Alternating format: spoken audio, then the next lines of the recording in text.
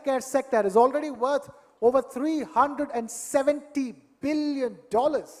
And it's been growing at a compounded annual growth rate, or CAGR, of over 20% in just the last 10 years alone. And the focus on India's healthcare sector has only grown since the pandemic, especially preventive healthcare, more than curative healthcare. And what is driving India's growth in healthcare, and what will be driving India's growth in healthcare, are some of these critical, emerging, cutting-edge technologies. I don't have to name them, you know all of them. Artificial intelligence, machine learning, robotics, Internet of Things. All of these technologies are transforming healthcare in India and increasing its penetration and taking it to every single household in the country.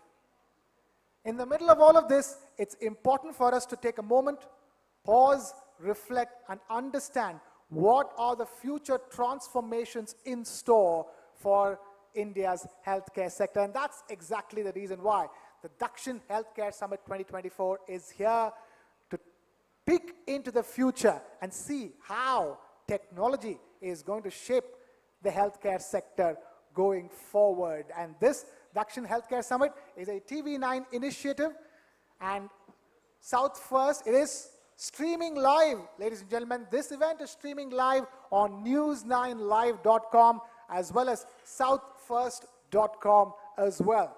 Now, before we go any further, a quick word on the sponsors of Dakshin Healthcare Summit 2024, Asian Institute of Nephrology and Urology, Health on Us, Vasavi Group, Ecor Biologics Private Limited, Novo Nordisk, and of course, our hydration partner, ORSL. Thank you to all our sponsors who've helped us put this Dakshin Healthcare Summit 2024 together.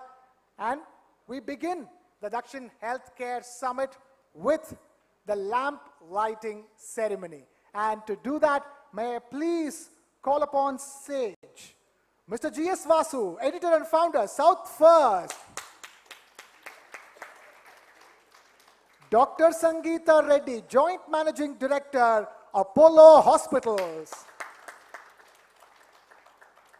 Dr. Arvinder Singh Soin, Chairman, Institute of Liver Transplantation and Regenerative Medicine at Medanta. And Mr. Shivananda, Chief Financial Officer, TV9 Network. Requesting a big round of applause for all our dignitaries as we kickstart the Dakshin Healthcare Summit 2024 with the lamp lighting ceremony.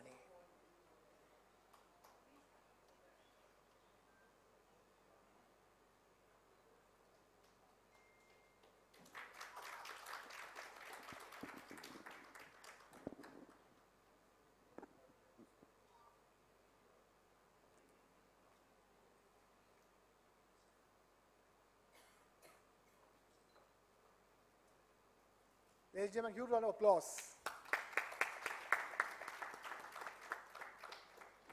Requesting Dr. Soin and Dr. Sangeeta Reddy to please stay on stage. Kindly please stay on stage. Dr. Sangeeta Reddy. Dr. Soin, please take your seats. Anywhere, sir. Yeah. Requesting Mr. G.S. Vasu to also stay on stage. In fact, I'm requesting Mr. G.S. Vasu to please take the podium and deliver the welcome address.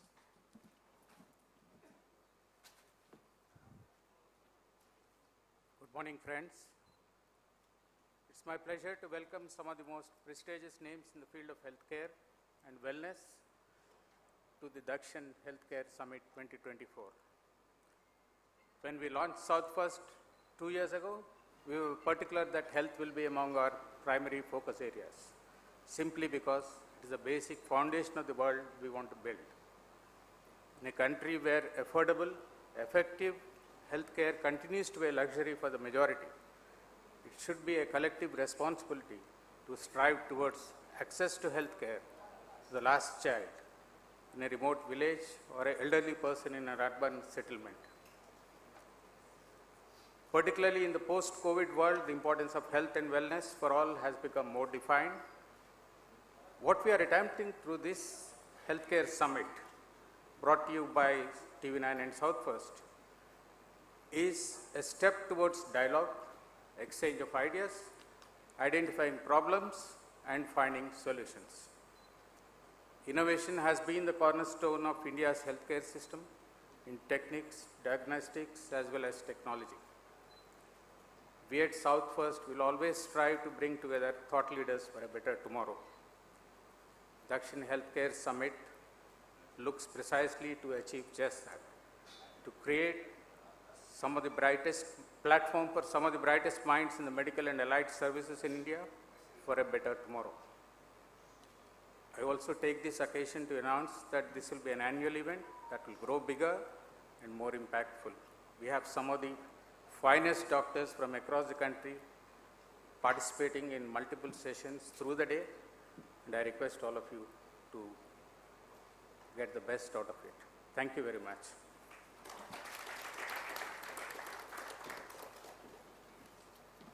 Thank you, Mr. G.S. Vasu, for that. That's right, it's going to be an annual affair. This is the inaugural edition of the Dakshin Healthcare Summit 2024. And now, let me call upon Dr. Sangeeta Reddy, Joint Managing Director, Apollo Hospitals, to deliver the inaugural address of Dakshin Healthcare Summit 2024. Ladies and gentlemen, huge round of applause for Dr. Sangeeta Reddy.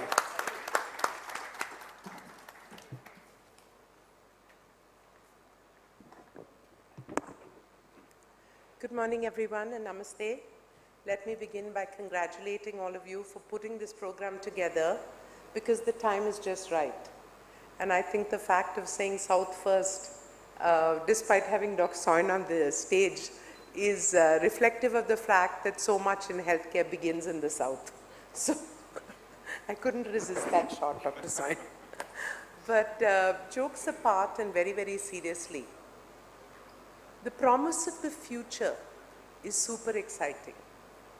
The fact that we are now at a stage where you can reprogram cells, recreate, a deep understanding. I mean, a decade ago, everybody said that healthcare would be transformed by the 3 Bs, which was biology. We discovered our genetic makeup.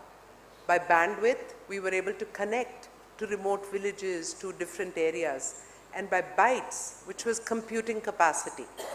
And with that computing capacity, our CT scans moved from 64 slice to 120 slice to 640 slice, and we began to see more, do more. And then, on the heels of that came artificial intelligence, more computing, more analytics, an understanding of why a certain person got, or their gene expression varied. And in the light of all that, with so many of these changes happening, and I think it was very well described, from robotics to artificial intelligence to stem cell to virtual reality. But the point I'm trying to make here is that I wonder how many of us have put a probable age on how long we're going to live. Anyone has some numbers? Is there 100 out here? Ah, definitely. Ah, Dr. Soin is 100. Perfect. 70 is too young. Whoever said that, please think some more. So this is a combination of something. A few years ago, I began to do what is called an abundance mindset. And Peter Diamandis' abundance mindset says that the world has an abundance of resources. Nobody needs to starve. It's a different sad fact that people are starving. That we have an abundance of medical capability. Nobody needs to suffer from many of the disease. And the knowledge which is progressing at this tremendous pace is creating a longevity mindset that many of us will live beyond 100. It's a different factor that on the other side, the World Economic Forum is predicting for the world jobless growth. So people are going to live longer, but the number of jobs or the productive work is going to go down. So it's rising or creating a completely different problem. Some super intelligent minds, maybe like Dr. Soin, Dr. Chandru over there, when they realize that their first career is changing, they start moving into their second careers because they use the knowledge they've garnered and keep productive. Many in the traditional form of things are retiring. But more importantly is that youth do not have jobs. So while this conference will focus on longevity, and I'm extremely excited about it, I always believe that conscious members of society, responsible members of society, must understand the juxtapositioning of unemployed youth, of jobless growth, and of longevity. Now jumping very excitingly into longevity and what I always like to term healthy longevity. About a year and a half ago, I had the pleasure of meeting Shimizu Yamazaki. This scientist, this Japanese scientist who is now in San Francisco, discovered what is called the Yamanaka factors. And what this did is that it takes a cell and helps to reprogram that cell into any cell that is required. What we saw in the lab was pluripotent cells were treated with the Yamanaka factor, put in conjunction with other cardiac cells, and started beating like a heart cell. If you look at it as a small test tube or a small actually Petri dish in the lab, it didn't look so exciting. But if you extend your imagination to the fact that if we could inject this into the hearts of 65 and 70-year-olds, and their heart muscle begins to perform like it did when they were 35, imagine what that would do. If you could inject this into a damaged, 2 years ago in Hyderabad, we had a young boy who had a racing car accident and damaged his spine. Despite 6 months of physiotherapy, of acute rehabilitation, he is just walking. But he will never be a racer again and never get those reflexes again. Imagine if we could give him one injection and change the course of his nervous system. So the possibilities of what is evolving is tremendous.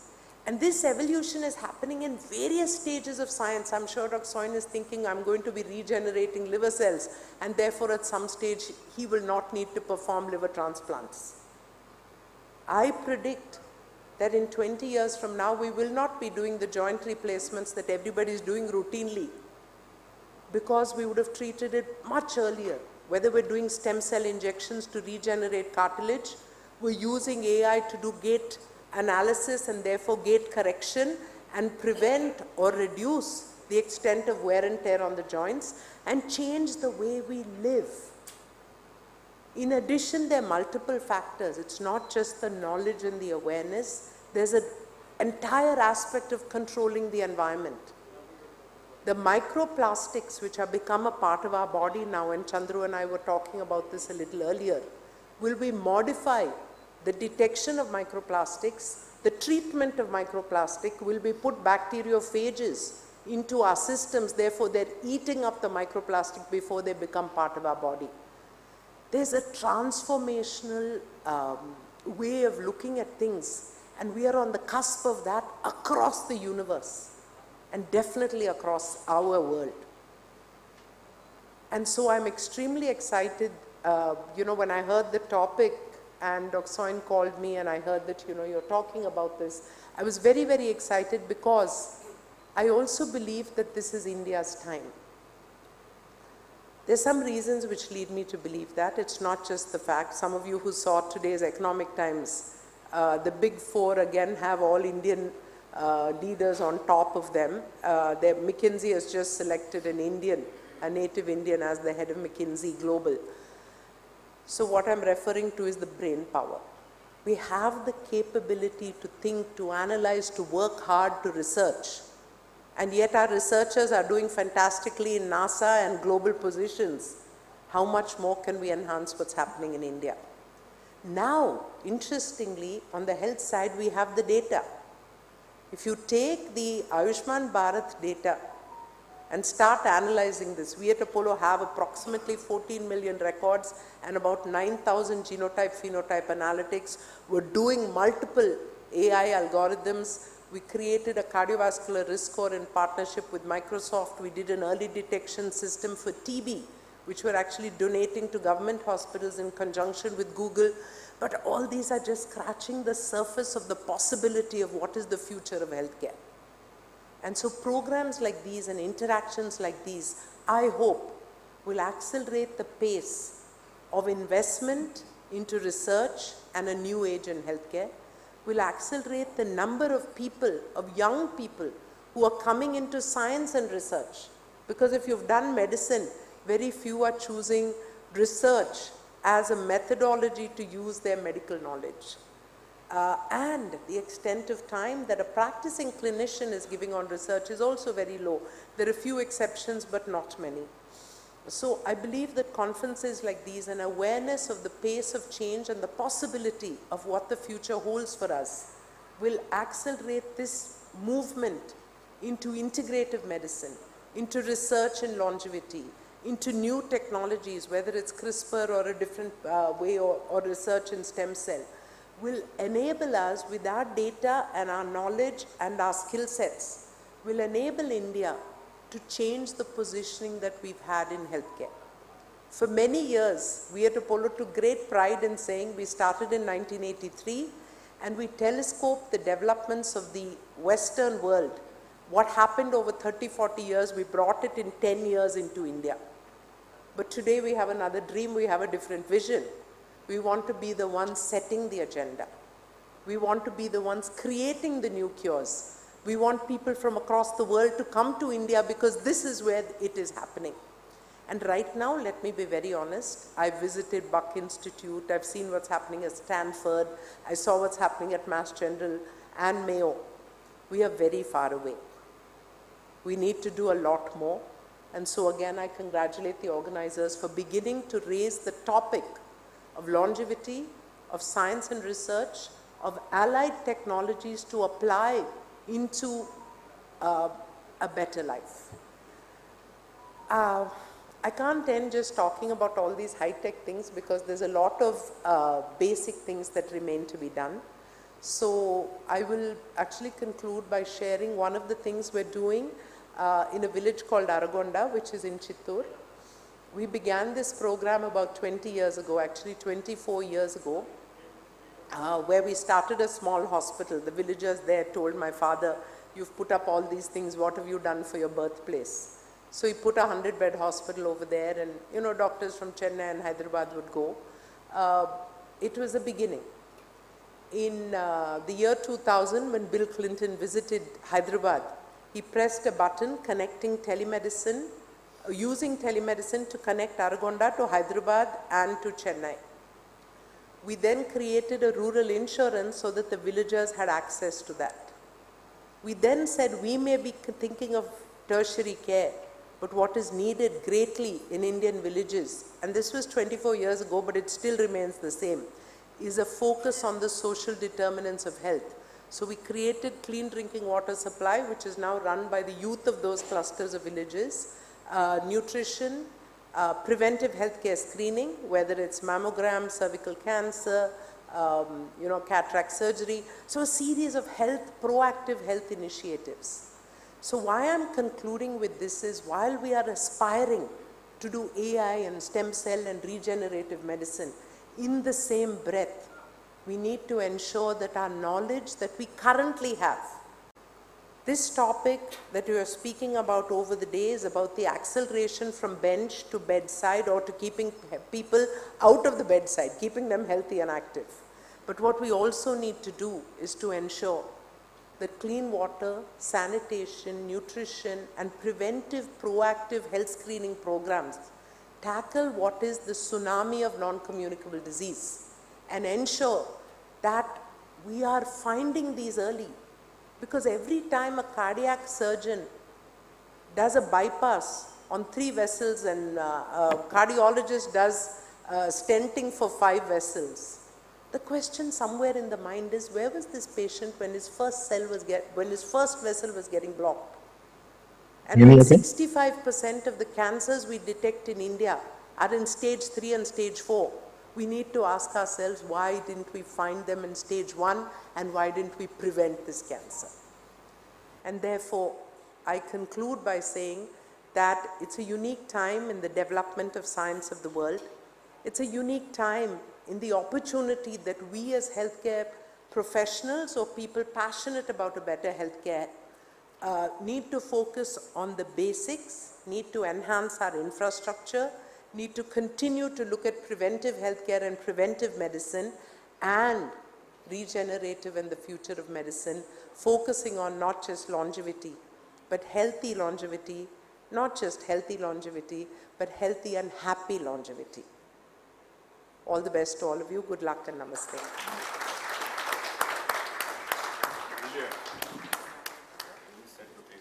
Thank you, Dr. Sangeeta Reddy, for that wonderful inaugural address. Let me now call upon stage Mr. Shivananda, Chief Financial Officer of TV9 Network, and Mr. Sanjeet Kumar, National Head Healthcare of TV9 Network, to felicitate Dr. Sangeeta Reddy. Ladies and gentlemen, huge round of applause.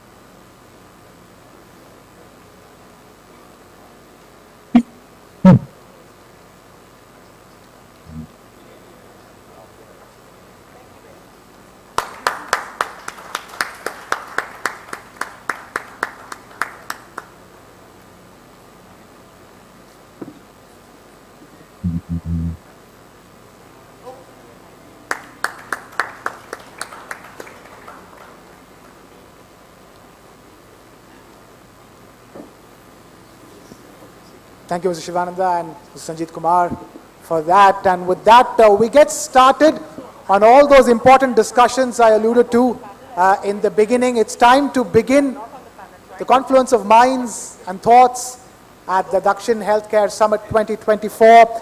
Let me now call upon stage my colleague Anusha, Executive Editor of South First, to take over from here. Anusha. Yes, sir. Thank you so much, Krishna. Indeed, a lot for us all to give a thought, but without much ado, I would like us to proceed to the first panel at Dakshin Summit 2024, Dakshin Healthcare Summit 2024, ladies and gentlemen. On the first panel today, we would like to share some secrets. Some secrets are best when it is shared with most people. A topic that keeps us focused on life and lifestyle. The secrets of longevity, unraveling the science. And to throw light on this subject, we have a dazzling panel of experts. It's our pleasure today to have amongst us Padma Shri Dr. Arvinder Soin, surgeon, scientist, innovator, health tech entrepreneur, and investor. He's the Group Chairman and Chief Surgeon at Medanta Institute of Liver Transplantation and Regenerative Medicine in India. Joining him in the panel today are Mr. Prashant Prakash, Managing Partner and Founder of SL India. Dr. Pvt Ltd, she wants to live 100, because I saw her hand go up when Dr. Sangeeta Reddy asked. Dr. Pvt Ltd is Program Head, Fortis Cancer Hospital at Fortis Healthcare. Dr. Manveer Bhatia, Director and Founder at Neurology and Sleep Center, New Delhi. Dr. Umair Khadir is joining us all the way from London. He is Clinical Process Lead Physician at Hook. Dr. Deepak Saini, Professor of Department of Developmental Biology and Genetics, Convener, Longevity Institute at Indian Institute of Science.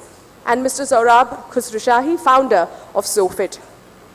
I would like to hand over this panel to Dr. Arvinder Soin, who will be moderating this panel. I request all the panelists to please take their seats on the dais.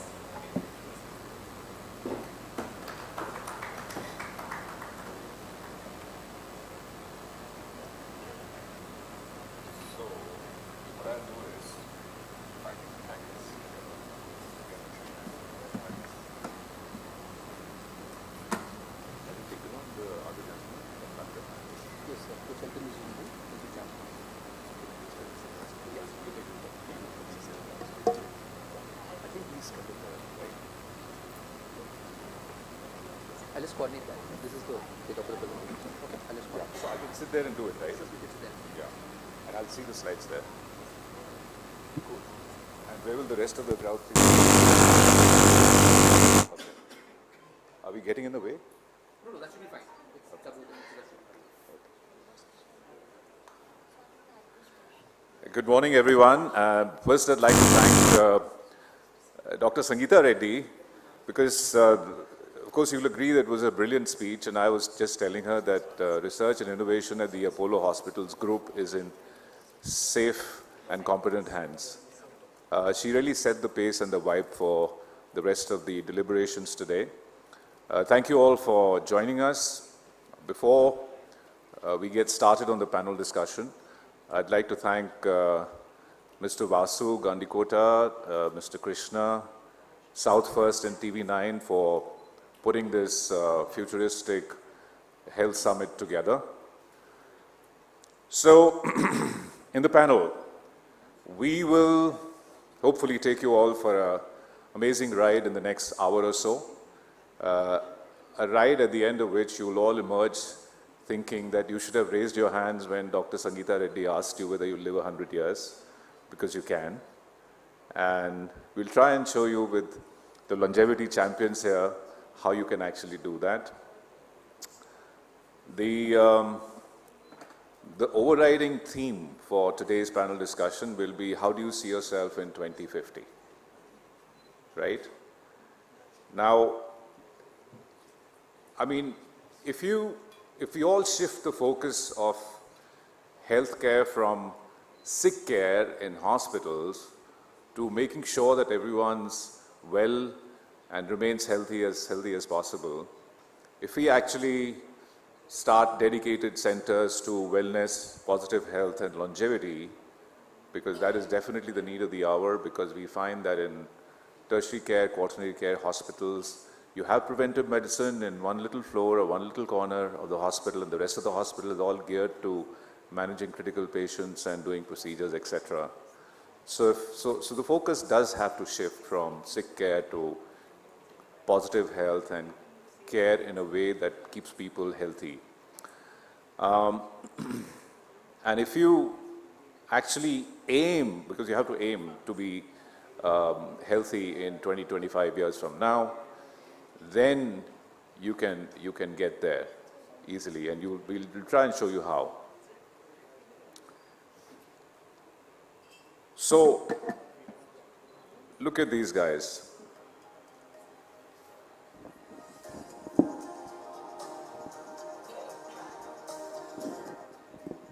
We don't have to dim the lights. I think the lights can be fully on.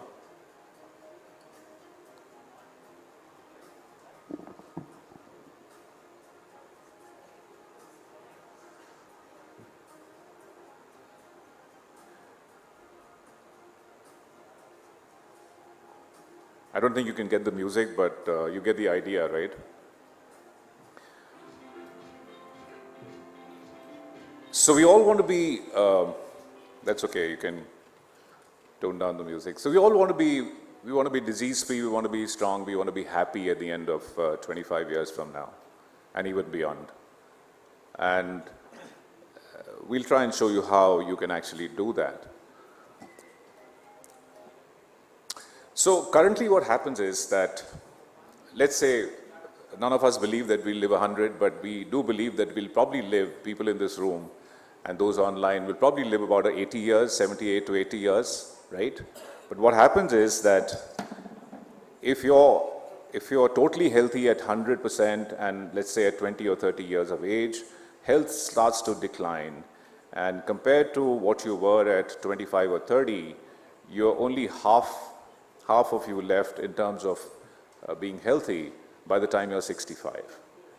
But if you actually get into predictive and preventive medicine and then personalized interventions both by human experts and AI-aided advice are followed, then this curve can actually lift up and give us 15 more years of life, because lifespan is the number of years you live, and 20 years more of good health. And health span is the number of years that you remain healthy. So this curve will actually become like that instead of like that. Now, you know, the math is simple. We actually have the science today to make this happen. And I'll just show you how. 25% of us will die from an MI, heart attack.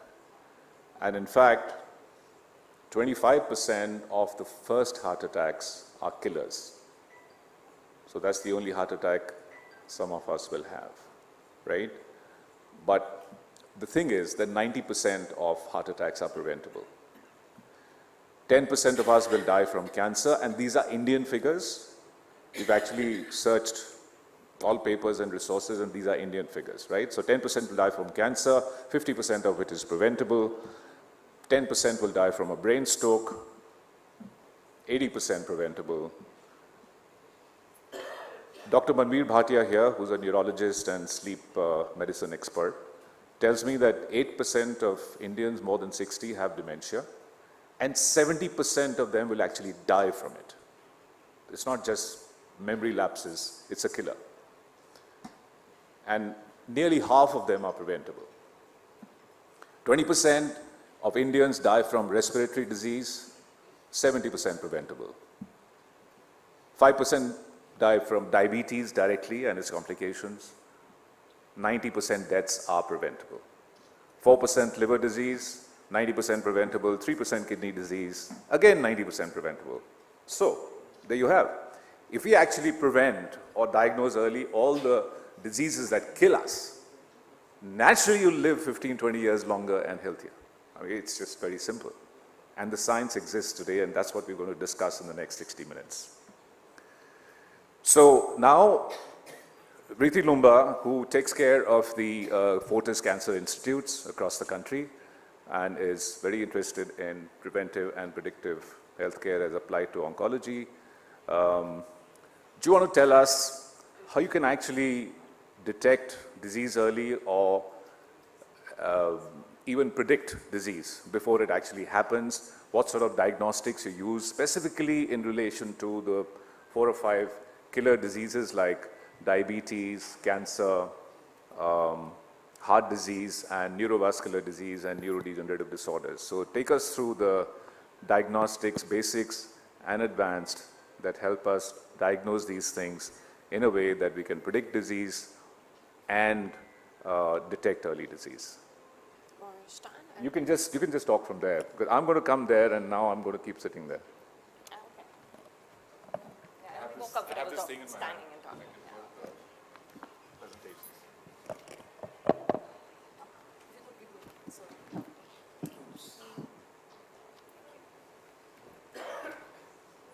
Hi, also, thank you, Dr. Soin, for that question. I think, what you've already set the tone for the day started from Dr. Sangeeta Reddy's talk and to your initial context of setting the preventables, and when I deep dive into the predictable and the preventable, I would first want to refer to the 4 horsemen that we would all end up landing with as we age. And now from those 4 horsemen, from four of those horsemen, I would want to start with the metabolic syndrome. Now, metabolic syndrome per se was something that was developed as a cluster of problems which are very, very basic. Today, we talk about cholesterols.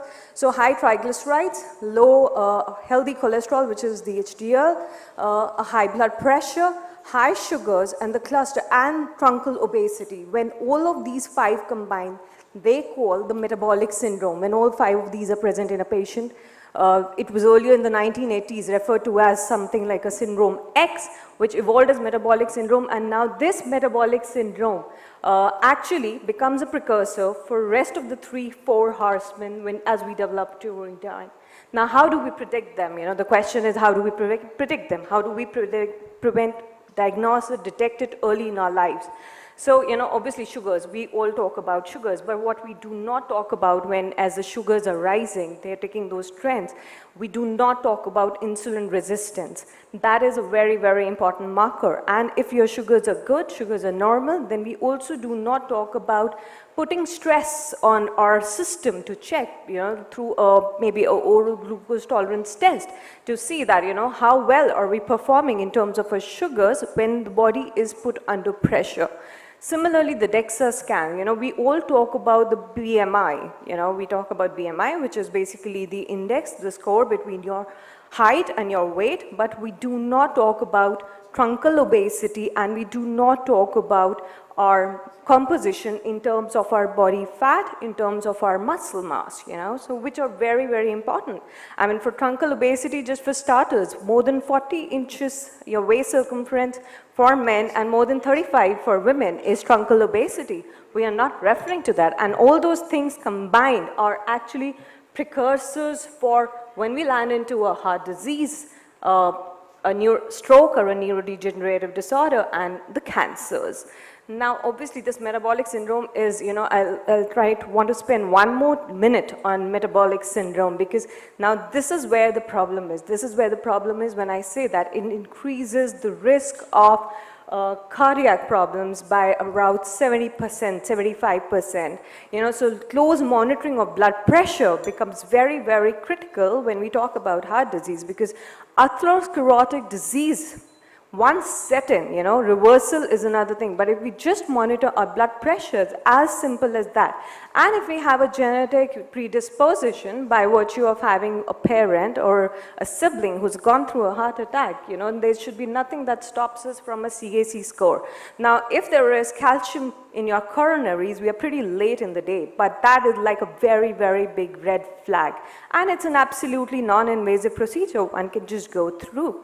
And if there is, if you want to go one more step further, a CT angio is something that is a very, very definitive result, that gives you a very definitive response. Now, AI has come into play when the sensitivity of your CT angio is far more, it can pick up a soft plaque of up to, a 10%, where that, those are the soft plaques which dislodge and cause an MI attack, and when Dr. Soin says that, 25% of people's first heart attack will be their last.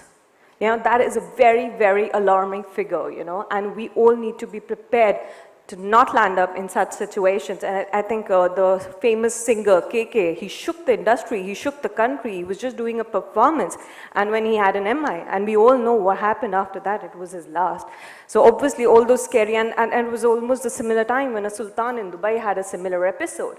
I think it's all time, we are sitting all on ticking bombs, and all we have to do is just those 5 tests, check your cholesterols, check your regular monitoring of your blood pressures, your truncal obesity. If you have truncal obesity reverses, that's absolutely reversible, right? You just have to put in right measures there. And there are obviously there are more advanced lipid testing when you go into the details. When you talk about stroke and neurodegenerative disorders, MRI. Again, today there is a trend of, in the West, they're talking about whole body MRIs with MRI in the brain, which is with AI enabled, which is more specific, which will be able to pick up the early signs of your dementias and all the neurodegenerative disorders setting in. The ApoE4 gene, for that matter, which is a predictor for Alzheimer's. And when we do all of this, and as I come to cancer screening, now there's a lot being spoken about cervical cancer screening. I have not put it here, but seeing the audience, I'm quite intrigued to ask a question. How many of you have taken the cervical cancer vaccination? So the cervical cancer vaccination is, and how many of you think only women need a cervical cancer or HPV vaccination? How many of you think only women need cervical cancer vaccination or a HPV vaccination?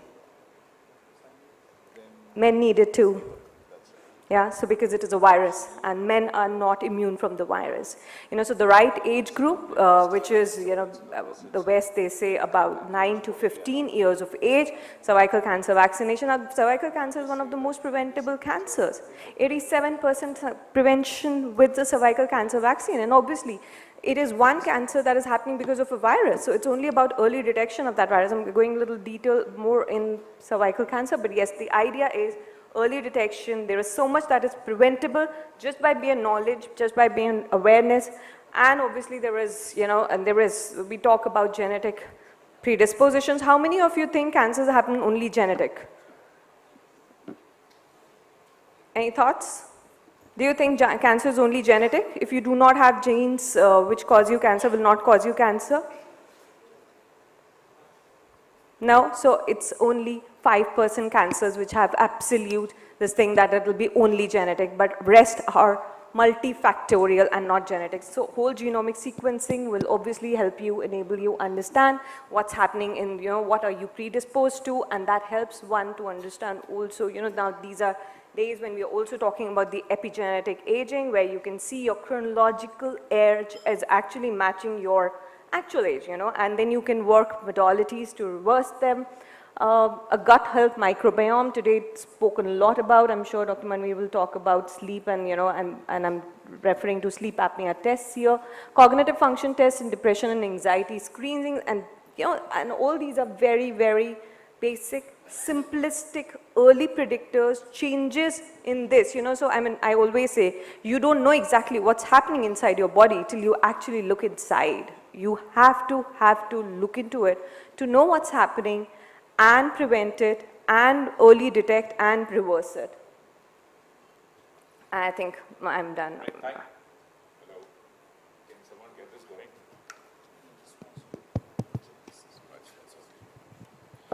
Yeah, thank you very much, Riti.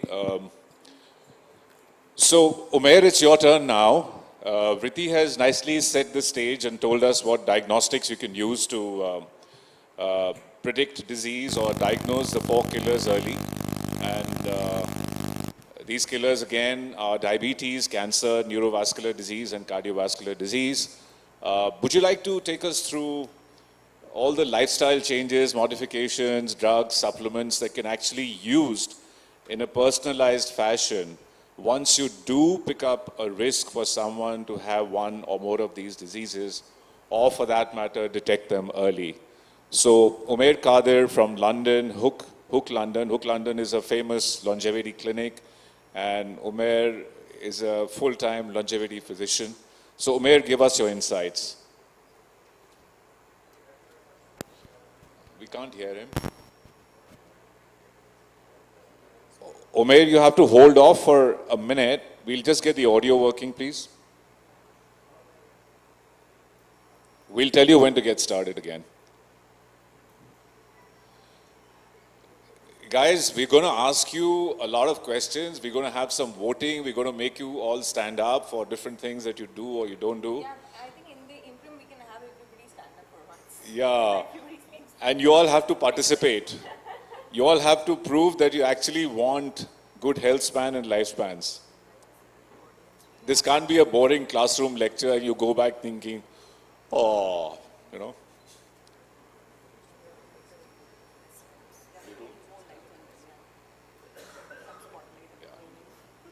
So guys, tell me when you're ready for Umair. Umair, do you want to try now? No, we can't hear him.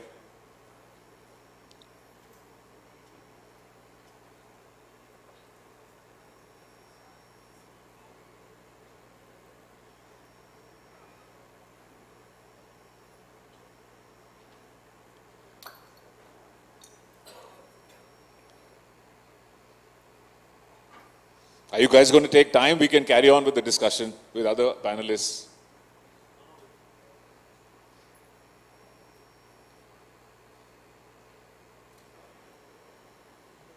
It's just falling nicely in sequence because Riti outlined the diagnostics and, I was hoping Umair will tell us about the interventions.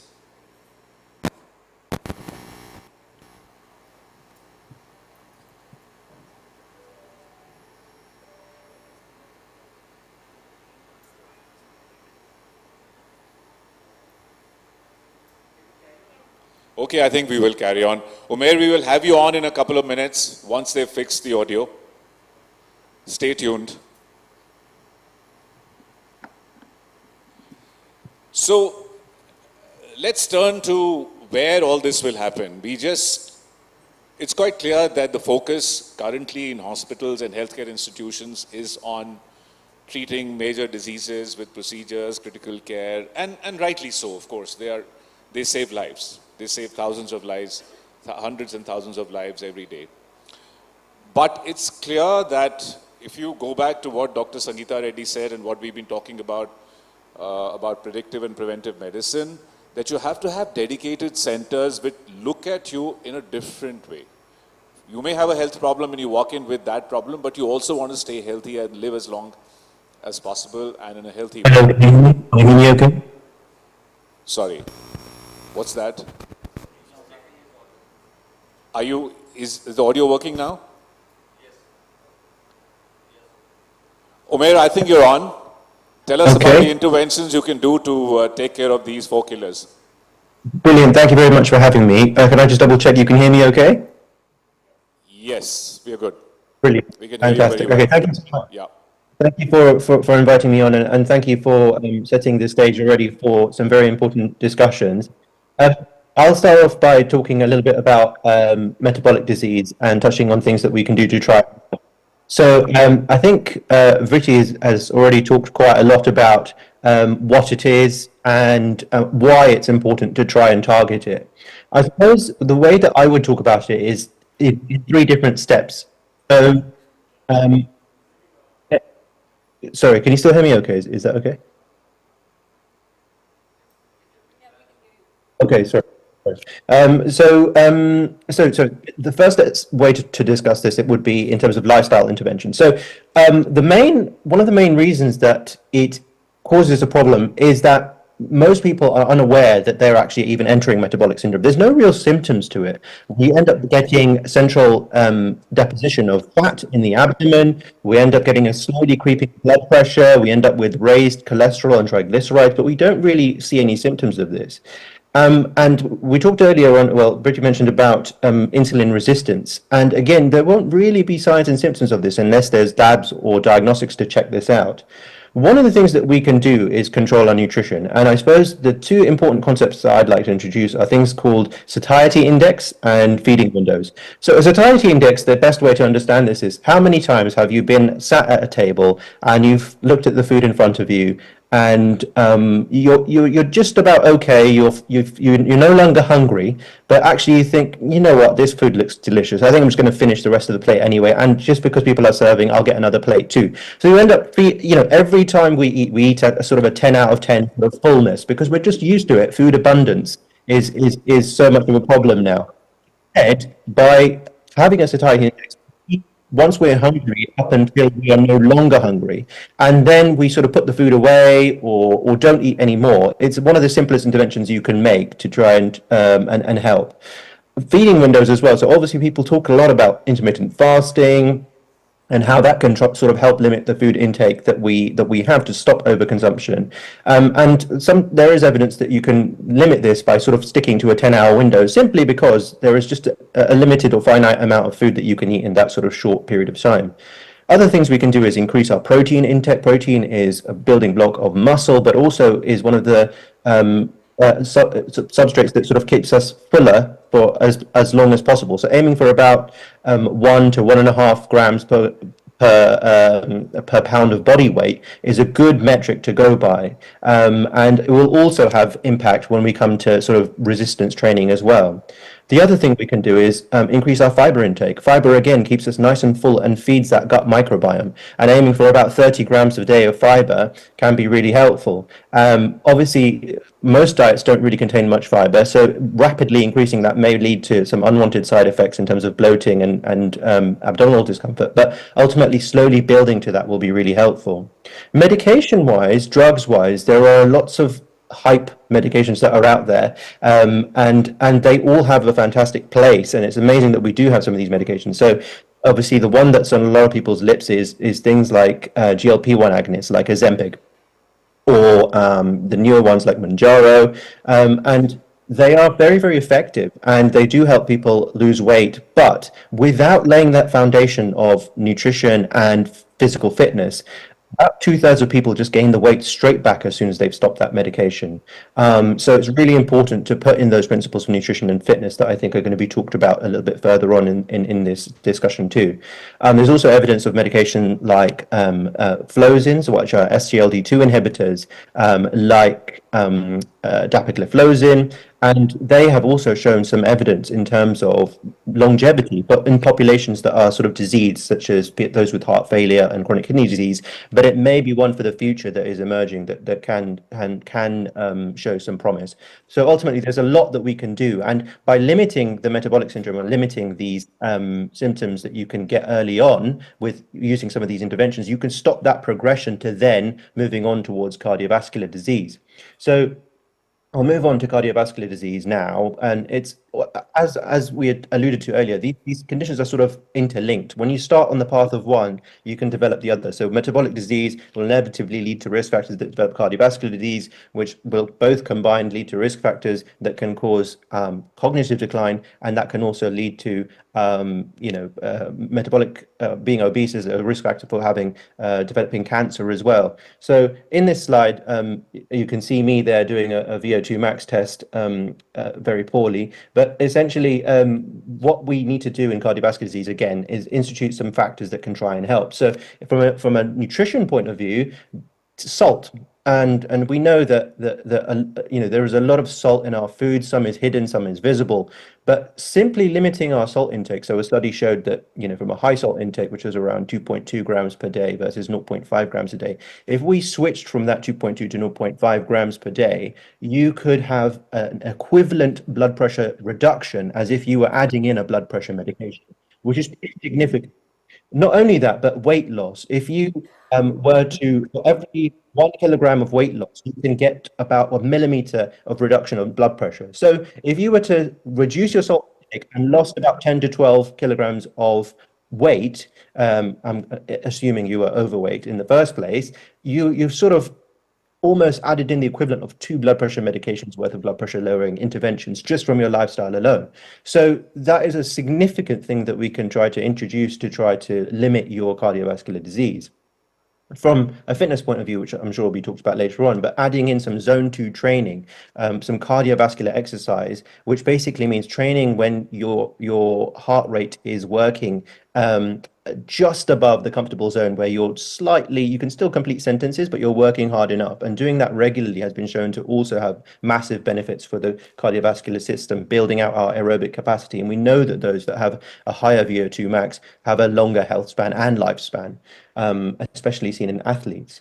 In terms of medications, there are new medications, and we know just linearly, the lower our LDL cholesterol, the lower the risk of cardiovascular disease and the lower the risk of major adverse cardiovascular events like heart attacks and strokes. So we can use those diagnostics that Pvt alluded to earlier on to decide how aggressively to lower the lipids, and it may not be the same for everyone. So for some people, they may have a family history, they may be smokers, they may have just a genetic predisposition by having a higher level of lipoprotein A, which decides how sticky their cholesterol molecules can be, and therefore they may need a more aggressive strategy to reduce their cholesterol levels.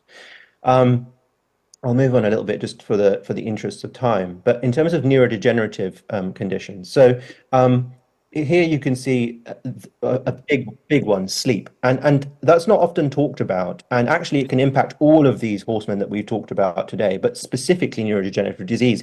How many times have you seen people sacrificing sleep to try to work as hard as they possibly can, juggling hundreds of different things at the expense of sleep and feeling tired throughout their day? That then leads them to reach for quick energy snacks, unhealthy things to try and provide energy for the rest of the day to fuel them, which then fuels metabolic syndrome, which then fuels cardiovascular disease. So it's all linked together. And the glymphatic system is a system that clears neurofibrillary tangles and tau proteins and amyloid proteins that build up that lead to Alzheimer's disease and dementia. And we know that by sleeping, that works more efficiently. In terms of nutrition, again, eating healthy by reducing saturated fats, increasing our intake of vegetables. There's a diet called the MIND diet, which you can look into, and specifically has shown some degree of evidence to try and lower the risk of Alzheimer's disease. We know about the benefits of fitness and exercises that have shown that, just a simple introduction of aerobic exercise a couple of times a week has been shown to improve brain factors, and in some cases has shown enlargement of the hippocampus, which is the area that is associated with memory, and even in patients who are older. So that is a significant benefit from the cardiovascular perspective. And managing modifiable risk factors for individuals is really important. The best way you can sort of control your risk of Alzheimer's and neurodegenerative conditions is by controlling the same things that we would do for cardiovascular and metabolic disease. Keep your blood pressure low, keep your weight levels low, and do regular fitness exercises has actually been shown to be better than sort of doing your daily Sudoku or your crossword puzzles in terms of helping reduce the risk of neurodegenerative conditions. And then I'll move on to the last slide, which is sort of preventing cancer. And again, very important mention by Ritu that actually, yeah, only 5%, less than 10% of cancers are genetically inherited. So there, 1 in 2 of us will get cancer. It's as we live longer, that is also a risk factor. But 4 in 10 cancer cases are preventable. The simple things that we can do by stopping smoking, reducing our alcohol intake, and reducing weight, they sound simple, but just by doing that alone, you are significantly reducing your risk compared to the rest of the population. Of course, most of cancer is about trying to get it early. And we know that the earlier you catch it, the better your outcomes will be. And there are newer tests that we can do to try and catch this early, as well as, engaging in screening programs, engaging in proactive tests, as we mentioned, turning up for your smear test, doing your stool test to check for, is there microscopic amounts of blood in my stool? If you're getting symptoms early, just making sure that you have a set of labs, making sure that you've seen your doctor and you're regularly up to date. And if anything runs in your family, making sure you pay more attention to that. So ultimately, there are a number of different things that we can do, and all of these are sort of overlinked. And you'll see that actually a lot of the interventions are quite similar for each area. But ultimately, they are all interlinked, and there is a significant amount that we can do to try and target them. Thank you very much, Umair. So as you've all heard, the theme is common. You have to be the right weight, you have to eat the right things, you have to avoid the wrong things, and you actually land up preventing cardiovascular disease, neurovascular disease, and even cancer. But, people say, Umair, that they've heard ad nauseum about all these 5 things, diet, exercise, sleep, nutrition, diet, exercise, sleep, and drugs, and supplements, and emotional therapy, and keeping happy. What about anti-aging drugs? We keep hearing about metformin, we keep hearing about hyperbaric oxygen therapy. So, Vritti, do you want to take us through whether you think there is any anti-aging magic in metformin and hyperbaric oxygen therapy? And then stay tuned. Umair, we're going to ask you about 2 others. So I think you just, right? Yeah, it's audible. So yeah, there is some, so there's a lot of work happening. In fact, when we talk about metformin has shown stark results in terms of people who were on metformin for diabetes also, they live longer as compared to people who were not on metformin, and that's where all of this started. Because what it does is, metformin basically improves your sensitivity to insulin, and obviously insulin is a good thing to be in at the right time. And a lot of it was, so it's obviously there's a huge study happening, and that is why metformin right now has been introduced for off-label use. It's not take metformin and make myself longer and healthier. Now there are, so there have been very remote cases where there have been early, specifically in women, there has been detection of cancer, incidence has been found to increase. So obviously we still do not know. So what they're saying at the moment is that, you keep yourself completely monitored. Do not take metformin. You start low dose, start like a 500 mg kind of a thing, and do not take it every day, take it, take it in pulses. So I mean, obviously there is a lot of caution there. So as long as you're getting your health checks done routinely, if you want to experiment with things like metformin, with the rider that it's not completely scientifically approved everywhere in the world, go for it. I agree. What about oxygen, hyperbaric oxygen therapy? Should you just lock yourself up for 2 hours a day and you live like 150 years? Yeah. 5 decades added to your lifetime, 7 decades from 80 to 150. Well, hyperbaric oxygen therapy, again, there's a lot of good things that have come out with this therapy. Basically, what you're doing is you're locking yourself in a chamber and you're getting exposed to high concentrated oxygen. Now, that has shown a definitive anti-inflammatory, and as we said, because this is basically inflammation, chronic inflammation syndrome, which sets in the whole body that leads to aging. That's aging. So when we go into such a chamber for an hour, and obviously not every day, so yeah, but yes, there are again studies happening around it. It has shown definitive proven benefits for osteoarthritis kind of things. It has shown benefits in cancer. It has shown benefits even for metabolic syndrome. So it has shown divided ways. It has shown proven benefits, and obviously there is a regime to be followed under proper medical supervision. But yes, again, it is there making, it's really making very tall promises and should be standing to its test. What about, Umair, what about resveratrol and rapamycin? These are the two other names floating around in the longevity world. Yeah, okay. So, again, I would caveat these with, unless we're instituting all the other factors that we discussed earlier on, this is sort of the cherry or the icing on the top of the cake for a very limited few people that have got every other thing right. In terms of resveratrol, I don't think that there is enough evidence really to recommend this. There's a specific group of people that are proponents of this, but I think over time the evidence has shown that it doesn't really add up to much in terms of the longevity benefits. There was some evidence in the initial study of a group of mice that were not heterogeneous in nature as it was expanded by the interventions testing program, which is a body that sort of tests all compounds that could have some promise in terms of anti-aging interventions. It sort of didn't really replicate its early promise, and therefore I just don't feel that it would add very much value. The absorption is actually quite poor as well in an oral form, and therefore to gain any benefit, even if there was some, you would have to take very, very high doses of it, which we don't know whether or not there are side effects. It was acquired by a major pharmaceutical company, and I believe they have shelved their investigation of it because it just really didn't live up to much in the end. So personally, I'm not a fan of resveratrol. Rapamycin, however, is a bit of an older compound. It was discovered in around about the 60s from Rapa Nui, which is an island, and was shown to have some essentially found because people visited that island when they were sick, and they would sort of touch the soil and start to feel better. So it was seen as sort of a miraculous compound. It has obviously been used, and Dr. Soin, you'll probably be aware, in transplant surgeries, people who've had renal transplants, it's used to sort of suppress the immune system so that the organs can be accepted. Now, how do we think that this sort of medication could benefit us? Well, actually, it has shown in multiple life forms, rodents, worms, that it can, and in yeast, that it can enhance lifespan in all of these organisms.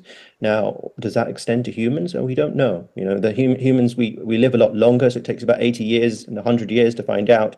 And these organisms live sort of 3 years, from a couple of months to a few years. So it has shown promise.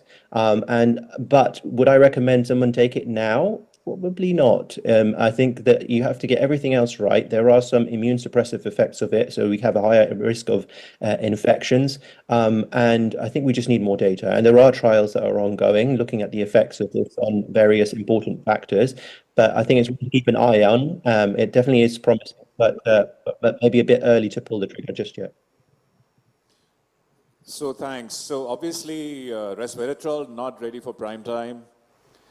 Rapamycin, little more promise, but it has some side effects, and believe me, I use it every day on transplant patients. And in fact, there was an interesting study that questioned the enhanced survival with rapamycin in a certain cohort of transplant patients on its anti-aging effect versus its immunosuppressive effect.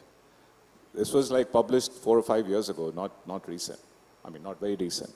So I think the research is still on, And don't pop these pills. These are not over-the-counter anti-aging pills, so stay away. But lifestyle, yes, please adopt healthy lifestyle modifications.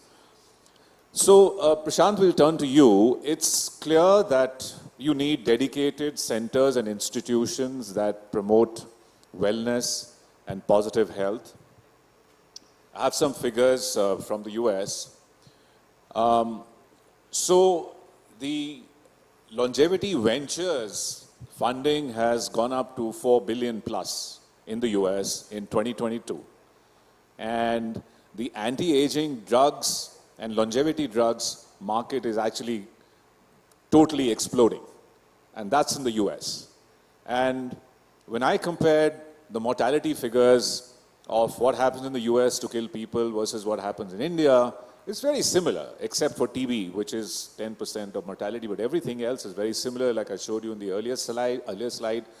So do you think these institutions need to come up in India? And the reason I ask you is, guys, Prashant is a leading early investor in longevity in India. He believes in the longevity story of India.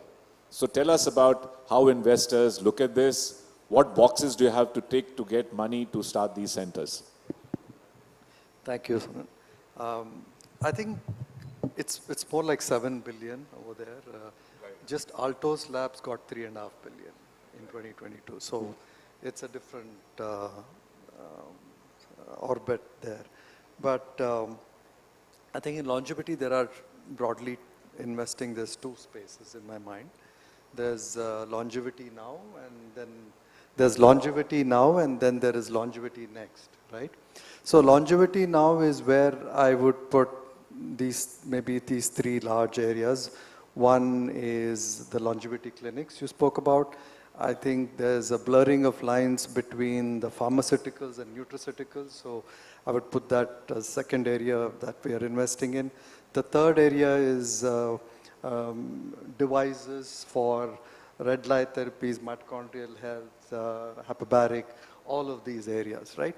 And there's a fourth area, which is the most fertile area for investing, which is skin, right? So if you ask me where has everybody made money in anti-aging today, it is in skin. And whether you believe it or not, if there is one area where age reversal has been demonstrated, it is with skin, right? So let's so right, because you may look very fit and you may be absolutely healthy, but if you look like an old hag, then people will still not know that you're actually healthy inside. Yeah, and, so and important to look good, I guess. And there have been actually trials done where they've looked at, what does the feeling of how you look do to your healthy longevity or health span. It makes a difference. So anyway, that's a whole nother discussion.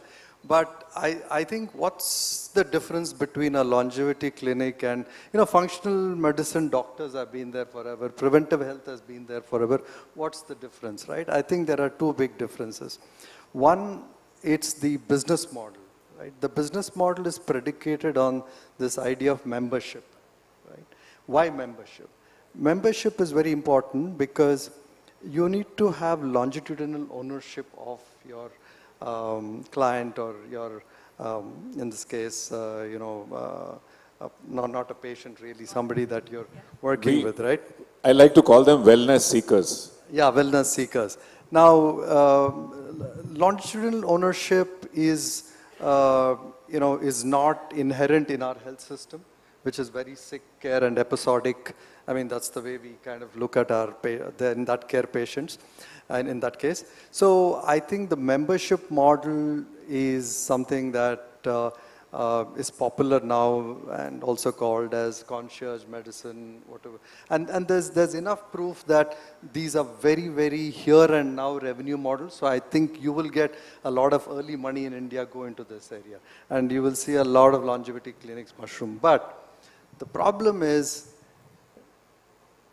are people really going to do justice to this 3 Ps, right? This idea of personalization, this idea of being preventive, and this idea of being, participative. And when I say participative, one of the big problems with the current health system and why it's not possible within a hospital is because of the silos, right?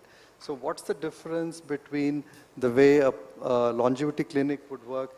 I think the number of domains that you take ownership of for this wellness seeker is very different from what happens in a typical hospital setting, right? So true, true. Yeah, Yeah. And that is one difference at a very fundamental level. The second difference at a fundamental level is the idea that you got to get to the cellular level now, right? So the multi-omics driven, systems domain engineering. I mean, I know I come from an engineering background, and now I finally feel good that we're going to ask you about that later. No, I mean, I think, see, engineering, I mean, looking at your body, or the whole body as an engineer, at a systems domain level is becoming more and more important. So that's why I think there's a bigger convergence. So it's really not about AI. It's about systems thinking. So people kind of overemphasize, see, AI, there is no magic in AI. I think there is magic in how you look at the whole system, right? And how you look at the significant amount of interrelationships. I mean, you just spoke about the aging hallmarks, right? I mean, when you look at deeply into those hallmarks, you would just understand the complexity lies from the interrelationships between those hallmarks, right? So and that requires a systems domain approach. Let's dwell on another point. All of us, please stand up, everyone that has health insurance. Everyone who has health insurance, right? Okay, please sit down.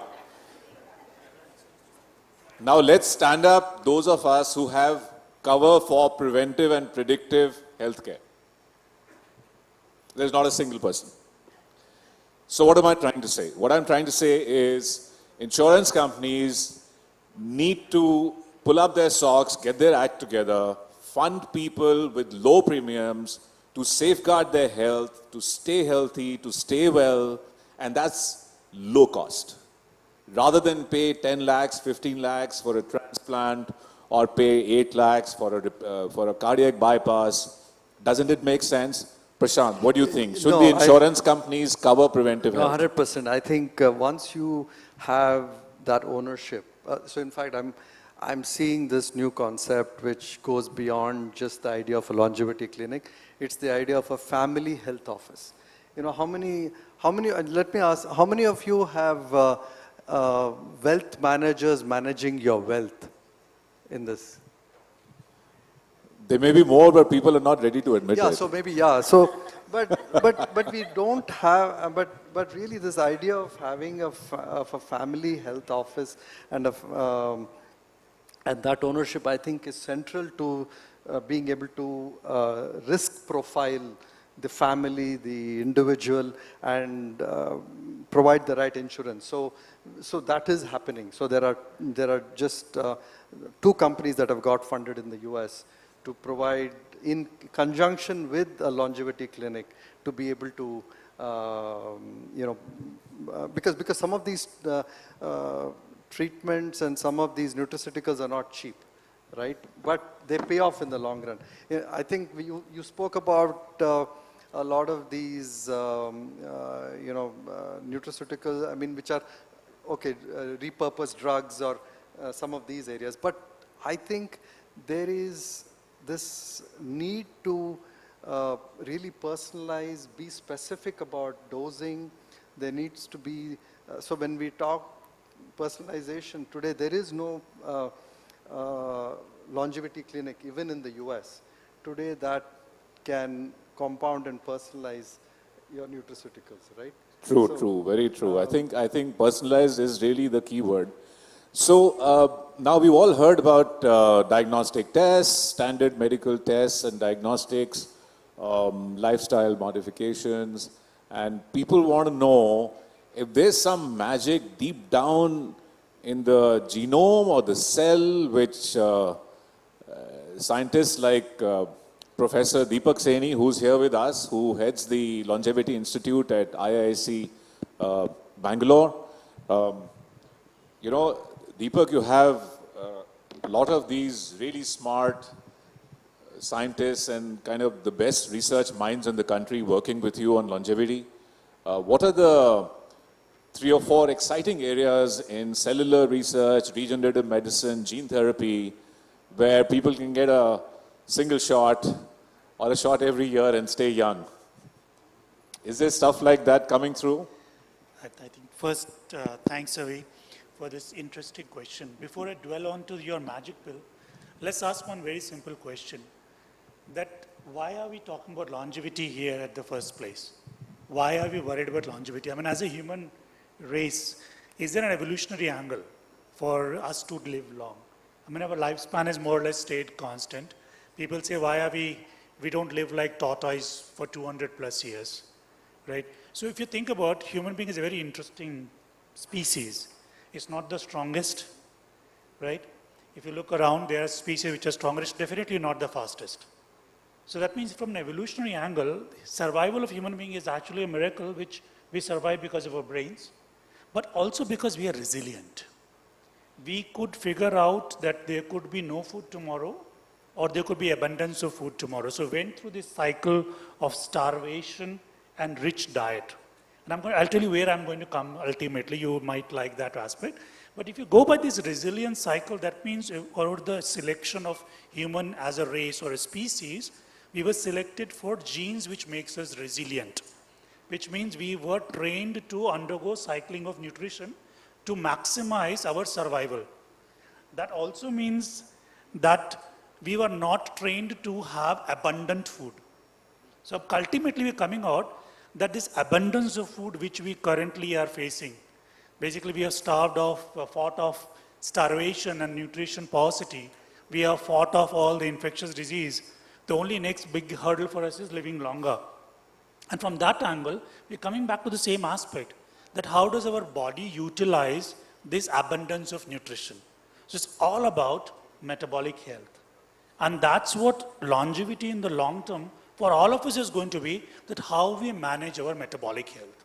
So where is the wonderful drug, molecule, gene therapy is going to come from? It's going to come from a simple idea that what can we do to improve your metabolism? And metabolism means how do we use available resources, resilient usage of resources. We were not trained to use this much sugar. Actually, nature is very interesting design of things. It makes things which we need in enough quantity easily available. Those which do not need enough quantity makes them more sparse or difficult to get by.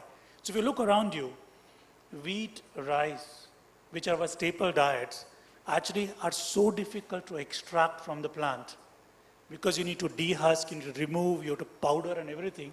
Whereas the fruits and vegetables are easily accessible. So now if you think very carefully, what we are doing is we are consuming which nature does not design us to consume more, which is making us undergo that metabolic shift or transition from fight to survive, now to eat to live. That's what's happening. So where is the therapy going to come from?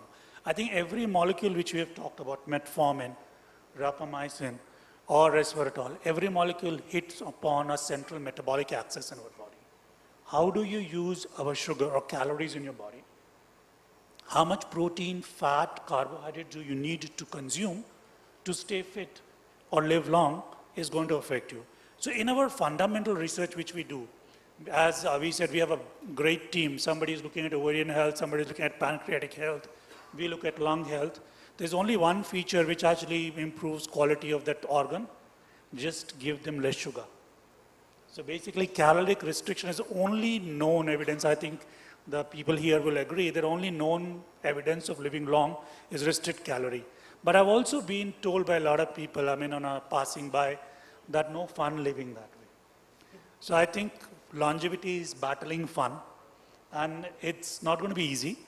But from a gene therapy perspective, we are far away from that. The reason being, there are so many genes in our body which are geared towards resilience, making us a better human being. So removing one or improving one gene function is not going to be a simple solution. So improving quality of life, health span, is going to be a multifactorial process. It would involve improving your lifestyle, improving your nutritional uptake, and also giving support for what is missing in your body. So I think that's where a lot of our fundamental research is also aimed at. So you talked about missing all the fun if you go on a specific diet and don't eat the things that you love. I mean, Manveer, do you think we can reprogram the brain to like things which are good for us? I mean, it's just a off-the-beat question. Manveer is a well-known neurologist and a sleep specialist. So in fact, I was going to take that cue when he said that life is not worth living if you don't eat well.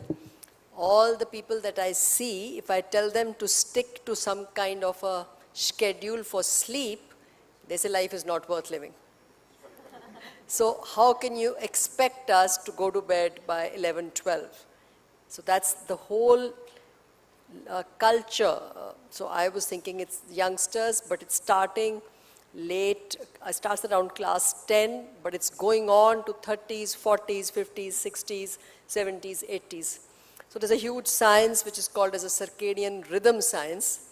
And the scientists who believe or who are followers and researching on that, they feel the root cause of all our problems, the metabolic syndrome, our wrong choices for food, why do we eat, why do we get craving, what's happening to the satiety centers, is all because of our mismatch of our circadian science.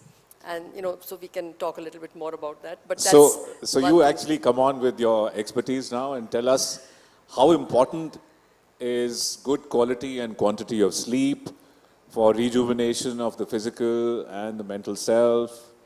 And all of us have had sleep problems sometime in our lives, or probably will do. Lucky are those who haven't had any. Yeah.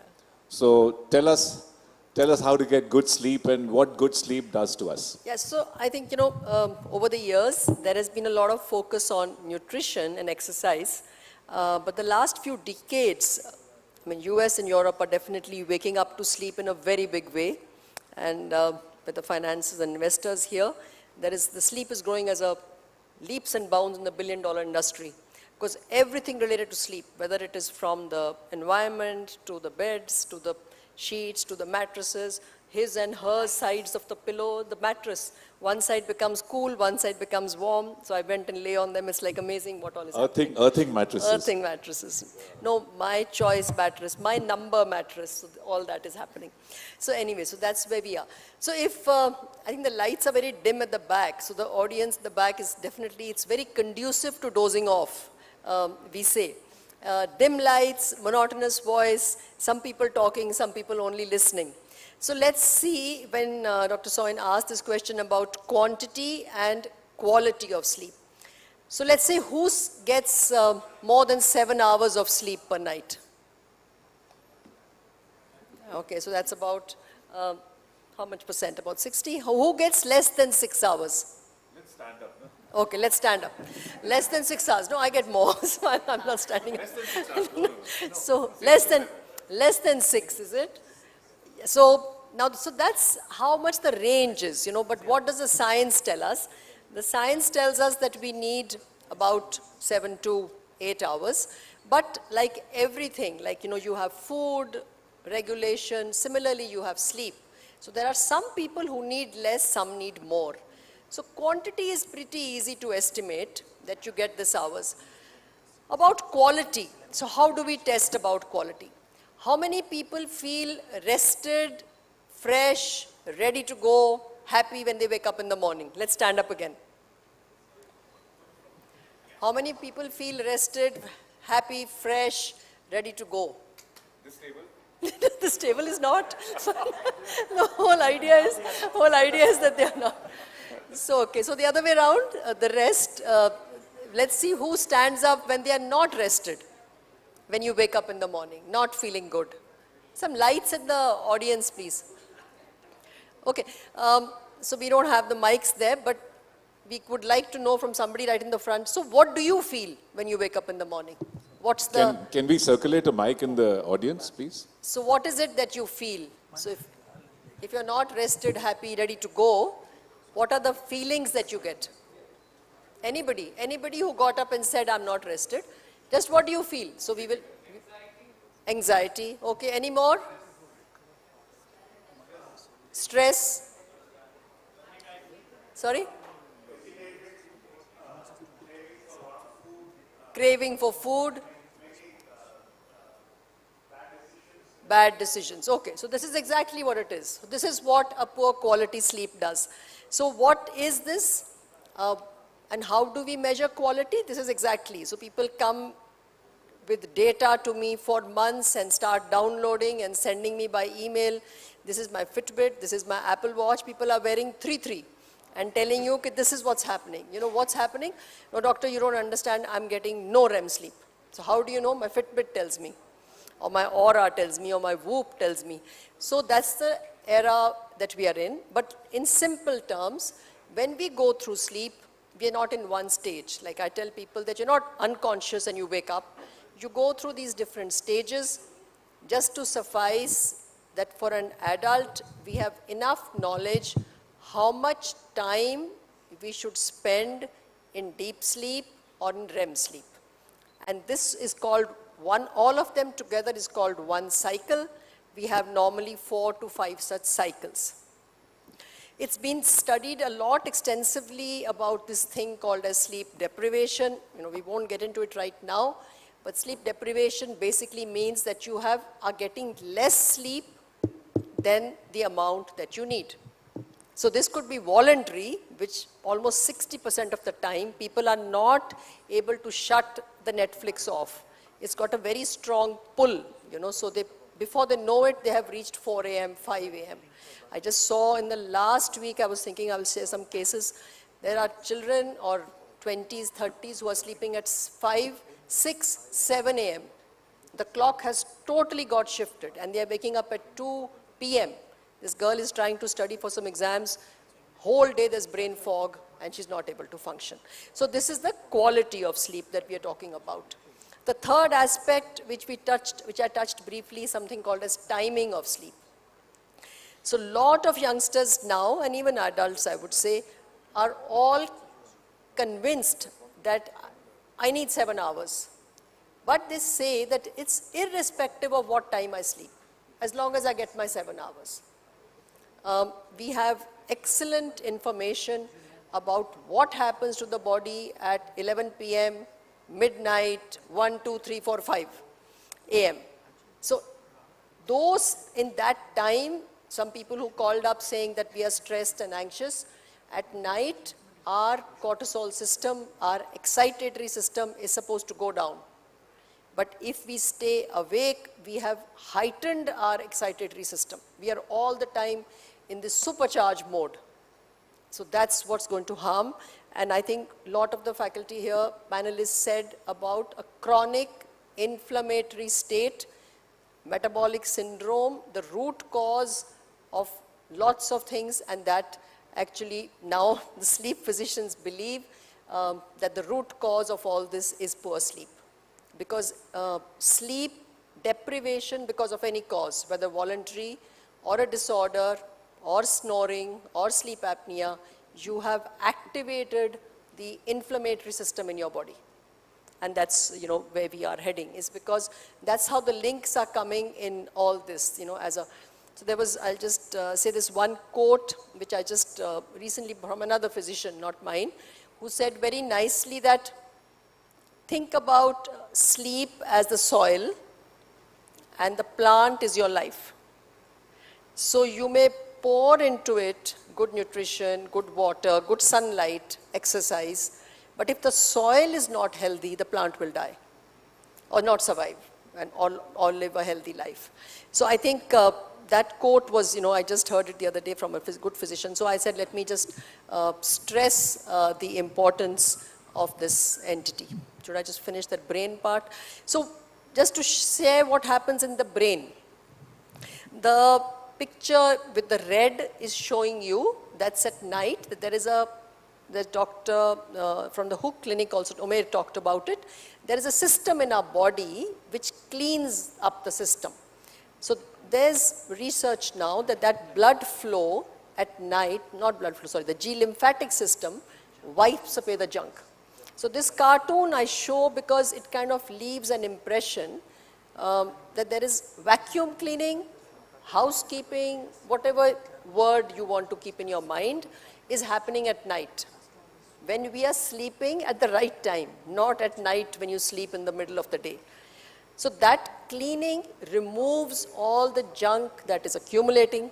If not, you will get a room like this and the brain will get full of clutter, and that's why we get, now it's become a risk factor for cognitive impairment and dementia. And when I see people who are saying, I can't remember, the first thing we say is, how was your night? So the memory has to get stored, it has to get recollected, all that gets hampered. So imagine another cartoon which we show is that, think about it that from a USB drive, it has to go into a hard disk. And that happens at night. So you get the information, but there is no storage. So when there is no storage, there is no recall. And people are getting very worried about it, that I'm forgetting all the time, because there's too much information overload, not adequate cleaning, and not adequate storage. And this is just the last bit Dr. Soin wanted also talked about the emotions. And I think somebody said anxious, I don't know if somebody said angry. So why is one angry? So there's a lot of neurobehavioral thought on this anger. And another thing the sleep scientists say is that in this era of sleep deprivation, we are more obese and we are more angry as a race. So there's a small little almond-shaped structure called amygdala. It's right at the center. It's like a firing system which controls the emotions, particularly anger and your responsiveness and irritability and things like that. The pink part in the front is the part here, the brain. That's where actually the human beings, we've got more evolved, because this part of our brain is very evolved as compared to all during the evolution, which is like a brake on that amygdala. So if you are upset, you are angry, so sometimes you're able to control yourself, sometimes you can't, you just let loose. So that brake is working well if you are able to control. How does sleep get into it? It's been shown that the brakes work very well if you are well rested. If you are sleep deprived, that brake function goes away. And then the amygdala just takes off. So that's the other area, that empathy, kindness, in fact even charity, ability to recognize the other person's facial expressions is all coming if you are very well rested. If not, you are on your own zone and there's no empathy. So I think that's what I want to end with. No, but you can't go away, because you've said a lot of things which bring further questions. So, there are certain countries in the world where the presidents are supposed to be cognitively challenged at 80 years of age. How can we not be like that? So how do you have good cognition well into the 80s and 90s? Anything else apart from, you said sleeping so that your USB stuff goes into the hard drive and is stored. What are the other tricks to actually keep cognition going late into nearly 100 years? Yeah, so you're right. So there's a lot of focus now on something called as the brain health. So the World Federation of Neurology, the World Academy of Neurology, everybody's talking about brain health. So there was this whole thing about cardiac health a few years ago. Cardiac health was considered, there was a Life's Essential 7, and about 2-3 years ago, the American Heart Association made it Life's Essential 8 and added sleep to it. So that's one part. So brain health is actually similar to what all normal health they were talking about. First is to take care of the risk factors, and that is all medical comorbid illnesses like diabetes, blood pressure, please treat.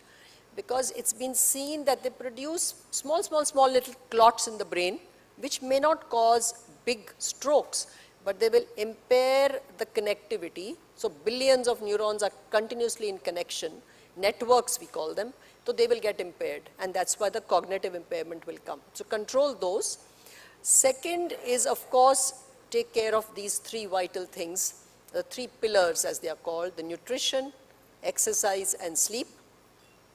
Third, which is gaining a lot of importance now, I think especially this post-COVID, it's even risen because we have seen devastating results on the mental health with the COVID, is a social connection. So that social connection is not phone connection, it's not WhatsApp connection, it's face-to-face connections, meeting each other. So half the people I'm telling, when the elders come and they come with their, the kids or the whatever, so I tell them that please, once in a week, once in 15 days, take some outing for them, what they want, whether it's a lunch, whether it's a tea, whether they want, and the ones who are playing cards, for instance, are doing really well. So 80s may they are playing cards. So social connection and learn something new. So this learn something new has become like one big thing. Everybody is doing Sudoku at night. So we are not saying do Sudoku at night, do something which you enjoy. The bigger factor is that I need to be enjoying what I need to do, then my brain will work much better and you will release really nice chemicals, so which are going to be keeping you healthy. Thank you. And now we've been saving the best for the last. We have Saurabh Khushroshahi here. He's a corporate lawyer turned fitness enthusiast, but he actually believes in fitness in a more holistic sense and for the long haul. So Saurabh, tell us, how does one continue to hike when you're 90 years old, or be able to carry 2 suitcases when you're in your 90s, or run the treadmill, or climb 2 flights of stairs when you're in your 80s? How does one make that happen? How do you build up muscle strength, mobility, and stamina for the long haul? How long do we have? I need you have 5 minutes, okay. But we have the next 30 years, right? We all decided that. Yeah. Okay. I am supposed to talk about fitness, and you've obviously put a lot of pressure on me by saying best for the last. So I'm going to try. One of the biggest problems we have today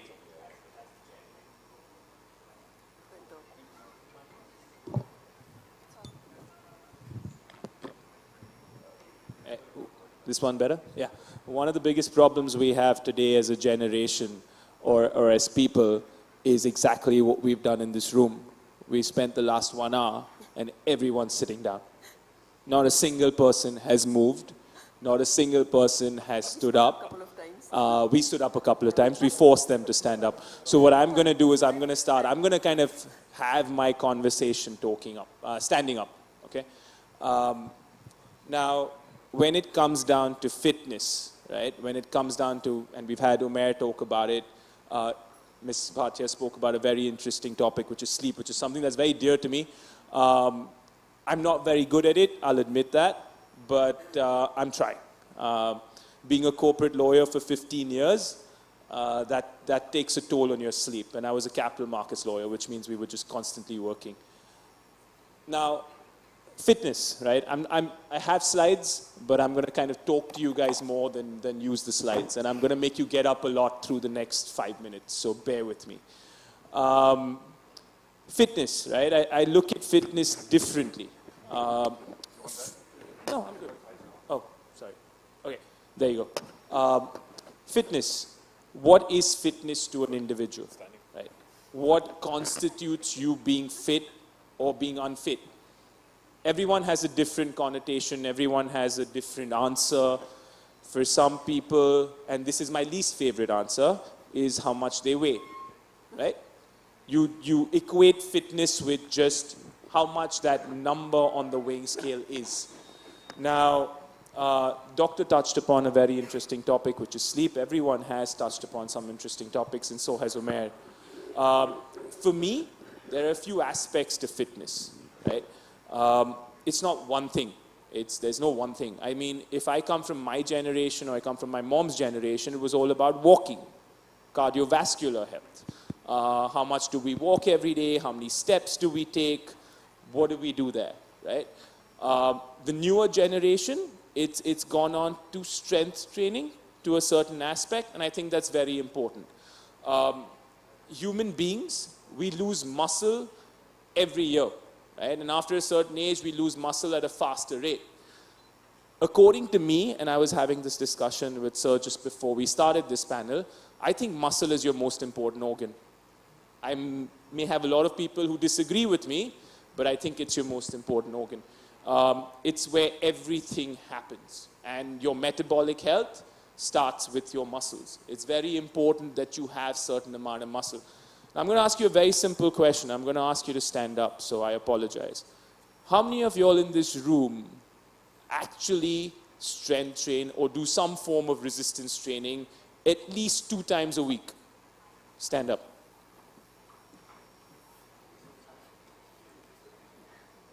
That's not even 50%, right? 20.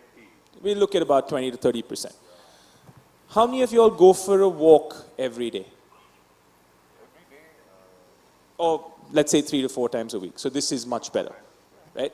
So that's where I'm kind of coming to, right? We look at how much we walk, and for us, walking is exercise. I hate to break it to you, walking is not exercise. Sorry, that's my opinion. So when I talk to my mom sometimes, and God bless her, she's 81 years old, and she talks to me about the fact that she has exercised, and I'm like, yeah, what did you do? And she's like, I went for a walk. I'm like, I'm sorry, not exercise. I meet a lot of people who tell me I train 5 times a week. I'm like, great. What do you do 5 times a week? I go for a walk for 1 hour every day. Sorry, that's not exercise. In my book, that's not exercise. So I think every individual at some level has to have some form of resistance training or strength training as part of their weekly schedule. Now, if you're someone who doesn't do it regularly, I'd say at least a couple of times a week. I'm not asking you to suddenly become Mr. World. No. I'm just saying go in a couple of times a week and do some basic strength work.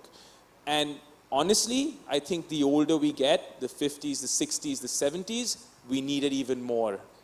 I think the mindset's slightly different. We believe that 20-year-olds and 30-year-olds need to do it, but I think 50, 60, 70-year-olds need to do it even more. And that's what me and my team kind of focus on. We've got a bunch of students who are over the age of 65.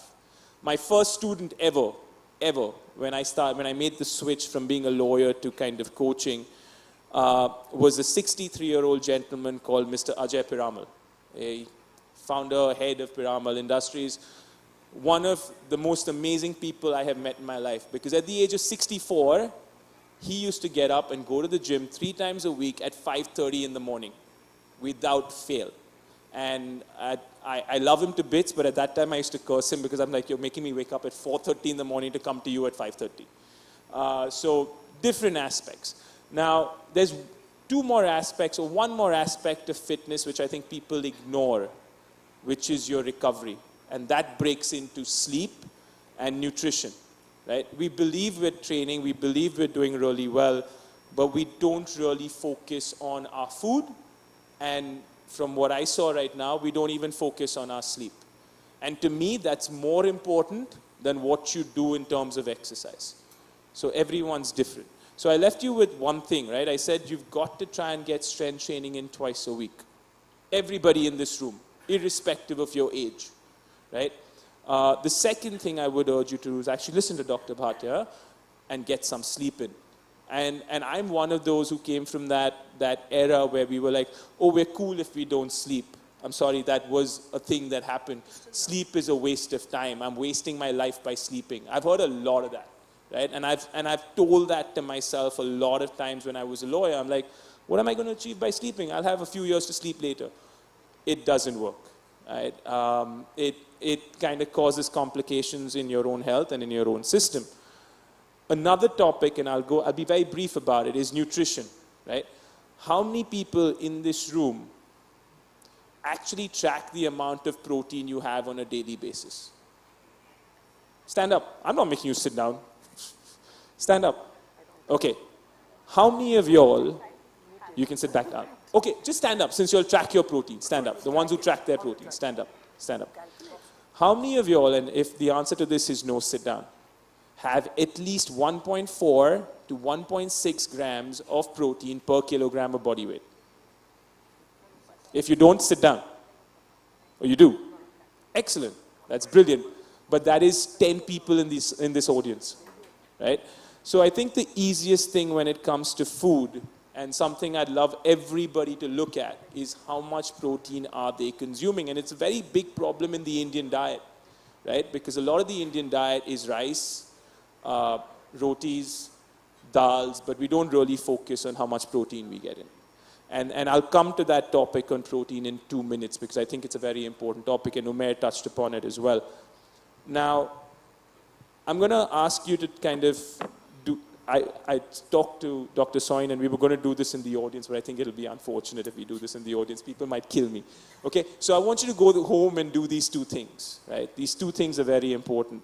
How many people, or try this, right? It's a basic mobility test. I think mobility is also very important when it comes to training. How many people can actually sit down on the ground, cross-legged, and get up without using your hands? I'm not going to ask you to try it right now, okay? It might be a disaster. We might cause a lot of chaos. So I'm not going to ask you to try that. I love you for it. I swear I do. In a suit? I was going to do it, but... Not alone. Okay, the ones who said they can, come. Anyone wants to demo it? Anyone wants to demo it for me? Sit down and get up without using your hands. Go for it. Excellent. Right? Very, very, very simple mobility test. Would you like to do it, sir? Come, sir. Please.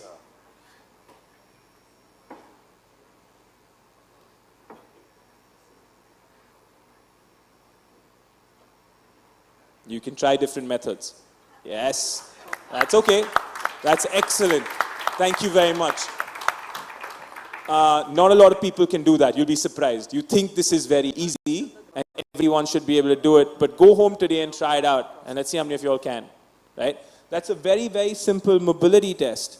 Something that I would look at from a longevity perspective, right? Doctor touched upon this when he started, and I was having a discussion before the panel started. Longevity is great, but quality of lifespan to me is more important. I might come from a different chain of thought, right? I want to be 80 or 85 or 90 or even 100, but I don't want anyone to help me do the basic things in life. For me, that is longevity. And that improves, yes, there are a bunch of medicines that you can take, and we've spoken about a lot of things here. But that improves with something very simple. It starts from within you, right? Can you eat well? Can you sleep well? Can you train regularly? Do these few things first before we go into the drugs and the preventive and everything, because this is preventive in my book, right? Second thing, I do this every day. I don't know how many of you all do it. When I sit down with my kids and eat, I sit cross-legged on the floor and eat. How many of you all do that? How many of you all do that? Stand up. You're going to keep standing up in my talk. That's great, but that's not even 50% of this crowd, right? As kids, when I was in school, I think we used to have a canteen and we used to sit on the ground and eat with our table or our desk. And that was actually brilliant. If you go back to rural India, you'll see they don't have knee problems. They don't have hip problems. They don't have any of these issues. They have the Indian toilet. They squat down, they sit down, right? That's it. They don't sit on chairs.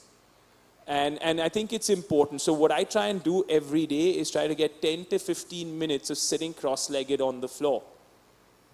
That changes your health as well. That changes your mobility. And when you change stuff like that, you improve the quality of your life. And for me, quality of life matters way more than how long I live. I'm sorry, I know that might be controversial, but for me, quality of life matters way more than how long I live.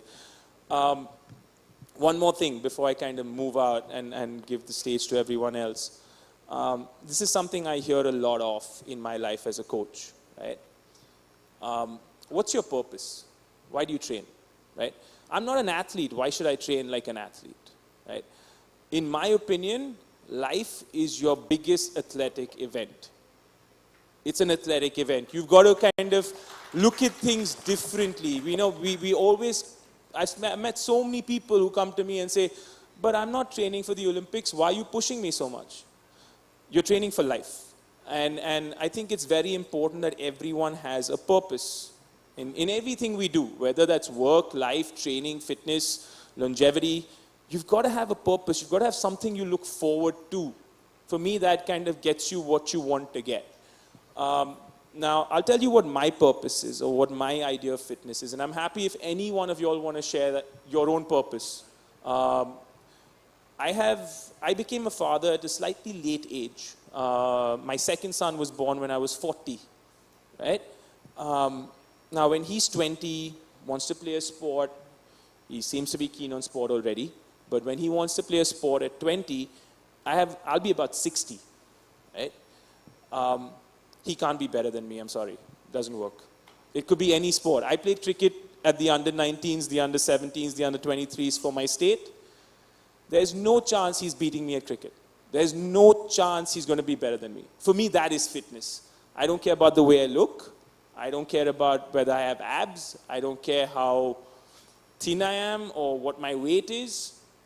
For me, fitness is the ability to do what you want to do when you want to do it without second-guessing yourself. And when fitness becomes that, and you get that as a purpose, life changes, right? And then you kind of start working on yourself a lot more. I can go on about this topic. I'm sorry, it's the most important topic for me. But I'm going to kind of finish off with a few myths. I promise you I will be done in 30 seconds. I promise you. Okay? The first thing, it's right up on the screen. Cardio is your answer to every single health issue you ever have. I don't agree with it. I think that, like I've already touched upon, strength training is a very important aspect of your fitness and your health as well. Second point is the most important one, the one I see a lot of, is women should not strength train because they look big or they look bulky or they look like men. That's the worst thing I've heard. The only people who tell women they look like men when they strength train, in my opinion, are insecure men. Right? It just doesn't make sense to me. There is no reason why a woman should not strength train. And a woman will not look bulky. You do not have enough testosterone in your body to get bulky that fast, unless you're doing something on the side. Now that I'm not going to touch upon. And my last thing, and I've already touched upon this, is protein is not safe for you. It's perfectly safe. I have met parents who have come to me and said, my son wants to have a protein shake, and isn't that unsafe for him? Isn't that going to hurt him? I was like, oh, okay, fine. Does your son have ice cream? Yeah. Does your son have diet sodas? 100%. What's the problem with that? But protein's an issue, right? I don't get it. It doesn't make sense to me. So that's my 2 bits about what you wanted me to talk about. Hopefully that made a little bit of sense, and hopefully you'll take something back home. So thank you. Thank you very much, Saurabh. Now, let's move on to, before we conclude, and then we open the floor for questions, let's move on to another very interesting concept in longevity, and that's blue zones. A lot of you probably heard of blue zones. Blue zones are 5 regions of the world which have the maximum concentration of centenarians, people who live to 100 or more, and they live healthy. And delving into their lifestyle gives a lot of insight into what it takes to actually get there. So before we ask Vritti to, she herself has visited a blue zone, so she's researched blue zones, so she'll tell us what they're all about and how we can incorporate the good bits of living in blue zones in our own daily lives. We'll just do a couple of quick votes. So in terms of happiness and purpose, one of the good things that you can do is stay in the moment. That means all your worries and all your angst about the past and the future should rest aside, and you should live in the moment. And the popular activities that you can do are music, meditation, sports. They all help you to live in the moment. So how many of us do activities that help you live in the moment, sports, music, meditation, any other, at least 1 hour a day?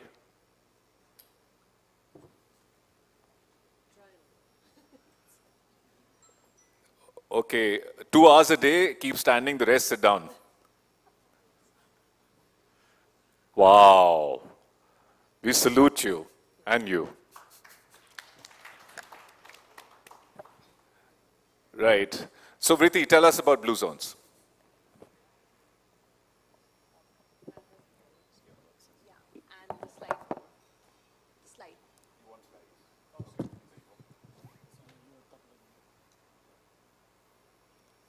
So Dr. Soin just spoke about blue zones. Yeah, there's a sneak peek there. There are the 5 blue zones in the world. I visited myself Sardinia, Italy as my first destination last year, and I hope to cover rest in next 2 years. Okay, so and each one has a very specific thing that they are bringing on table, but there is a very strong connection. When I read and learned about blue zones, there's a lot that is in common, and I'll quickly come to, yeah, these are my pictures from Sardinia. So I mean, here when you see this first couple is, in the first picture, the couple is, they're both husband-wife, and they are both 86. The lady is 82 and the husband is 86, and I visited their house. They were they were extremely warm people. I mean, they had a strong sense of bonding with themselves, with the family, with the neighborhood, with the community. The second family, the lady last in the sequence sitting there, she is 99 years old, and her bedroom is on the second floor. She goes up and down every day to her bedroom. And interestingly, and it was just very unique and different, which was there in our ethos as Indian, in the Indian society, she's still the decision maker of the family. The third one is, now this is a family. There is a husband, wife, and the son. So this was the family that hosted us for dinner, and we saw how their diet, that diet comes from the locals. They do not eat processed foods, and we talk a lot about against the processed food. The most interesting, the beautiful thing is that, they do gardening, they do farming. Shepherd is their mainstay, like a profession, and everything that they have, including wine and meat. Meat is a very small portion of their diet, but yes, it is a portion of their diet. Their diet is largely legume-based, homemade, and they have all whole wheat-based pastas and breads. Priti, we'll have to wrap up soon, so just takeaways. How do you make blue zones at home? Okay, so you want a crash course on that. Okay, so I think one thing which, I think couple of, it got mentioned earlier also, bonding is very, very critical. Bonding socially, bonding within the family, bonding with your, maybe your neighbors, your community. I'm not talking about during your working hours, I'm talking about after your working hours or beyond your working hours. Bonding is critical. Wisdom bridge across generations. Again, very, very critical. We spoke about what happens when we turn 80. Do we want to feel unimportant? Do we want to feel not required anymore? That wisdom bridge, because what is missing today in today's busy lifestyle is not being able to pass from the grandchild to the grandson or the granddaughter. We're not able to pass that wisdom, and that wisdom gives the sense of purpose to the elder generation, and it gives a very strong foundation to the younger generations, which is missing, and that inculcated more and more goes with the family bonds. Community rituals and celebration, this was very strongly there. Every 100th birthday is celebrated like in the whole community kind of a thing. So that with that bond continues, mutual aids, they're very, very helping to each other. I think that is something that as we are getting busier in the, so if you see there is a whole common theme that is coming out, what brings them together, and that sense of belonging. And very, very important, I want to just talk about, so they put this, there's a beautiful Sardinia pictures, and they put every centenarian is like painted on the wall. One very, very important thing, if everybody has to bring a blue zone in your life, in your family, is what Saurabh also mentioned, was a purpose. I think we need to have a purpose to our every morning. We have to have a purpose to our every day, to our lives, and I think that is critical, and that is critical till the last. So, and that is where, the whole thing converges into a health span. So basically, living fit, everybody's just covered it. I don't want to spend time summarizing it, but I think purpose and bonding in addition to whatever has already been discussed.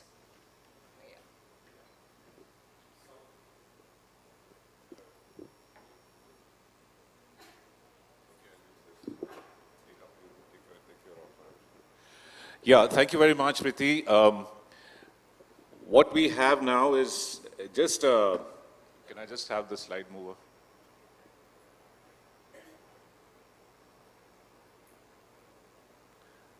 So we have a very interesting questionnaire on your positive health and longevity awareness quotient, which the organizers have put together with a well-known longevity clinic. And I mean, I've gone through it already, and it's very nice. It's a QR code. So just put it on your phones and participate in this questionnaire. I mean, fill up this questionnaire. And Vasu, you promised to send us our quotient soon, in the next 48 hours? Okay, so you will receive your longevity awareness quotient in the next 48 hours. So just put it on your phones and go for it. Those who are with us online will have both the QR code and the link. So you can fill that question. And while that questionnaire is being filled up, I know that we've gone beyond time a little bit, but happy to take questions. Any of us, please address any questions that you have. We'll take 2 or 3 questions. Dr. Nagi Reddy.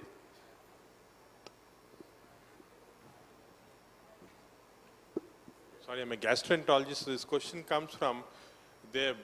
I mean, I looked at these blue zones very carefully, and there are 9 things that they give in the blue zone, 9 positivities. Of course, nutrition, health, the usual stuff. But one of the important things consistently in all the blue zones is that all these people are taking wine at least 3 times a week. What's the panel's opinion? So I will give an opinion on that. But the problem is that Nagi's and my opinion will be very similar. We do the same thing. So see, my take on this is that I mean we've heard in a lot of the Mediterranean countries practice that, and you know it as well as I do, that taking a glass of wine or 2 a day for your entire life probably does not much harm and probably does you good in terms of vasodilatation and reduced coronary artery and neurovascular disease risk. But you see, the problem is they do 50 other things, which we do not do. We just want to emulate the wine drinking. But if you don't do the rest of the lifestyle, then really you're not justified in saying that because these guys drink wine and live 110 years, I'm going to do the same. But I'm still going to have my chocolates at night, and I'm going to have all the sweet things I love, and I'm never going to move my ass and sit on my backside and not exercise. No, that doesn't work. You have to do the whole thing, right? Is that an adequate answer? Any more questions?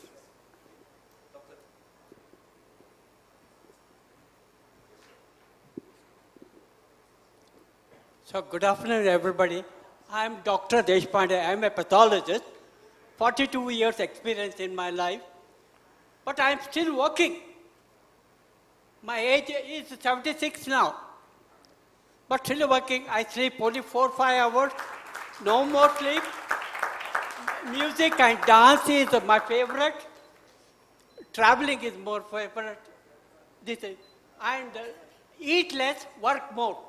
That's my longevity. Thank you very much, sir, for that insight. It is completely scientific.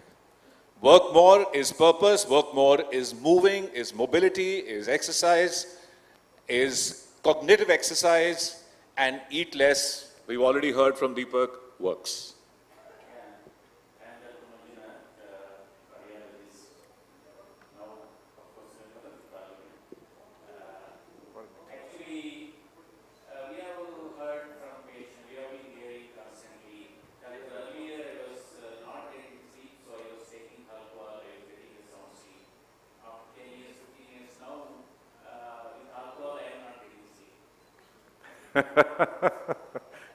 Oh gosh.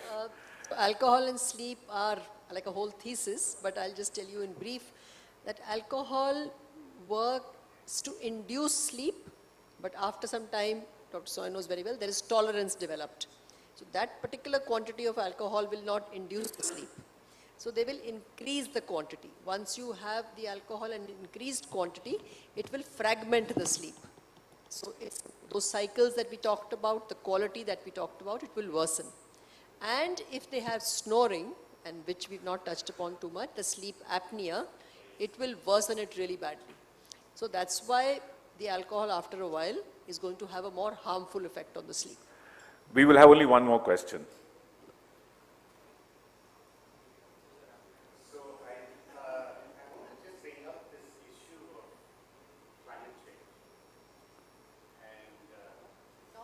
Sorry. Climate change. Right.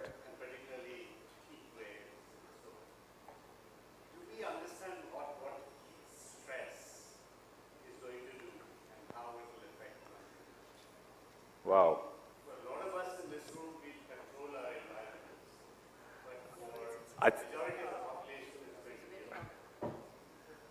I think Deepak is the best person to answer that.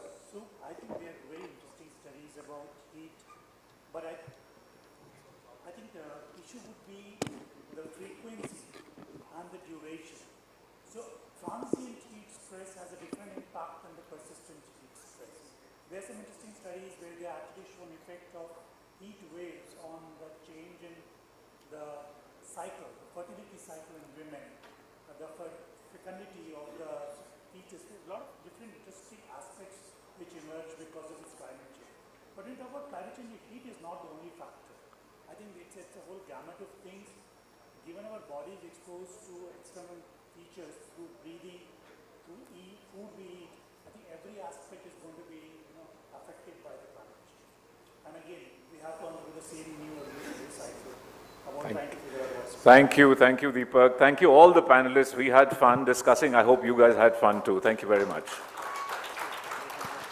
I'm sure it's a subject that all of us have a lot of questions about, but you can blame me for cutting it short. I would like to invite on stage Mr. G.S. Vasu, the founder and CEO of South First, to felicitate the panel that has kept us engaged. In fact, when they were speaking about about longevity, I kept going back to this dialogue in a Hindi movie. It says, Babu Moshail, Zindagi lambi nahi, badi honi chahiye. But clearly, Zindagi lambi bhi honi chahiye. So, thank you once again to all the panelists who...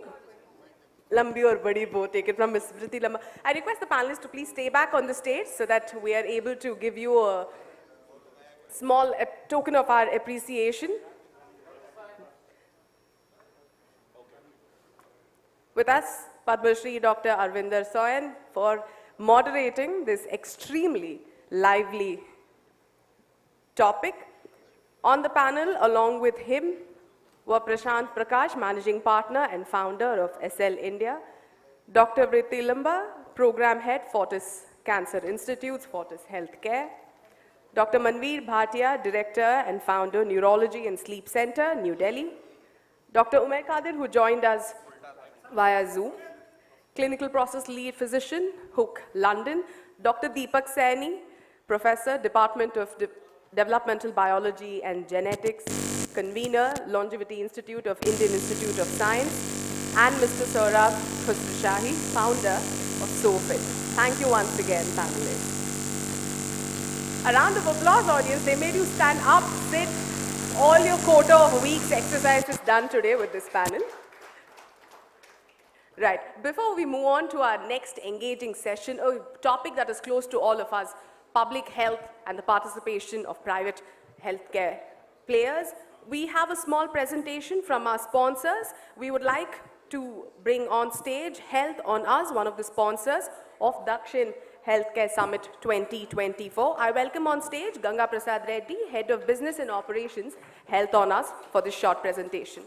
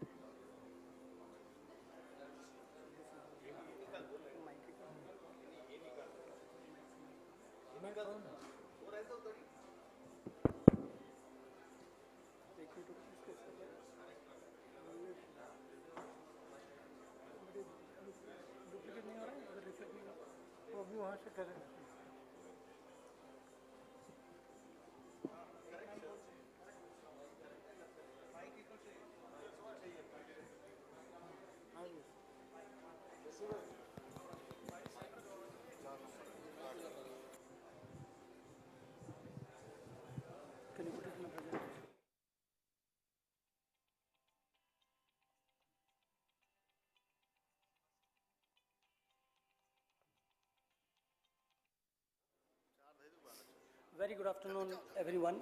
Very good afternoon, the panelists. Very good afternoon to the Managing Director of Apollo, Sangeeta Reddy, and Nageswar Reddy sir, and other delegates who has been presented here. It is a wonderful session which you have given on a clinical management, on the research side, on the preventive care, all the inputs which you have already passed to the public and the audience who is watching on the online. We just want to throw a question today. What changed the way you wanted to do the healthcare industry? Today we wanted to see a different change in the healthcare industry. So we wanted to present in a different out of hospital industry and home care industry.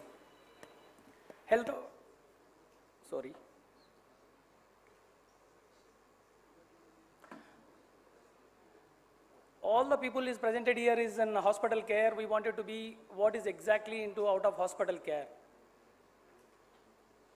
In the hospital care, every people will be on a clinical management side. We wanted to be on a medical management side. The 60% of the work is done by the medical management people after the clinical management.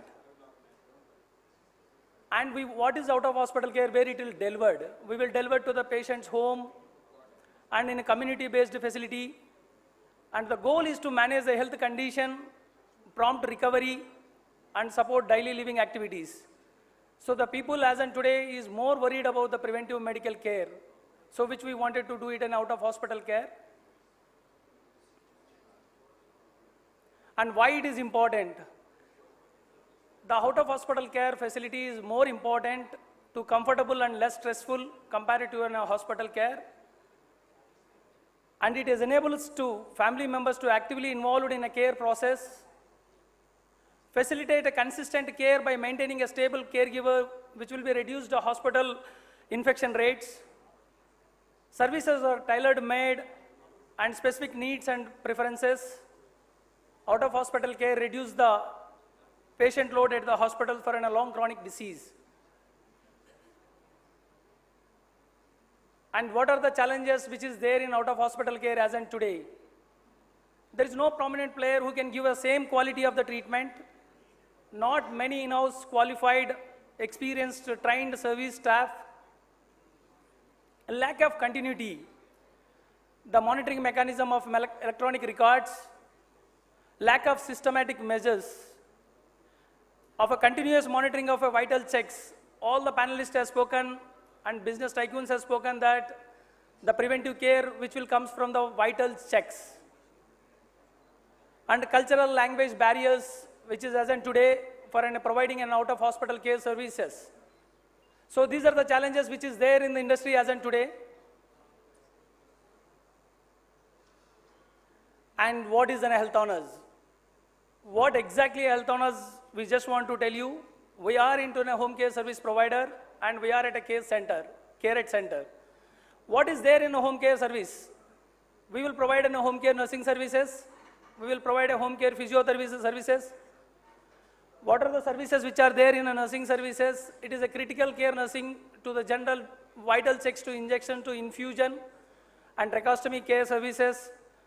We will provide post-hospitalizations. All the services will be provided by us. And in a physiotherapy, orthopedic, neurological, and sports and gynec physiotherapy services, we will provide at your convenience at home or any community place which you are required. Under the care at center, we have a transition and rehab care centers. We have a dietitian services and we have a medical supervision, doctors and nurses, physiotherapists, respiratory therapists who can service the patient at a care at center. We have a stroke care, spine care, ortho care and trauma care. So all the services which we can provide it in out of the hospital care at center and home care nursing services can be provided by us. And why an health honors? There is a lot of players in this industry, but why health honors you wanted to choose as a home care service partner? We have in-house staff where we have in-house staff of a nursing of 140 people, not dependent on any third-party agencies, where we can have a specific protocols. They have been treated in the same treatment for each and every patient and each and every time.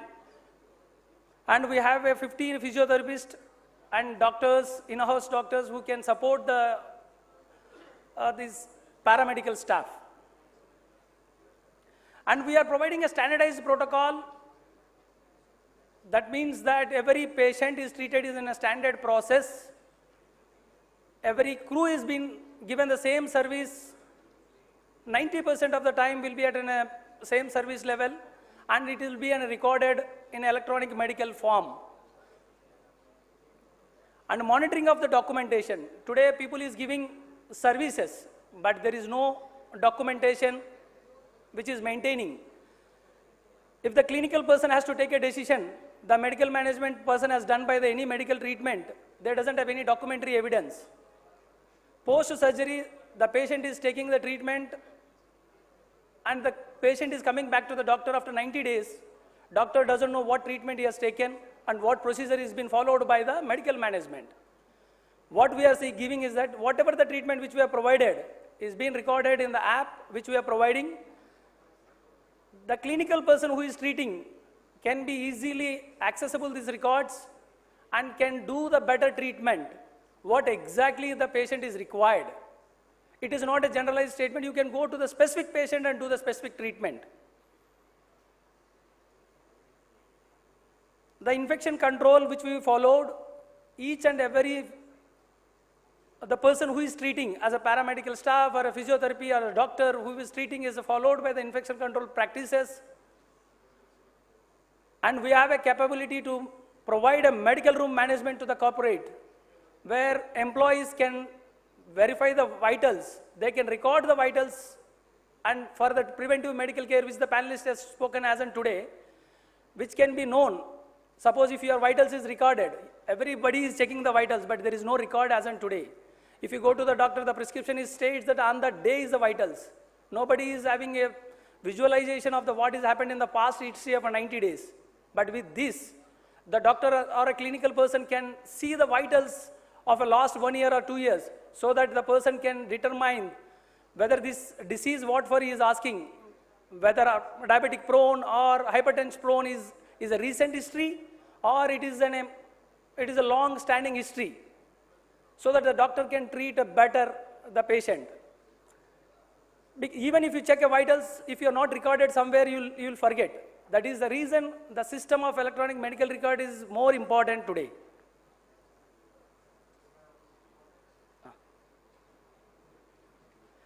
For that, we are providing a complete app-based, in-house technology-driven, who is supported by the in-house IT team of 140 people, has developed this app with a complete digitalization format of electronic medical records, and whatever the services which we are providing, either from a nursing point of view or a physiotherapy point of view, it will be recorded. The clinical persons can be easily access these records with the permission of the patient, with the OTP consent of the patient, so that you can treat that patient. And the high security measures has been taken, and every step we as the protocols has been maintained from the app point of view, from the treatment point of view. This is for the betterment of the better India future. Overall control of an application is very high, as we have in-house staff people of IT. A lead time for any new changes, because the clinical person, we are open for any feedback from the clinical point of view. If there is any changes required, we are happy to do it in a very fast manner. Customer data is stored in encrypted format. It is nowhere, we are not accessing any data, and nobody can access the data. It can be accessible by only the patient, or with the consent of the patient, doctor can be accessed. Copyright application with this application with the company is available with us. So we are providing complete services and a digital format, and with the transparency and accurate. With this note, I just want to close remarks. Our true friends are together with the Health Honors. Happy Friendship Day to all of you. Thanks for giving an opportunity in this forum. Thank you, sir. There is a smart presentation or AV which will be played, so that whatever the facilities which you are giving can be viewed.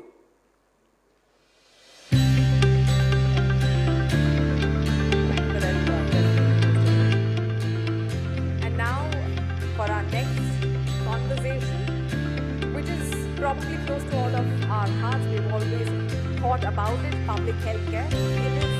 In his introduction address, Mr. G.S. Vasu spoke about how health should be a larger commitment. All of us owe it to each other to ensure that the last mile connectivity when it comes to health turns into a reality.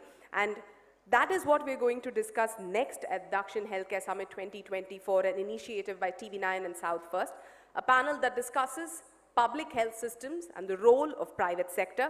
We could not have asked for a better duo to discuss this particular topic, and it is absolutely our pleasure to invite on stage Padma Shri Dr. C.N. Manjunath. He's a debutant parliamentarian but a veteran healthcare professional. And discussing with him today will be Dr. D. Nageshwar Reddy of AIG Hospital, who will bring the perspective of the private sector, the challenges it faces in a country that is so dependent on private sector to deliver healthcare services as well, and to engage both of these healthcare experts in a conversation. We have with us Chetna Belgare, editor for Health and Wellness at South First. A round of applause, please. Public health and private policy.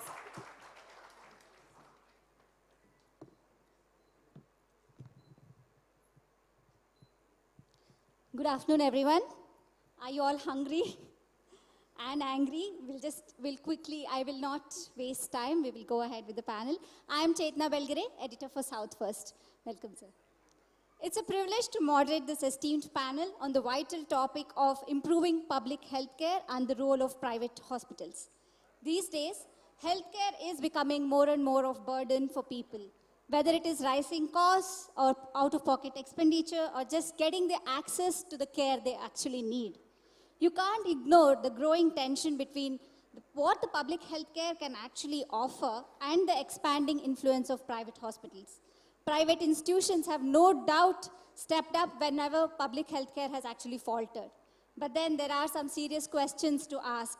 Are we at the risk of turning healthcare into something only the privileged can afford? Can private hospitals really support public health without always putting profit first? Will private medical insurances actually become a hindrance to access healthcare? What are some concerns that private hospitals face to support the government in their health schemes? These are some of the real challenges that we need to tackle as we look at how private hospitals can help ease the strain on our healthcare system and make public healthcare accessible to all. To begin, let me introduce two esteemed doctors, Padma Shri and Padma Bhushan awardees, whose contributions have significantly shaped Indian healthcare, Dr. C.N. Manjunath and Dr. Nageshwar Reddy. It's my privilege to introduce Dr. C.N. Manjunath, a visionary leader in Indian cardiology and the driving force behind the transformation of Karnataka's Jayadeva Institute of Cardiology into a world-class healthcare institution. With over 16 years of dedicated service as its director, Dr. Manjunath has raised the standards of the public institution into nothing less than a private healthcare hospital. Recently elected as Member of Parliament from Karnataka, Dr. Manjunath carries a philosophy that healthcare should touch every life, no matter how remote.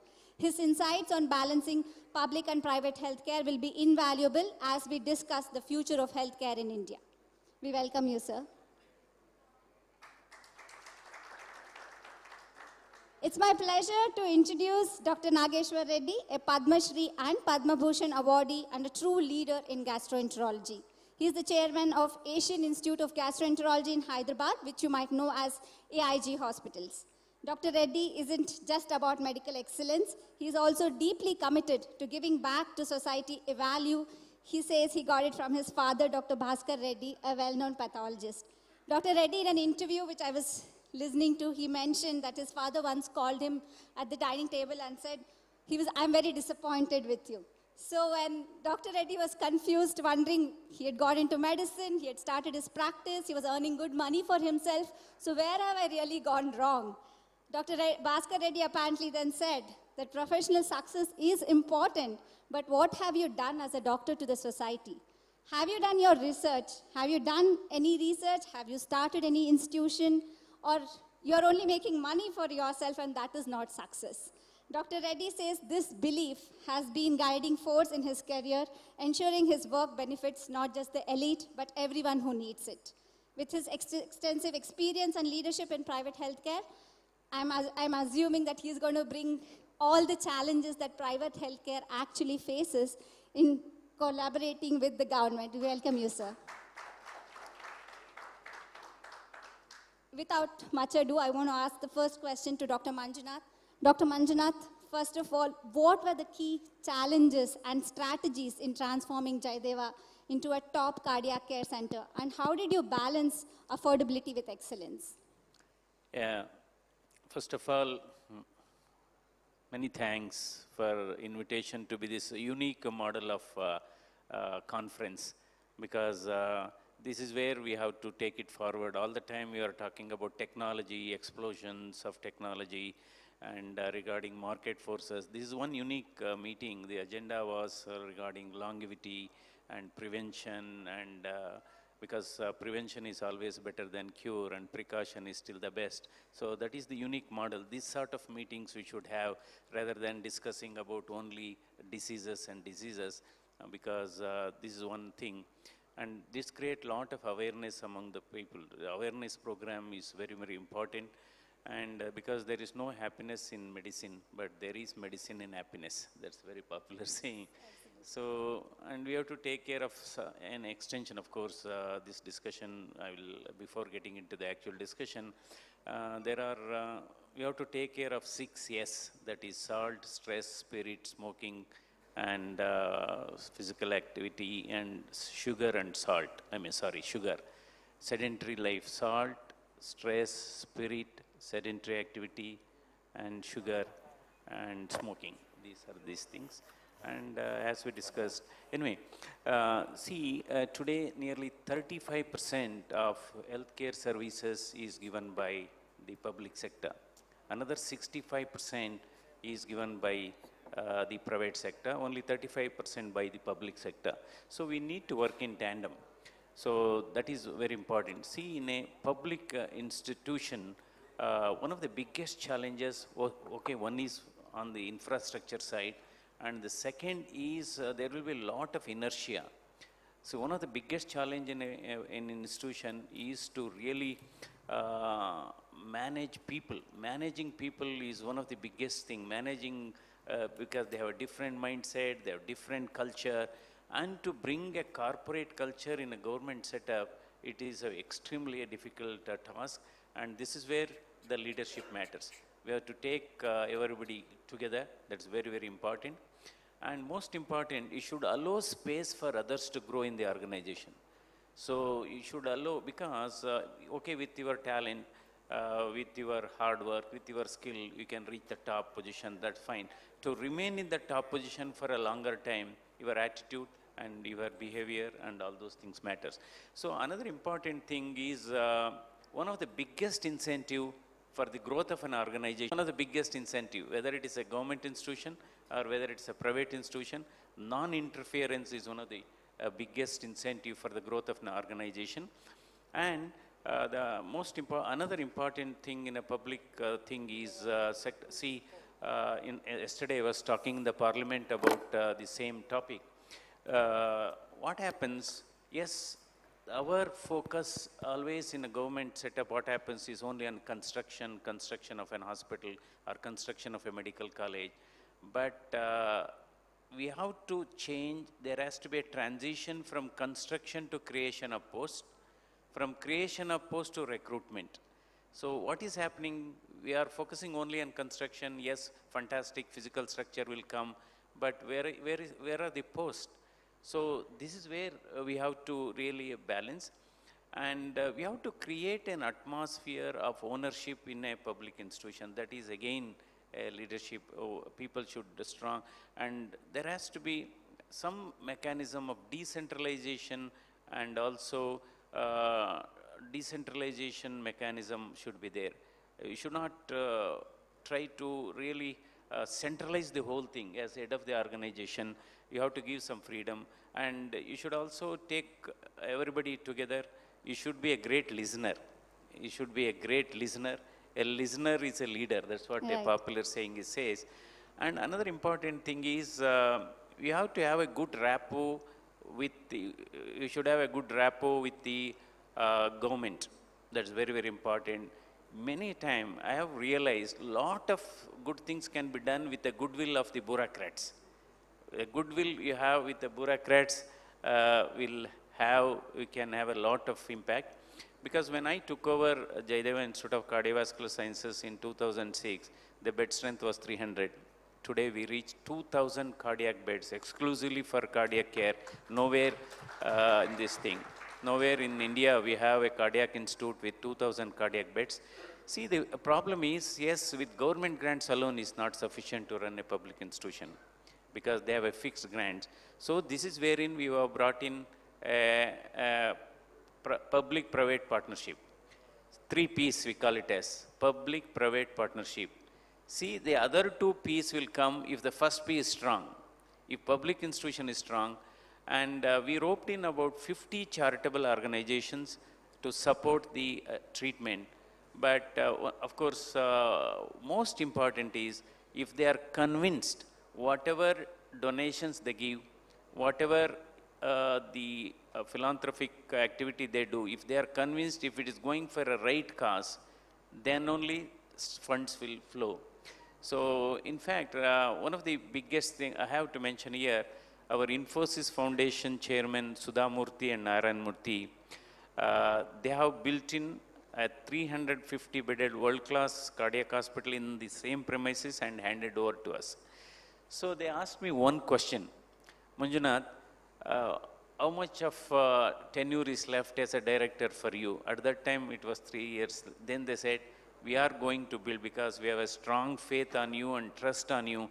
So then November 2021, this facility was handed over to us, November 21st.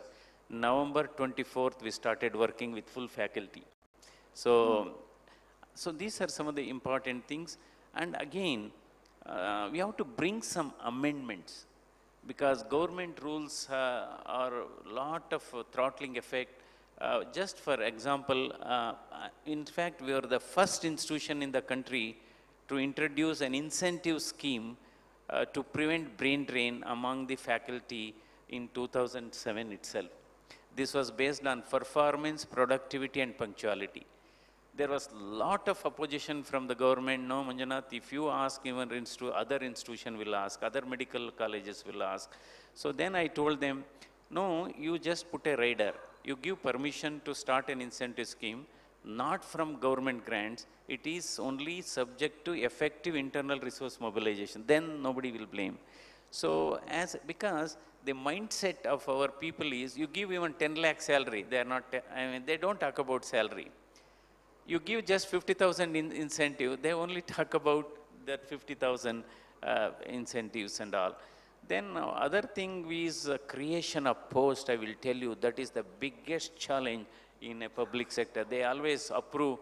So this is where, when a government clears a project, whether it's a medical college or a multi-speciality hospital or a super speciality hospital, in the same cabinet decision, the post should be approved. Otherwise, you have to go around and those things and all. Right, sir. Then promotions should be given on time. That is the only way we can help keep them in good spirit. What I have done, if somebody is eligible for promotion on Saturday, I had given them on Friday. So I had given them on Friday, and we have created more units. You don't believe that institution today has 125 cardiologists, only one single institution, 125 cardiologists, 60 cardiac surgeons, and 50 cardiac anesthetists. So, and again, we have to follow a lot of roster system, we have to follow reservation, but still, these are some of the... Sir. Thank you very much. I think another thing, handling the crowd is a biggest challenge. Right. Because 95% walks into the hospital without appointment, and you don't believe 1,500 to 2,000 outpatients. Daily you used to do 1,000 echoes, 900 echocardiograms, and 200 angioplasty put together daily. And what I did was, because we also opened what is called special ward, deluxe ward, and also what is called single window master health checkup area. Why I did was, hospital because people perception is government hospital is only for the poor. So I created a system where it's also an hospital for the rich, elite class and VIPs, and that was acting like a cross subsidy. So we are charging those group, and that was serving as a cross subsidy to the poor people. So this is how the system has developed. And I also built up a poor patient corpus fund.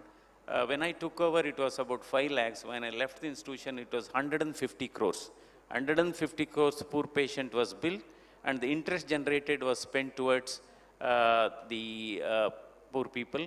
And I saw to that nobody should go. Of course, during my tenure, 8 lakh procedures were conducted. 8 lakh procedures, including open heart surgeries to cath lab interventions, angioplasty and stent. To the best of my knowledge, no patient has gone untreated for the want of money. That That's, have I ensured. think, the main. I think we've given a lot of tips to other public institutions probably on how to run it, but then I would definitely want to know what are some of the challenges, because you treat, Dr. Nageshwar Reddy, you treat a lot of broad range of patients. So what are some of the challenges that you face in the private sector to actually, one, to run the private sector alone, the hospital alone, and the other one on to have that compliance with the government on several health schemes that are passed, and also the demand for empanelment and things like that? What are your challenges? Thank you, Chetna. First of all, I'd like to thank the organization, especially Vasu, for this unique conference. As Dr. Manjunath said, it's a very unique conference where we exchange ideas in a very free pattern. Secondly, I'm extremely honored to be on the same dais and panel as Dr. Manjunath, who's not only a legendary figure in cardiology, but I think now he has done something very, very good, a professional going into politics to change the health scene. I think this for us is a blessing, so extremely honored.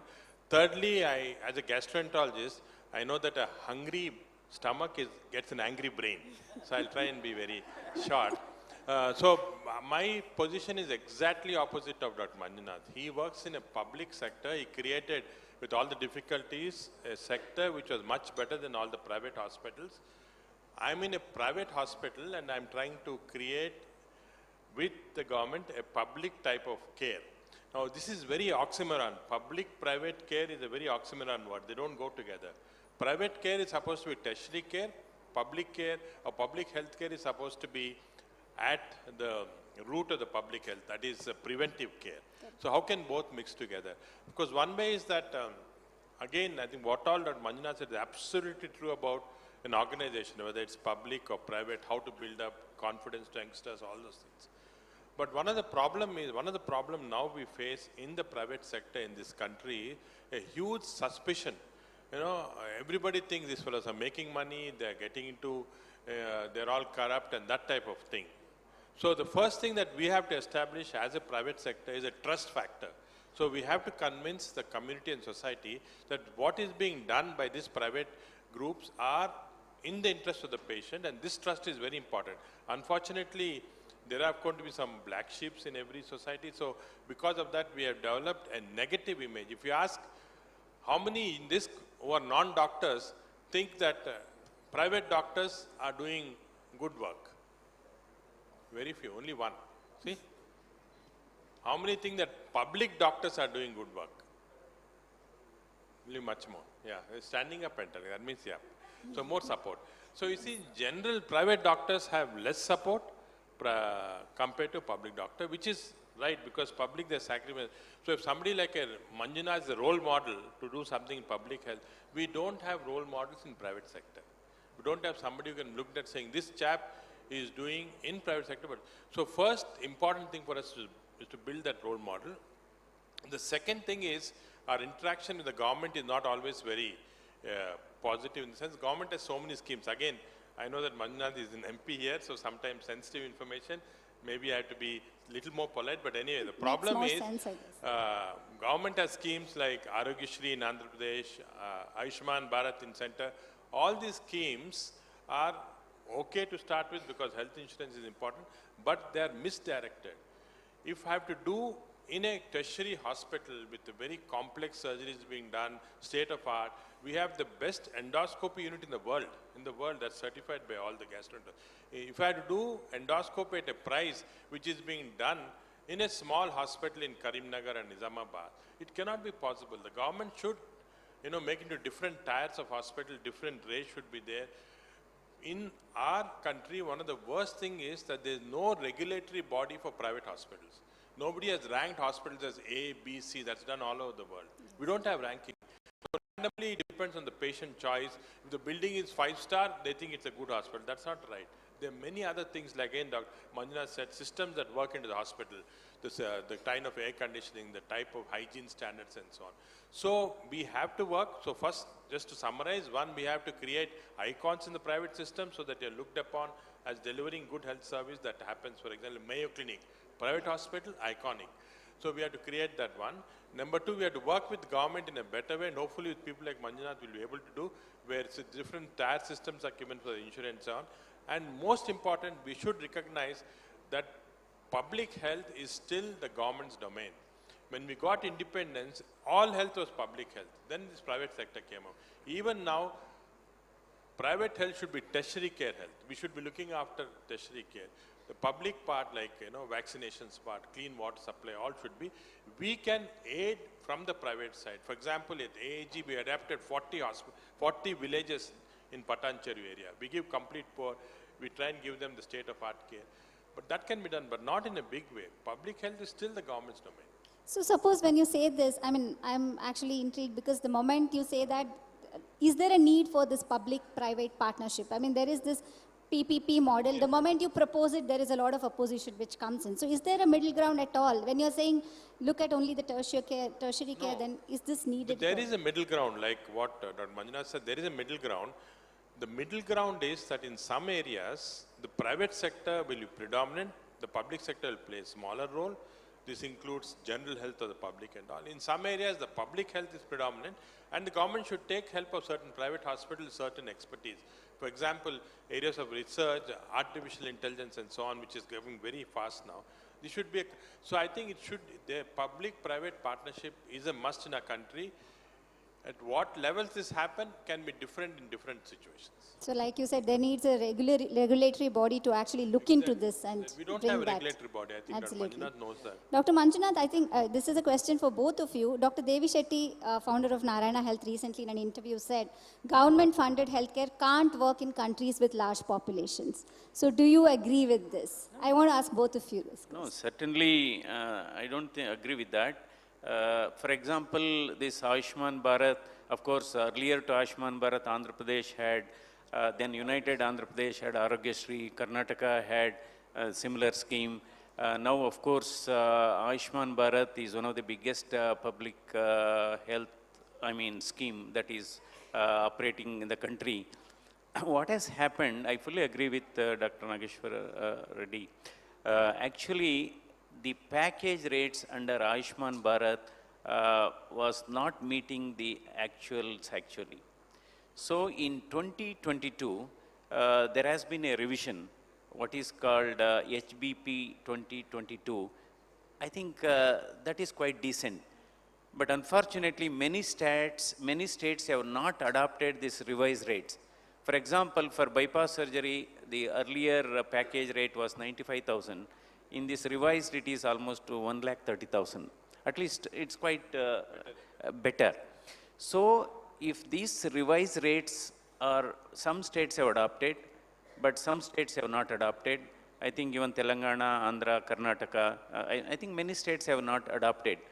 So if they adopt these revised rates, for example, for congenital heart disease, complex heart surgery, the revised rate is somewhere around 2.2 lakhs. Earlier it used to be 1 lakh. So these revised rates need to be adopted, and it is a joint responsibility of both union government and the state government because it works on 60-40 ratios. So they have to spend some money on this. So this is where because we always talk about health and education are priorities, but when it comes to funding, it is not adequate. That is one thing. Yeah, Dr. Reddy. Another important thing, see, we should start at establishing high quality multi-speciality hospital in tier 2 cities, or maybe even to some extent in a mid-sized tier 3 cities, because the travel time radius, the travel radius should not be more than 50 kilometers. So this is because most of the, top class 5-star hospitals, they are getting concentrated in tier 1 cities. So we should always look at establishing a similar hospital in tier 2, then we can reach the larger portion of the population. Dr. Reddy, Travel time, travel radius should be 50 to 60 kilometers. That is one thing. And we should also adopt what is called hub and spoke model of treatment for emergencies, whether it is heart attack or brain stroke. Hub and spoke model, that means they are all time driven. Because for example, you take heart attack or you take brain stroke. For every 30 minutes of delay in initiating treatment, risk of death increases by 7%. So if they have to travel hundreds of kilometers, their precious time, golden hour is lost. So this hub and spoke model, that means Taluk Hospital will give initial medical treatment like thrombolysis. Now that is called 1-minute injection of tenecteplase, clot dissolving medicine. You give it there, that any MBBS doctor can do with little bit of awareness about it. Then after 3 to 6 hours of stabilization, they can be shifted to the nearest tertiary care hospital in bigger cities. So that hub and spoke model should be adopted because today 30% of deaths in India is due to heart attack and stroke. 30%, that's a very big number. And this is how hub and spoke model. And Sir, I would want Dr. Reddy to just No, give actually, his opinion I on... absolutely concur with Dr. Manjunath. In a low-income country like India, I believe with the large population, 70% of healthcare should be government's responsibility. Only 30 or 20% of urban, high-end people should be. But unfortunately, if you look at the budget that's happening now, only 2% is devoted to health. Again, I'm not blaming the government because there's so many other schemes that have to go. So we have to, as professionals, fight for that and see that more allocation is done to healthcare. And of course, research is secondary, but also healthcare, so that if it goes to say 5%, if we look at other countries, it's 13, 14, 15%. So that may be one important aspect. I think, Manjunath, that's So one there are, thing that... I agree to that. There are so many schemes like you were talking about Arogyashri and all that. But then, the problem is when we look at insurance per se. So there is a lot of push from the private hospitals as well now to take up insurance. Again, you're accusing us now. No, we're not accusing. I don't know any other way. Like if I have to take care of my health, I personally believe that probably I have to go in for an insurance because I can't depend on a public health insurance, right? So now, but then this can also mean that it can become a hindrance to access at all, access to healthcare at all. I don't think US has kind of failed in doing I think this. it's a wrong concept. So US please has could you explain failed, on No, US has failed not because of insurance. US has failed because their healthcare was pushing to very high-end tertiary care, which the society cannot afford. You see the same thing in Europe. For example, in Germany, in Belgium, it's a social, again, like insurance-based medicine, extremely successful. In US, it failed, and to some extent in NHS, because they were trying to push, if you have a terminal cancer patient and you want to keep him alive for next 1 month using costly gadgets and so on, and if you look at the practice in US, I've been so many times there, they just waste so much of disposable. If that is there, then the insurance premiums are going to go up. People cannot afford. But the kind of insurance premiums we have in this country are extremely good for the patients. It is a wrong concept. I would say opposite of what you said, that we should promote insurance as it is now, so that more and more middle class, upper middle class, that type of people have access to insurance. Otherwise, a middle class family sometimes, again, Manjunath, like when they come for a major cardiac surgery, sell their whole house, sell their farm and all that and come. That's not right. So insurance is a must. No, in fact, Ayushman Bharat actually has recruited 12 lakh crore families, which comes to around 60 crores. It covers So 60 crore private population. medical insurance. No, So, yeah, that is yes. one. Another thing, in the last 5 years, nearly 6 crores patients have been treated under Ayushman Bharat. That's a great thing. See, another important thing, our Indian still, despite all these, some of these limitations, the people who appreciates the Indian healthcare system is our own NRIs. When they come and visit, they are puzzled. oh, I'm getting this procedure done same day. I could able to see the consultant same day. Are you giving the report same day? Yes, we are giving the report same day. So the NRIs who are visiting, in fact, many of them are, coming to India for getting some, procedures done. I agree with you, Yeah. because I think our system Yeah. sometimes is much more efficient than what you have in US. Correct. All we have to do is make it more system protocol based, then we'll be better. I think this is my last question for this panel, sir. Give me 5 regulations that if you had an opportunity to regulate the private healthcare, then what are the 5 things that you think you would bring? And similarly for Dr. Manjunath, if it is public healthcare, then what are some 5 regulations which you think you should bring? So 5 is too many. Okay, probably maybe 3. Can we okay. do 3? Okay, first of all, I think first the quality of hospitals should have a regulation that all the hospitals, nursing homes should be registered, which is being done.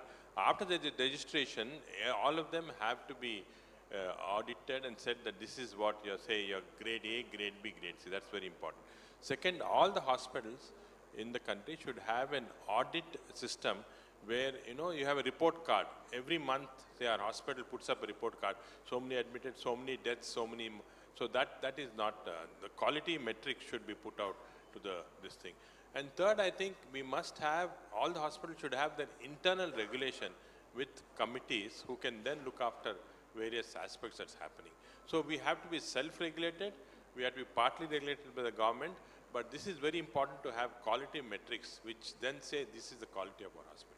Okay, thank you, sir. Dr. Manjunath, what do you think? Yeah, see, number one, as during my initial remark, what I was talking about, same thing, we need to strengthen the existing public health facilities, whether it is medical colleges or whether it is hospitals. We have to first strengthen the existing facilities with adequate manpower. Doctors, nurses, technicians, that is one thing, because yes, we are always believe improving the healthcare is not just constructing new hospitals or new medical colleges. Today we have 707 medical colleges, to be frank. So another important thing is, yes, we have at this point of time, we have close to allopathic doctors. We have 4 to 5 lakhs Ayush doctors. So our requirement may be another 2 to 3 lakh additional allopathic doctors. Because today our MBBS seats are 1,10,000. PG are also about 70,000 PG seats. So there is a maldistribution actually. Not that, of course, healthcare system in India is also, we see diversity in the healthcare system. It's quite good in the southern India, to north and northeast. So we see diversity in the healthcare system. There has to be uniformity in that. And we have to really, another important thing, we are talking about this only number of seats. The quality of training is very, very important. So, talking in the parliament yesterday, the number of MBBS seats in any should not be more than 150. In many medical colleges, we see there are more medical students than the patients.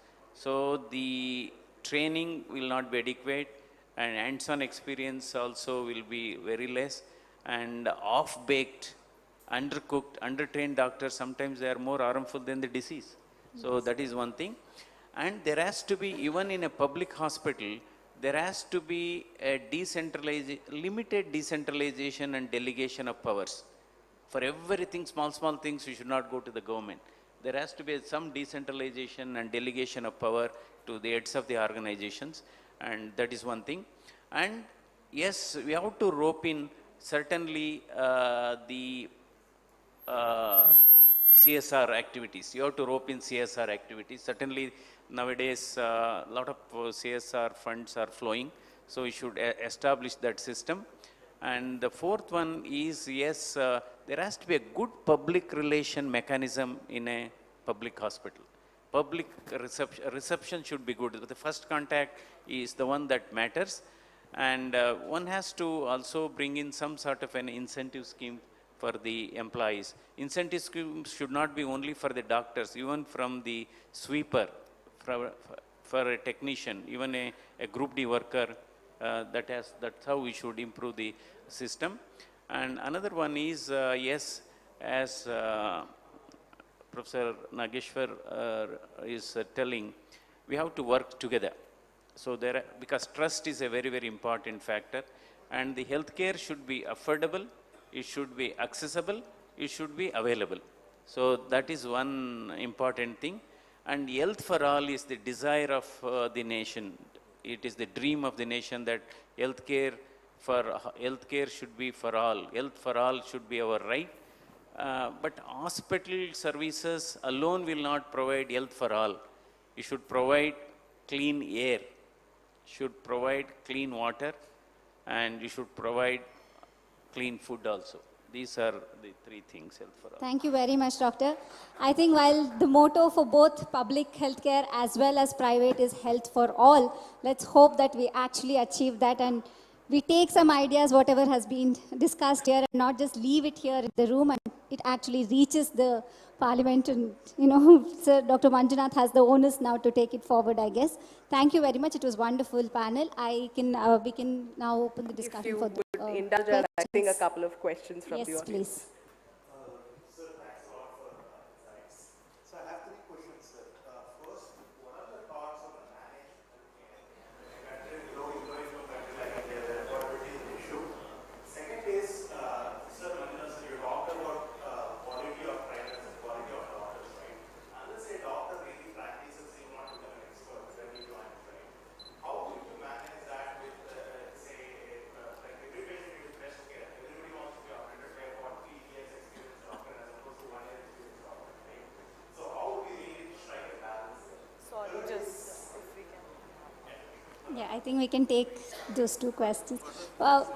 We couldn't get your first question. The second one we did. It's a managed healthcare system which hospitals like Narayana Health has been introducing, and it's very prominent in countries like US. So what is its relevance and applicability in a country like India where income levels are pretty low? Managed healthcare is a concept where a single entity, like for example Kaiser in US, takes up care, and Narayana to some extent has done. It's a concept where Apollo actually started it also long back, where a single group of hospitals insures the patient, and the patient can go only to that group of hospitals, nowhere else, unlike other insurance systems. In India, it has not picked up for several reasons. There are only very few large hospitals like Kaiser. There are so many in US, number one. So, second, it has been misused. Managed care insurance has been misused a lot, so it failed. So that system in India is unlikely to work because of all these reasons. So regarding your other question is, most of the patients want the senior doctors to operate and all, but actually inside, many of the youngers only will be operating under the name of a senior. So that is, youngsters will be operating under the name of the senior, that is fine. This is where quality of training is very, very important. Clinical training has taken a back seat because of explosion of technology. So still that basic science teaching is basic examination is very, very important. It should not be just should not be investigation centric. It should be a patient centric treatment, and basic examination of technology. We have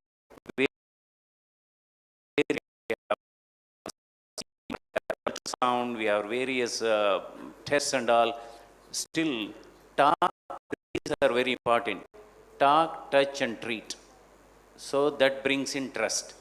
Talk, touch and treat, because physical examination, and we have to give some time for the patients also. At least we should listen to their problems 5 minutes, because in 80% they give you the diagnosis. So definitely this is where I am telling, yes, we need more specialists, I agree, but if you have more number of, for example, in some colleges, MS General, so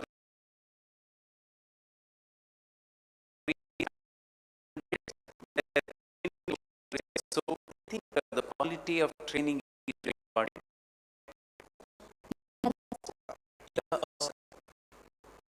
If I can ask, good evening.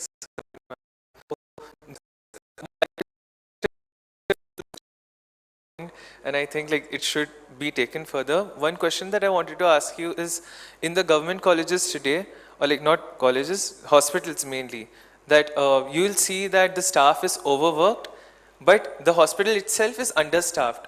So you will see a lot of people that are working shifts for continuous days on end. So when the problem exists of, you know, being overworked and understaffed, it's very contradictory, like when you can take more people and reduce the number of hours and, you know, prevent mishaps that happen in hospital because of this. So why is this problem not addressed yet, and what are your thoughts on this? How can we solve this? No, in fact, I have made it very clear. Yes, we have to create post. I think this is where the problem is occurring in public hospital. So the building comes, facilities will come, instruments will come up, but more important, we have to have adequate number of staff. So the manpower requirement has to be addressed, then work will be shared. That is. Thank you, sir. Next question. Dr. Manjunath, my name is Dr. Kuldeep. I have a straight question to you about what is the top 3 priorities to the government right now in the health? No, see, one is yes on the one is on the preventive side. So, for example, today cervical cancer is one of the most common cancers among women. So, and it is proved beyond doubt. This vaccine, cervical cancer vaccine, prevents this particular cancer to an extent of 90%. So, for all high school girls should be vaccinated with this vaccine, and it should be brought under immunization program. If it is brought under immunization program, certainly we can reduce the number of prevalence of cervical cancer. That is one priority. And second is, yes, we have to, from time to time, we have to really revise these package rates under Ayushman Bharat scheme. Then more and more number of private hospitals get empaneled, and otherwise what happens, the burden will be more on public hospital. When the burden is more on the public hospital, then somewhere down the line quality suffers. So you have to revise these package rates, and you have to see that every state in this country adopts that revised rates uniformly. So that is the second one. And the third one is, see, we are always we talk about starting a medical college. So a second medical college should not be given within the travel radius of 50 kilometers of the first medical college. So, and we should establish this in many semi-urban and rural areas, so that covers that population. Thank you very much, sir. I think we are... just one question. No, sir, we really are tight for time. I'm really sorry. Thank you very much. It was a wonderful panel discussion. Thank you all. Sir, I'm sorry, I just have a last question. Sorry for your time. I'm sorry, this is... I'm you really can take the sorry. question later. You can meet the doctors later to ask your question. I'm so sorry we're pressed for time. You can hold a grudge against me for it. No problem. Thank you so much, panelists, for being here, for sharing these insightful information from both to and fro, and Chetna for holding this conversation. I would like to invite on stage Mr. Noble, Senior Vice President of TV9, to present a token of thanks to our guests here. A small felicitation, our way of thanking you, not just for being here, but also engaging in this conversation.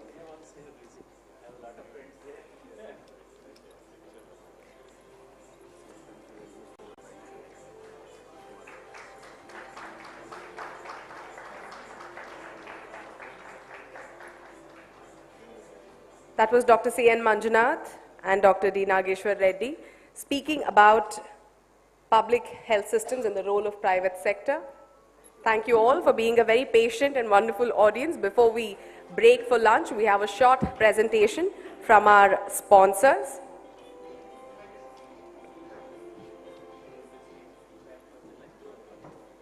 I'd like to welcome on stage Akula Praveen Kumar, AVP of Sales for Vasavi, Ananda Nilayam Project, Sagar, Senior General Manager of Sales for Vasavi Sarovar Project, and Daniel Amarchand, General Manager of Sales and Operations, Vasavi Skylar Project, for a sponsored presentation.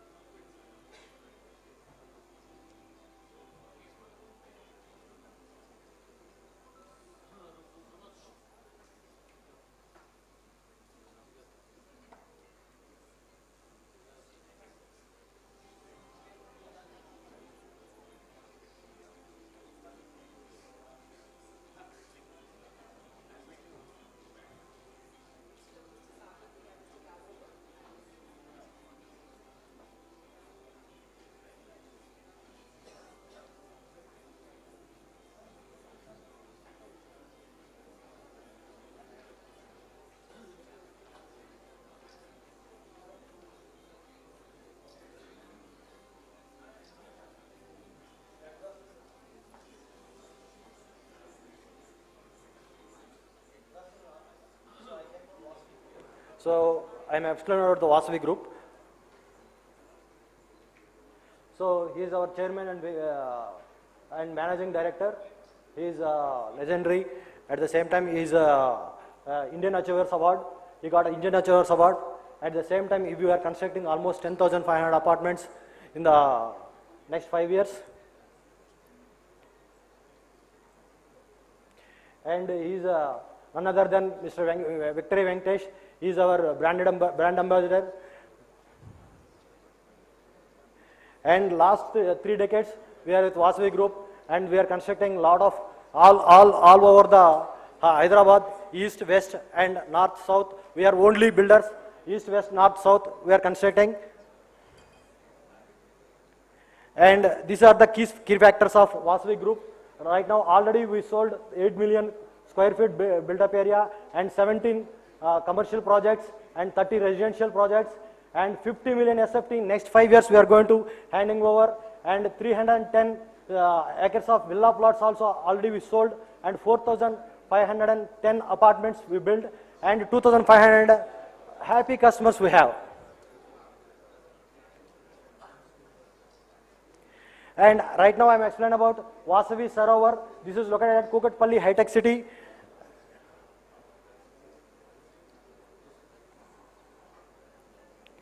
And this is the elevation of the project. Oh shit.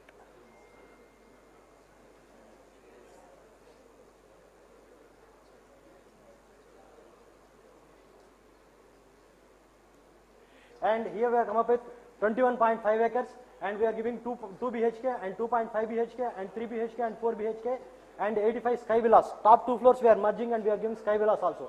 And we have come up with total 11 towers, and starts with 1255 to 2920 SFT, and this is total G plus 29 floors. And we have come up with 3 clubhouses, 1 lakh SFT clubhouse we are giving, and total 72% of open space we are giving. And this is the layout of the project, and here we are giving 3 grand entrances, 2 entrances for the flat owners and 1 entrance for the visitors, and at the same time maids, we are giving separate entrance for the maids. And this is, here we have come up with G plus 29 floors, total 11 blocks, and here we are giving almost 72% of the open space, and here we are doing a lot of landscaping with water stream area, and this is lake view property. Front side 1 lake is there, back side 1 lake is there, and this lakes also we are only developing. And here we are giving 2 BHK and 2.5 BHK and 3 BHK and 4 BHK also. 2 BHK starts with 1300 SFT, and 2.5 BHK starts with 1425 to 1590 SFT, and 3 BHK starts with 1625 to 2340, and 4 BHK we have single flat per floor, and this is we are giving 15 floors only, single flat per floor we are giving, that is 4970 SFT, only west front flats we are giving. And here we are coming up with 3 clubhouses. Starting there, we are giving one clubhouse, that is commercial clubhouse, and we are giving sports complex, and next one we are giving sports complex, and next one is usage complex also we are giving. There we are giving almost 40-seater accommodated, 2 theatres we are giving, terrace swimming pool, terrace party area, squash courts, badminton courts, ATM services, pharmacy, polyclinic, and physiotherapy room, and 4 multi-purpose halls. And outdoor side we are giving 1.24 km jogging track and walking track, Maidan area, pet parks, and a lot of landscaping. We are tied with Terraform, is a Bangalore based company, and we are giving a lot of landscaping.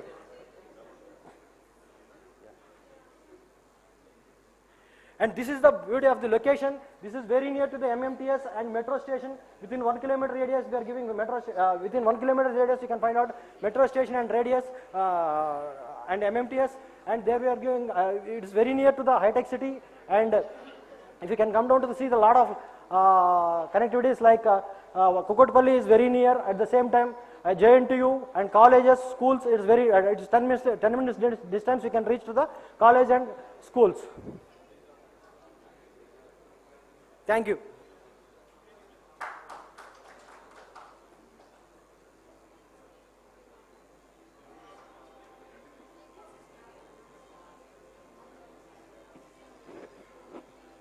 Good afternoon, everybody.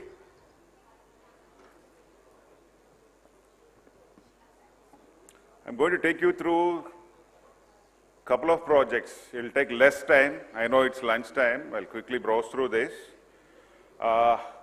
The beauty of our projects of Vasavi Group is it is surrounded by hospitals and medical sciences institutes as well. Now, if you take, for example, Skyla, the location is next to KIMS, the lane next which takes to Vasavi Skyla at High Tech City. This project is total of 6 acres and which has around 600 units, which is having differentiation of 3 and 4 bedroom only, which is of 33 floors. And the beauty of this is, right now we see most of them are doctors and the software engineers who have come back for good to India, and few business class customers we have. And further details I can share you. We have placed a stall next to the lunch area. You can visit there. This is about Skyla. And the location, I hope most of them are aware of the high-tech city. This is surrounded with the premium schools, hospitals, and of course the IT corridor is right next to it. That's about Skyla. And I'll talk about Anandanilayam. This is at LB Nagar. And it's very close to the NIMS, which is going to come up at Kottapet. So this is spread across 30 acres. And we have 11 towers in this. And here the range of the units which we have are 2, 3, and 4. Most of them are 3 bedrooms in an average size of 2,000. I'm sure most of them should be liking it because this is what the current trend is. They're looking at this particular sizes. It is again very close to the premium hospitals like Omega, your Yashoda, Kamineni, KIMS, and of course the premium schools are nearby. And IT corridor of Adibatla or Pocharam are also near to this. The beauty of Anandanilayam is the connectivity and the location.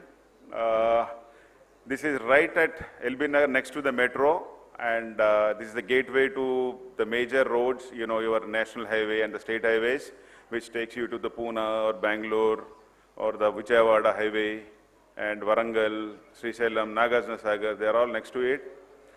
Further detail I can share with you. We have, as I told, we have a stall set up right next to the lunch area. Please do visit the stall and we can share about the few payment options we have, different payment options as per your requirements we can, and we also have the PMI options. Please visit our team. I am also there, and look forward for a healthy afternoon. Thanks from Vasavi Group. Yeah.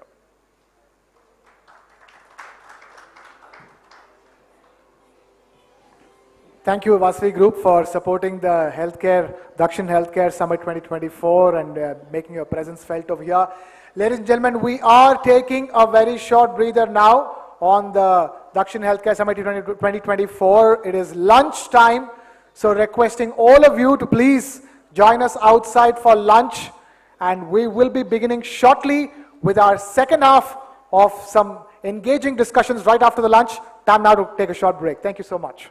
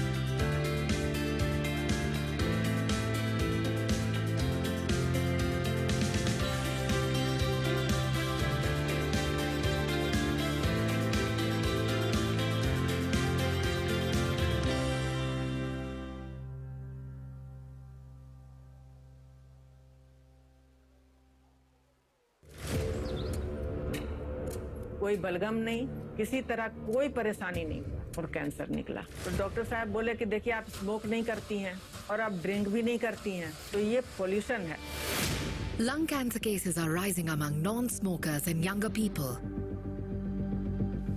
Air pollution is a monster which is there posing an existential crisis for the human race. 60% of India's population doesn't breathe clean air, even as per the Indian national standards. Air apocalypse. Lung cancer is killing India's non-smokers. Streaming now. Start with the end in mind. You need to know where you want to reach. Every morning that we wake up, we are exercising our choice. The destiny is decided. The results are known that I'm going to win. Life of a goalkeeper is something which has always intrigued me. when you come into a stadium. This is the highest level of pressure. When I set out to do something, I decide in my mind that failure is not an option. What you feel very strongly about, those are the stories to tell. I have a mind which is absolutely restless. Mind and body are entangled sensations. That brings me back to golf. It's an amazing game. This is not a perfect game. You only learn from them. If you have a formula to a success, then you can replicate it. I feel this is my first step. I'm starting now. Winner is first born in the mind. I think, therefore I am. We are all about our mind.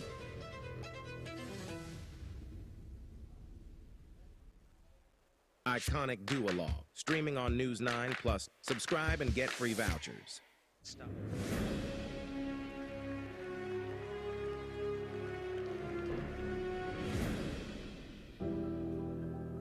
When we walk into the chamber of a doctor, the doctor's look itself can act as half cure. We feel assured. Sometimes we feel that, well, we've come to a place we are safely taken care of. But when I look at you, I would tend to go one step beyond. I think looking at you, thought of disease goes away from my mind. And thought of heart disease would be the last thought on my mind. So how do you keep it so positive? Healing is lot more than cutting and stitching. First thing is empathy, compassion, and touch. So this empathy, touch, compassion that you spoke about, that tends to come from within, right? You can't really display it unless and until you feel it inside. Generally, Barun, people with that kind of a bent of mind only take up medicine. In your day-to-day business activities, discussion is never about death. In our profession, from morning till evening, only thing what our clients are scared of losing is life. Duologue with Barun Das featuring Dr. Devi Shetty. World premiere on Connected TV. Tonight at 10, only on Newsline Live. India's first and only digital exclusive English news stream for Connected TV. Supported by Alliance Broadband.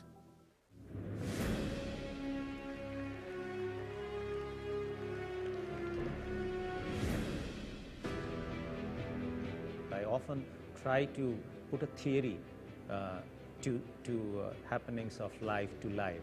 I know I restrict myself, but it's a selfish interest that when I put a theory, it is easier for me to comprehend. So I discussed in some other duologues that I try and put a theory or a number or a calculation to happiness. And I came up with a simple formula that as long as the real outcome equals or exceeds your expectation, you are happy. So you have... I have a different theory of happiness. Happiness is not about what I have. Happiness is about ensuring that people around you also have what you have. Duologue with Barun Das featuring Dr. Devi Shetty. World premiere on Connected TV. Tonight at 10, only on Newsline Live. India's first and only digital exclusive English news stream for Connected TV. Supported by Alliance Broadband.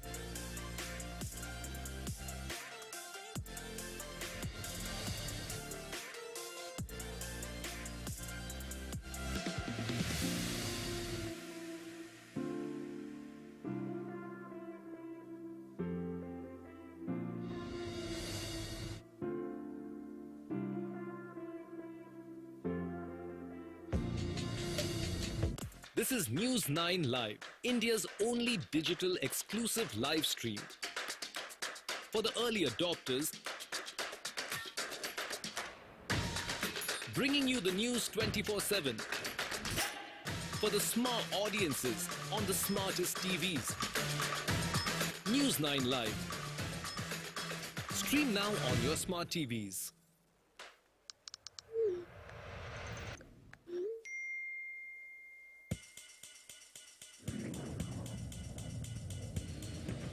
India is an important part of the global trading system.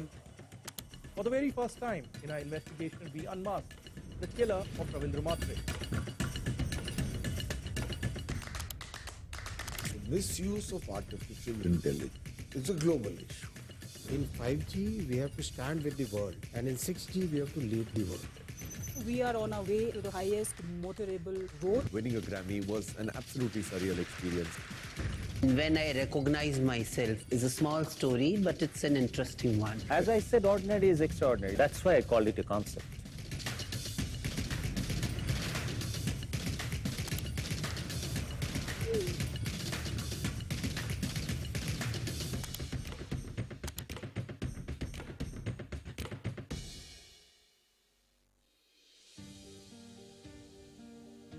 Acute non-diarrheal illnesses can lead to loss of fluids, electrolytes, and energy, leading to delays in the recovery process.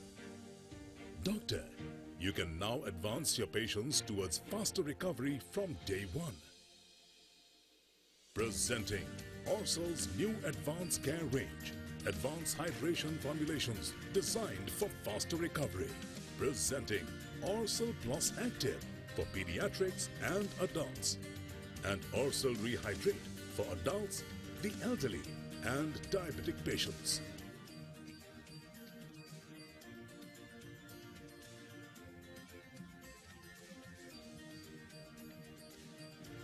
Indian expert panel recommends fluids, electrolytes, and energy as part of core treatment from day one for faster recovery. Recommend Orsol Advanced Care for faster recovery. Feel better, faster.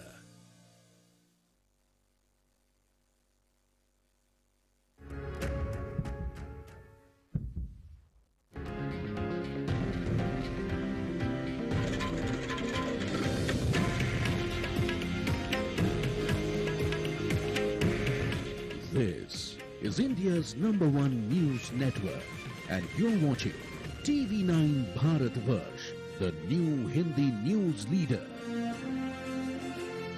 TV9 Kannada, the king of Karnataka. TV9 Telugu, the forever Telugu superstar. TV9 Marathi, the ultimate leader of Maharashtra. TV9 Gujarat, the Sardar of Gujarat. TV9 Bangla, the choice of Bhadralok. Money 9, India's first multimedia, multi-language, personal finance platform. News 9 Plus, world's first English news OTT platform. TV9 Digital, fastest growing digital news network. Over 1 billion online video views on YouTube.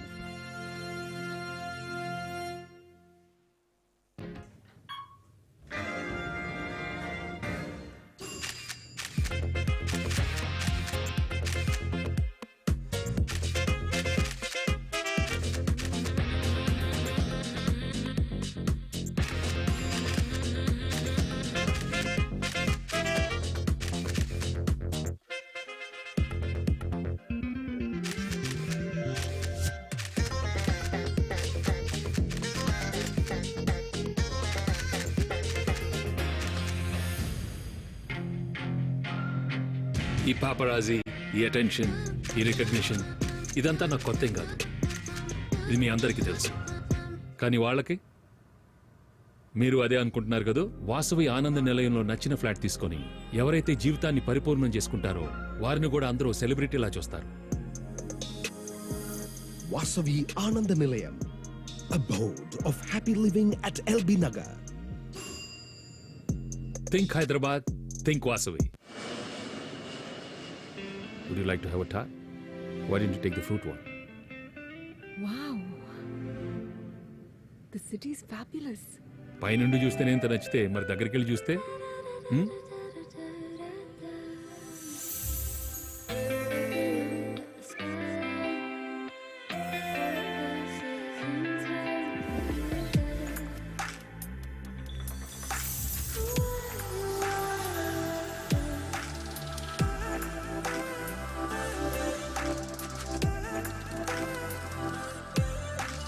Venky నేను fix అయిపోయా. హైదరాబాద్ కి shift అయిపోతాం. Property advice మీరే ఇవ్వాలి. నువ్వు ఎలాగూ fix అయ్యావుగా. Think Hyderabad, think Vasavi. 30 సంవత్సరాల వారసత్వం, 30 successful residential projects, 17 state of the art commercial projects, 1 కోటి చదరపు అడుగుల నిర్మాణం. రాబోయే 5 సంవత్సరాల్లో 5 కోట్ల చదరపు అడుగుల నిర్మాణం కోసం అద్భుతమైన ప్రణాళిక. మోర్ దెన్ 25,000 కస్టమర్స్, లక్షలాది మంది అభిమానుల నమ్మకమైన సంస్థ Vasavi group. Think Hyderabad, think Vasavi.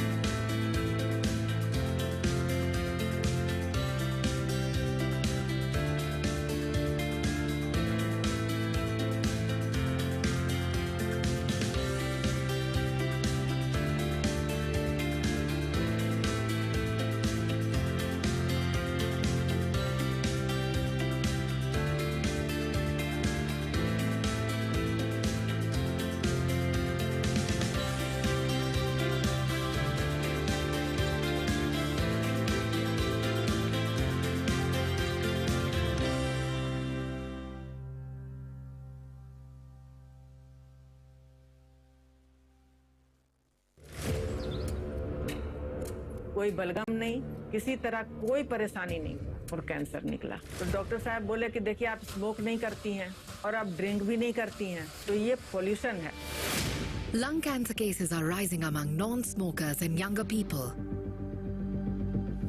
Air pollution is a monster which is there posing an existential crisis for the human race. 60% of India's population doesn't breathe clean air even as per the Indian national standards. Air apocalypse. Lung cancer is killing India's non-smokers. Streaming now. Start with the end in mind. You need to know where you want to reach. Every morning that we wake up, we are exercising our choice. The destiny is decided. The results are known that I'm going to win. Life of a goalkeeper is something which has always intrigued me. When you come into a stadium, this is the highest level of pressure. When I set out to do something, I decide in my mind that failure is not an option. What you feel very strongly about, those are the stories to tell. I have a mind which is absolutely restless. Mind and body are entangled sensations. That brings me back to golf. It's an amazing game. This is not a perfect game. You only learn from them. If you have a formula to a success, then you can replicate it. I feel this is my first step. I'm starting now. Winner is first born in the mind. I think, therefore I am. We are all about our mind.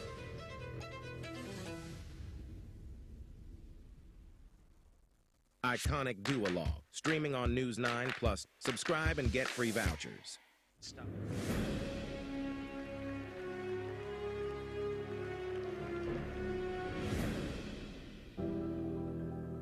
When we walk into the chamber of a doctor, the doctor's look itself can act as half cure.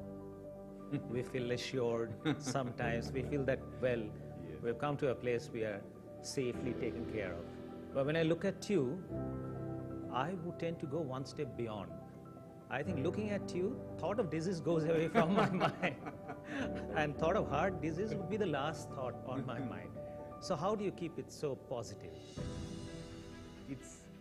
Healing is a lot more than cutting and stitching. First thing is empathy, compassion, and touch. So this empathy, touch, compassion that you spoke about, that tends to come from within, right? You can't really display it unless and until you feel it inside. Generally, Barun, people with that kind of a bent of mind only take up medicine. In your day-to-day business activities, discussion is never about death. In our profession, from morning till evening, only thing what our clients are scared of losing is life. Duologue with Barun Das featuring Dr. Devi Shetty. World premiere on Connected TV. Tonight at 10, only on News 9 Live. India's first and only digital exclusive English news stream for Connected TV. Supported by Alliance Broadband.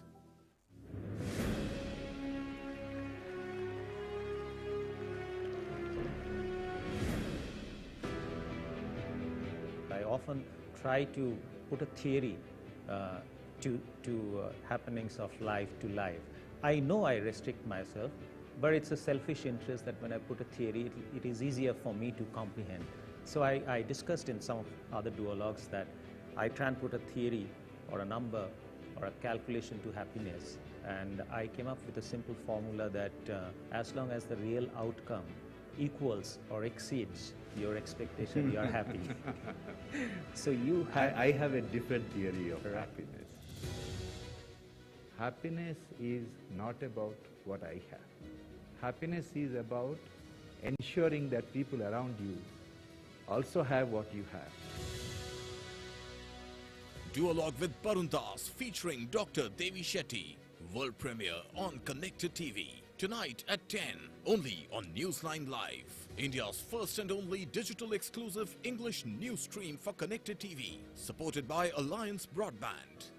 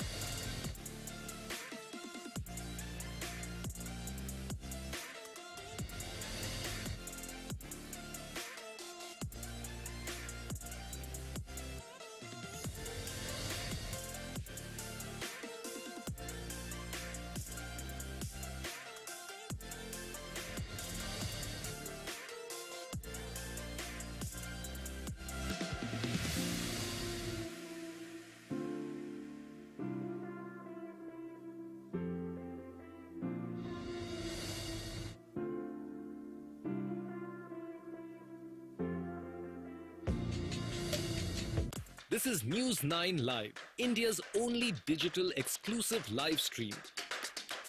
For the early adopters, bringing you the news 24/7.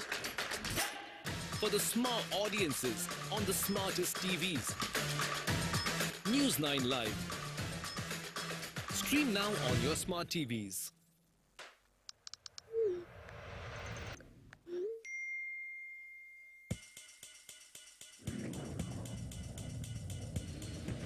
India is an important part of the global trading system. For the very first time in our investigation, we unmasked the killer of Ravindra Matre. The misuse of artificial intelligence is a global issue. In 5G, we have to stand with the world, and in 6G, we have to lead the world. We are on our way to the highest motorable road. Winning a Grammy was an absolute... When I recognize myself is a small story, but it's an interesting one. As I said, ordinary is extraordinary. That's why I called it a concept.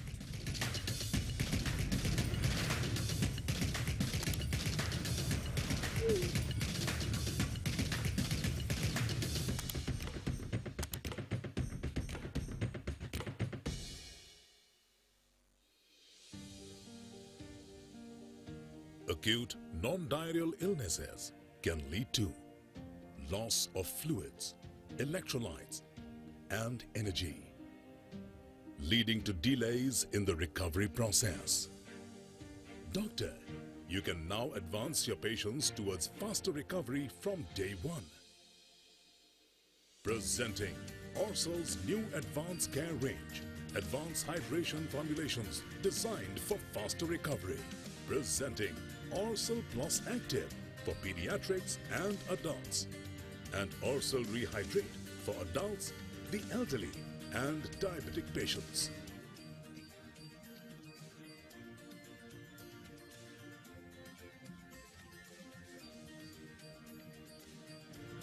Indian expert panel recommends fluids, electrolytes, and energy as part of core treatment from day one for faster recovery. Recommend Orsol Advanced Care for faster recovery. Feel better, faster.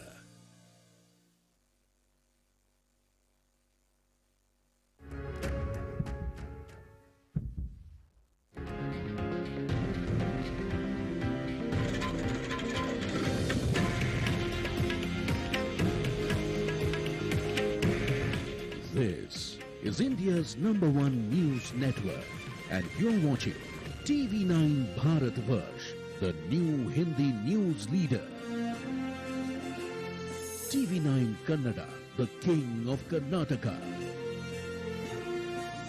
TV9 Telugu, the forever Telugu superstar. TV9 Marathi, the ultimate leader of Maharashtra.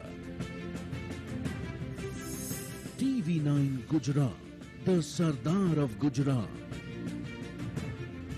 TV9 Bangla, the choice of Bhadralok.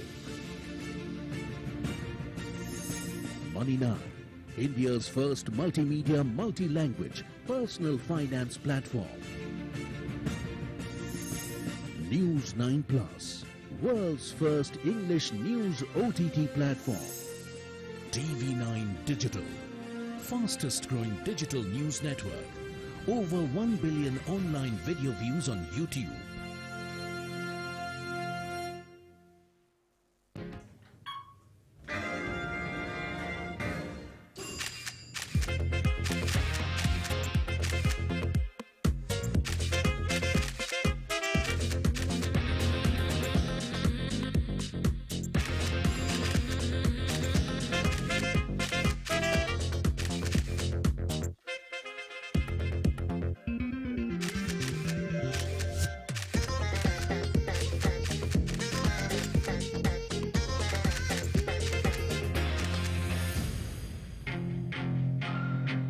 ఈ paparazzi, ఈ attention, ఈ recognition ఇదంతా నాకు కొత్త ఏం కాదు.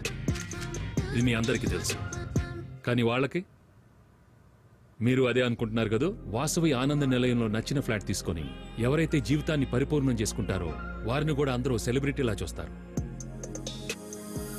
Vasavi Ananda Nilayam, abode of happy living at LB Nagar. Think Hyderabad, think Vasavi. Would you like to have a tart? Why didn't you take the fruit one? Wow. The city is fabulous. పైనుండి చూస్తేనే ఇంత నచ్చితే మరి దగ్గరికి వెళ్ళి చూస్తే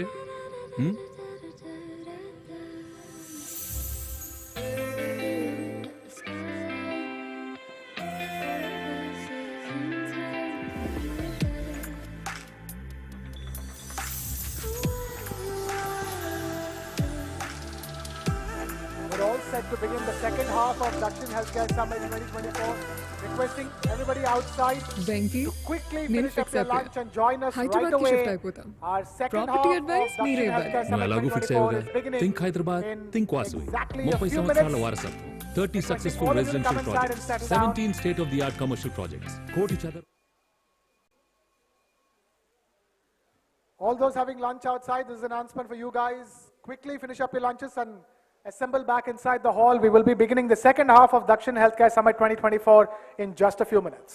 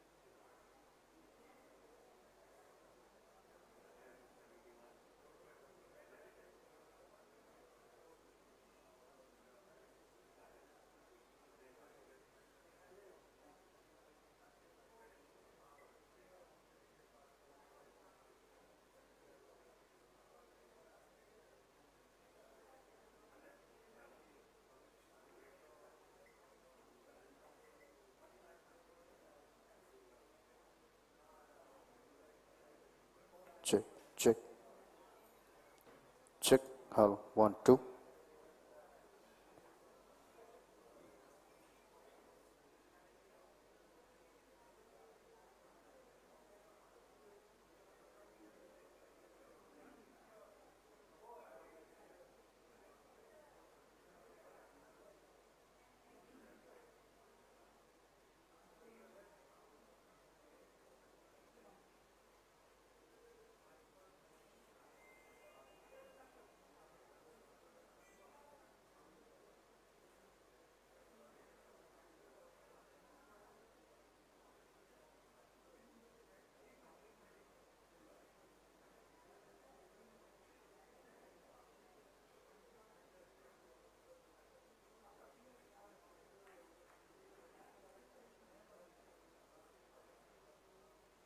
Check. Check. Hull. Hull. Check. 1, 2.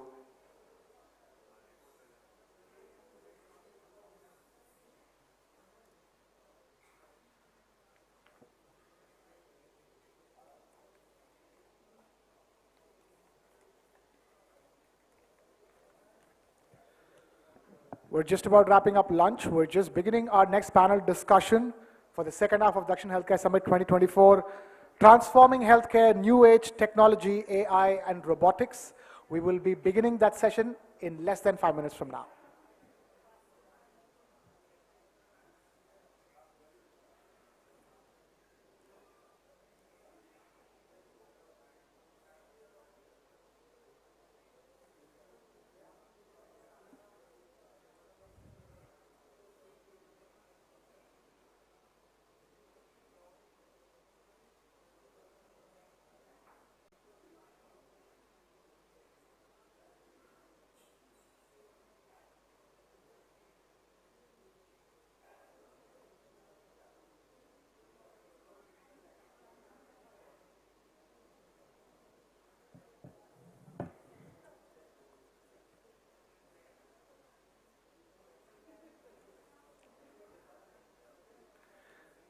Requesting all of you who's having lunch outside to quickly wrap up and come inside immediately. We're starting the session right away.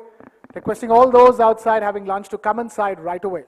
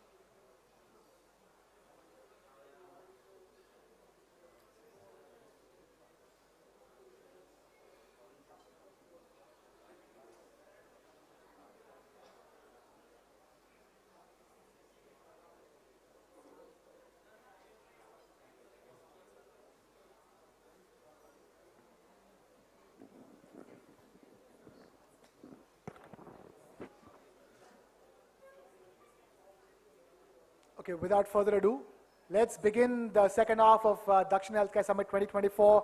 I have a fascinating panel discussion with a very, very special set of guests joining us. This panel discussion is titled Transforming Healthcare, New Age, Technology, AI, and Robotics. And for this, let me call upon stage Dr. Vijay Chandru, founder, Straight Life Sciences. We also have Dr. Vishal Rao, Country Director, Head and Neck Surgical Oncology, HCG. Huge round of applause for Dr. Vishal Rao. Dr. Kuldeep Raizada, CEO and Chairman of Ophthalmic Private Limited. Thank you so much for taking time out to be with us. Dr. Syed M. Ghosh, Senior Consultant, Robotic Surgeon and Urologist, Asian Institute of Nephrology and Urology. Huge round of applause for all our panelists. We also have Dr. Gagandeep Kang, FRS, joining us, Bill and Melinda Gates Foundation, joining us via Zoom as well. And so let's get started. We will eventually be joined by Dr. Arvinder Singh Soin as well on this panel. So let's get started right away.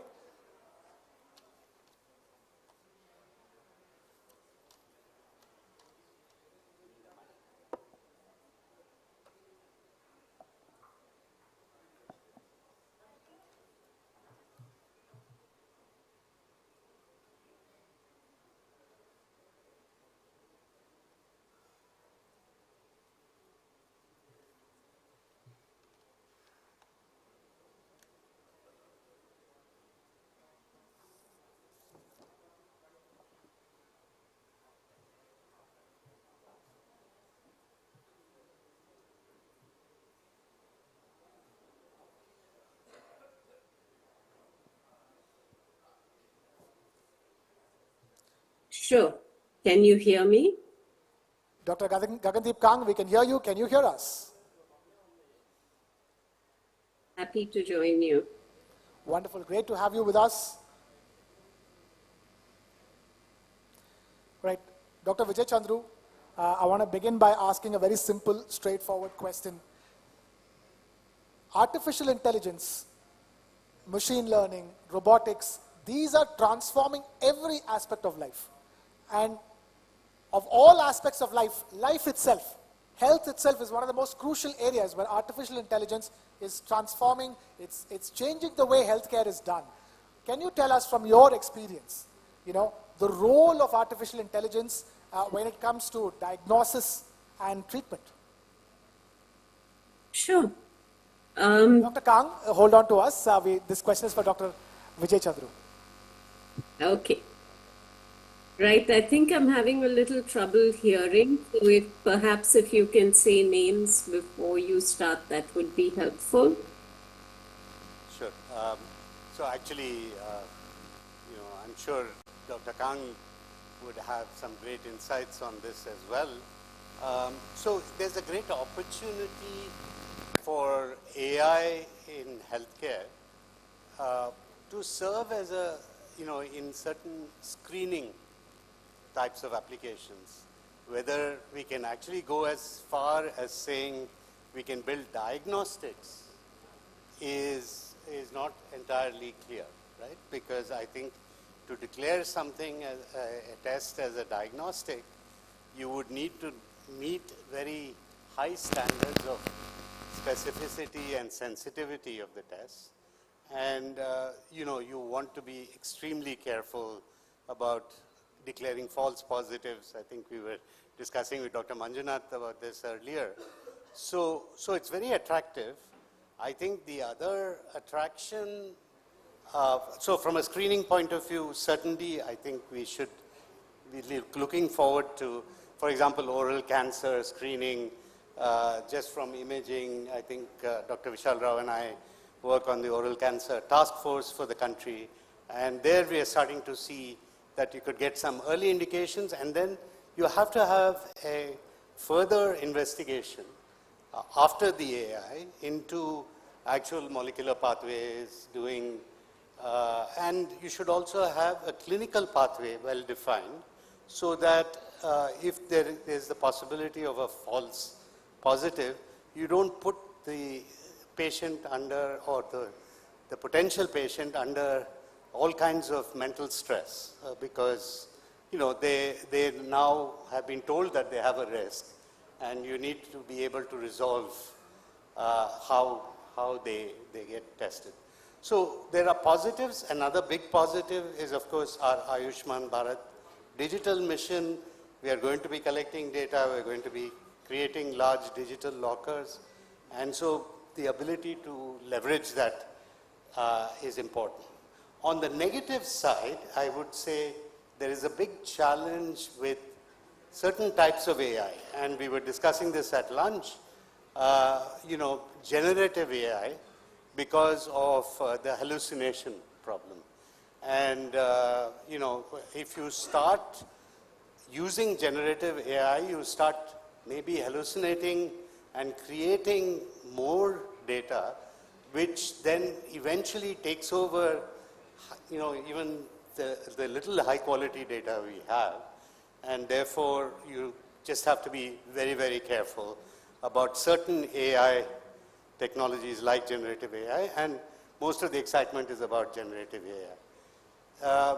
The other challenge is, please remember that these are black box technologies. When you run a neural network, a deep neural network, there is something that comes out. How do you actually know what it is saying, and how do you explain the conclusions it's arriving at? And unless you can tie this into understanding of some mechanisms, biological pathways and mechanisms, this is not going to meet any regulatory standard, right? So I think there are challenges, so pros and cons, I think they have to be balanced. Dr. Vishal Rao, the question I have to ask you is, in oncology, the use of robotics, and in combination with artificial intelligence as well. Tell us, how is it changing the way cancer treatments are done in this country, and more importantly, what can we look forward to from here on? I'll answer this in two parts. Today, if you look at AI as a broader sense of it, there are 4 stages of AI. The narrow general intelligence stage, then you have the limited memory AI, then you have the theory of mind, and then you have the self-aware AI. These are the 4 phases. Now, what we are doing with robots right now, and I can give you an experience of just a couple of months back. We were at Sunnyvale in California at the world's largest robotic summit surgery meeting, and representing India was a very proud feeling there. And talking about, actually looking at what is happening, there was a driverless car, there was a robot that came into our hotel room to take our order, and we were looking at how machines were interfacing with humans in reality. So we are at now a stage of limited memory AI with driverless cars. I mean, Elon Musk has touched it. What Stephen Hawking was worried about was when we reach self-aware AI. That means when we are going to reach an AI with intelligence, emotive intelligence, or when we are going to reach an autonomous conscious AI which is going to be independent, is when Stephen Hawking said that the society needs to get worried about. Let me tell you, this is 2019 October, and I'm giving some talk, and I'm telling 10 years from now, we will be looking at theory of mind being cracked, and we all have to accept it that we're moving fast. June, July 22, I got an email which read, Blake Lemoine has been sent on gardening leave by Google because he's cracked theory of mind. That is June 2022. And this is 2 years of COVID. Now just think of this. If we have touched theory of mind now, 1 year or 2 years back, correct? We are talking about a rapid acceleration of artificial intelligence which is much beyond the control of our comprehension. And that's what I'm talking about. Gen X, then we have millennials, we have Gen Z, now we have Gen Alpha. Yeah. So it's accelerating. I'm a robotic surgeon, and I'm learning to play Xbox video games because you need to be very good at that. Correct? You need to be, so I'm sitting with my kid there playing some Xbox, playing PlayStation, and I'm asking him, can you help me with those hand controls, because I need to be doing this surgery also. We do one of the largest surgeries in the south in head and neck, in robotics, and we've invented our own instruments, we've invented our own processes, data, and for me it's been a great learning that robotics is here to accelerate, accentuate and assist human healing. It's not here to replace humans right now. Okay. Dr. Kuldeep Rai Zada, if I were to ask you the same question, this is something I want to ask. The moment you say robotics and robotic surgeries, people think it's like a video game. So the doctor doesn't do anything, the robots do everything. Is that how it works? Not really. Things are very different from the perception versus reality. When we are talking about, as doctor is talking about, like learning his own ability to operate even the robots, it's actually the learning curve that one has to go through. It is not that you buy the DVC machine and operating room tomorrow, it's not going to happen. every surgeon, every physician or every clinician actually need to go for the learning phase, and then they are going to get an excellent performance on that part. So just buying the DBNC or any kind of high-end robotic system is not going to help you with that way. My experience is coming from ophthalmic community. I am from ophthalmic background, and I work with the industry large scale. We are from medical device industry here. We are close to 110 in medical industry, and my experiences goes very widely because I work with every single domain of industry. Talk about let it be nephrology, let it be cardiology, let it be ophthalmology, let it be dental or anything. And I have seen a lot of changes actually happening. And when I talk about the AI application, it's not coming only AI, it's coming with the deep learning and machine learning as well. And whatever actually is happening in particular aspect right now, the amount of the AI that is being used in medical science is very small and very little. But for the current world proposition that now another 10 to 15 years or 20 years down the line, this is going to play a very crucial role, because most of the technology what is existing today, that will be vanished. It won't be existing another 20 years down the line. And you will see, me and you will be aging together and we will see the witness what's happening today. Now, for example, we talk about the cataract, we talk about the glaucoma, even surgery or production is all going to be variable. Now, if you look at last 20 years before, you can't actually just diagnose a glaucoma just looking on the parameter or fields and see. But now you have advanced advantage when you actually have the photography of the retina or fundus. You are able to have analyzed, and you can tell this patient is potentially going to have a 5 year down the line the glaucoma, and potentially will lose in 50 to 20 years of the eyesight for this patient. Thank you. If I were to ask you something, today, these days we say with the amount of screen time that we have, our eyes are going, in the wrong direction. The eyes are failing its powers faster than what it used to be. Are you telling me that technology is catching up faster than the way our eyes are worsening? Yeah, it is true. It is already documented in many of the journals around the world. It is actually inducing a lot of myopia, especially for the children who are between 3 years to 8 years of the age. And that's one of the area, cautious, especially that will become very high prevalent in the time of the pandemic, because all the school, everything is gone to the iPads and tablets, and all the parents have no choice just to give the gadget to them. And they become so addicted, not only it disturbs their sleeping pattern, along with that, the sight, the retina is elongated and they're developing a high correction. We do a large screening, and last year we did actually the work with the Telangana government and Andhra government, and we have done almost 11 million people screening and delivered the eyewear to them.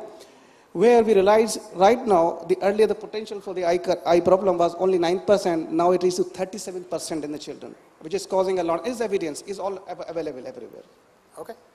Okay, at this stage, let me invite upon stage Dr. Arvinder Singh Soin, who has just joined us. Ladies and gentlemen, a huge round of applause for Dr. Arvinder Singh Soin. I'm just coming to, in just a bit, we have Dr. Syed Ghaus in the house. I have to ask you one simple question. In nephrology and neurology, tell us, how do robotics and artificial intelligence play a role? And more importantly, how do they improve precision and accuracy? Yeah, in urology, to be more particular, urology is one branch where robotics is used most extensively. More than physiotherapy? More than anything in any other branch, urology is one specialty wherein robotics is used to a fullest extent. To take an example, you have got a deep organ which is known as prostate in males, and there is an increasing incidence of developing malignancy which is known as prostate cancer. And to treat that when it is surgically treatable, robotic is the best possible way where you can access it in such deep pelvis with a lot of precision, preserving the neurovascular bundles which are all around it, preserving the ejaculatory function of the patient, because the sphincter mechanism which holds the urine, the control of urine when the patient has an urge, that is there, and we tend to go there, scoop out the prostate from there, and then suture back the bladder to its own position. So this precision is possible only with robotics. We would have done it in an open technique or a laparoscopic technique, but the precision, the early recovery to continence, the precision with the entire tumor is removed, the damage to the neurovascular bundle and surrounding organs, all this would have gone multiple times if you have done an open surgery or a laparoscopic surgery. So with that, we have seen all the generations of open, laparoscopic as well as robotic, and I myself can vouch for it that robotics has done leaps and bounds in terms of precision. Okay, Dr. Arvinder Singh Soin, when it comes to treating liver diseases, performing liver transplant surgeries, and also diagnosis, Tell us from your experience, how exactly do both artificial intelligence and robotics play a role? So, I'm not sure if we've discussed this before, but artificial intelligence plays a increasingly bigger role in, well, first drug discovery, diagnosis, prognosis, treatment, because, so for example, in drug discovery, initially, basically it was a manual process and people looked at statistics of how the previously existing drugs were performing, what their mechanism of action was. But this is now all built into AI algorithms, right?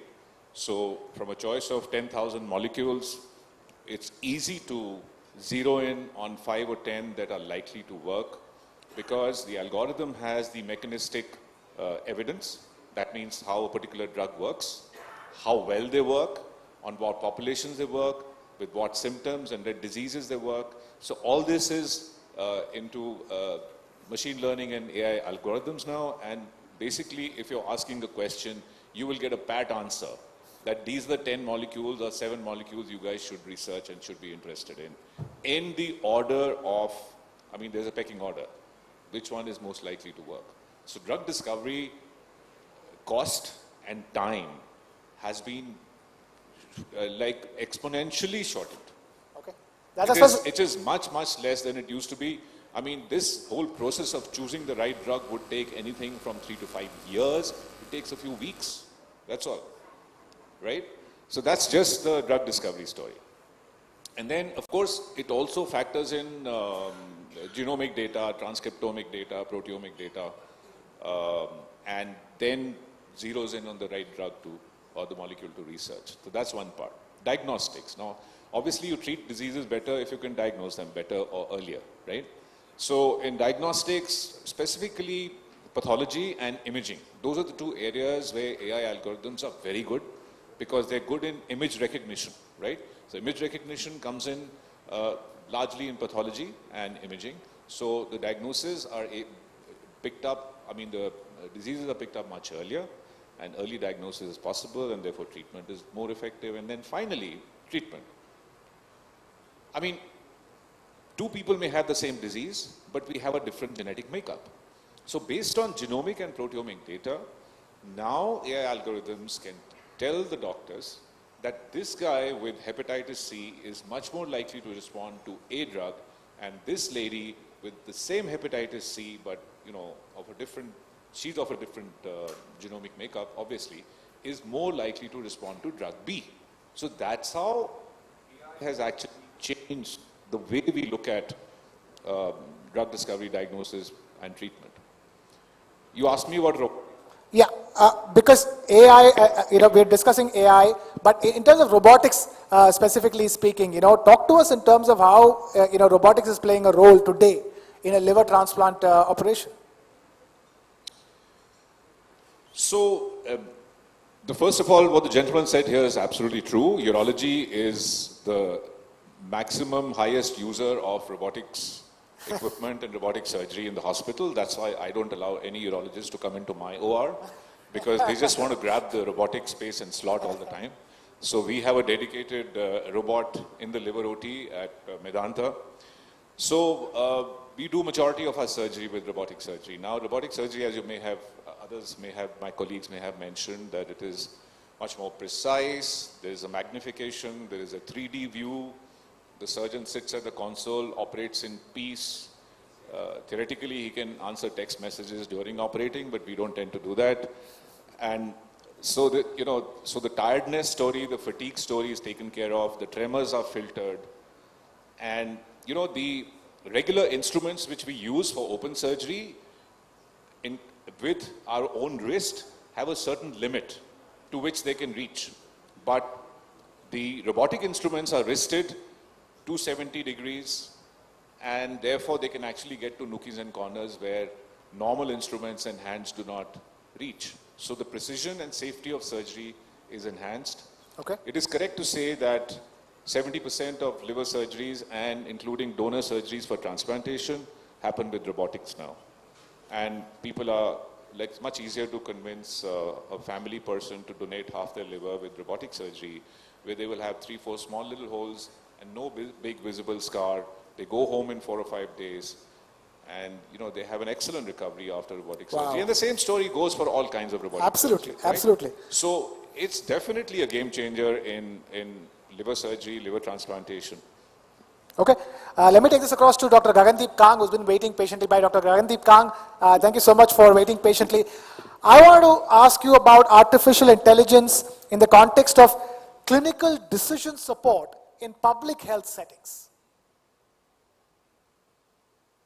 Thank you very much for the question. As you're probably aware, when we think about public health, one of the major issues that we encounter is the availability of people who are capable of making decisions in primary care. Now, this is a problem in India, particularly in rural areas. It's even more of a problem in places like Africa, where the number of staff that are produced that can provide healthcare at different levels of facilities is much less than in places like India. So recently, there have been a number of investments that have been made in looking at the tools that we can provide to people who work in primary care so that decisions can be made with access to all of the information that is possible in order to come to a decision. So these are clinical decision support systems. They actually started in hospitals at higher levels of healthcare, but are now being devolved into primary care as well. There are a number of such systems that have been deployed for vertical programs such as in malaria, where they have been really game changers in making sure that patients are identified and are referred appropriately. The hope is that going forward, it will be possible for us to do much more of this. And interestingly, it seems like in these areas, perhaps because the need is much greater, there seems to be much wider both development and application and adoption happening in Africa than is happening in Asia. So I do hope that we catch up in India, but I do see this as being a potential game changer for the future of public health. Dr. Vijay Chandra, I'm going to take off from what I asked Dr. Kang about, how do you make universal healthcare, affordable healthcare, possible? With now that we have artificial intelligence and the pace at which the technologies, health technologies in relation to artificial intelligence is growing. Thank you. I think Dr. Kang just pointed out how clinical decision support systems are evolving to a point where it would be possible, even at a primary healthcare setting, to be able to advise how the care pathway should be defined for a specific community member who has come in for with a problem, right? I think we are going to see possibly an interesting development that for which I think our primary healthcare, community health workers, whom we call ASHA workers, for example, will have to be retrained to actually be able to do a lot more, both leverage some of these decision support systems, but also make measurements and the point of care testing, for example, will be, obviously have to be made much simpler to use, right? Today, during COVID, we saw that RT-PCR tests, for example, were difficult for people in rural areas to access. But today, using technologies that are very portable, that actually don't need infrastructure. Think about the COVID self-tests, the antigen tests that we use, where I think it is quite possible to imagine that a community health worker could be administering tests like that, right?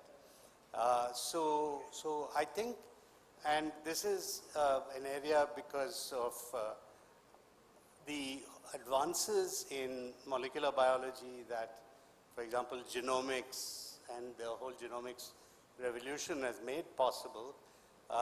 Today we can develop these types of, I actually go beyond point of care to what we might call point of need.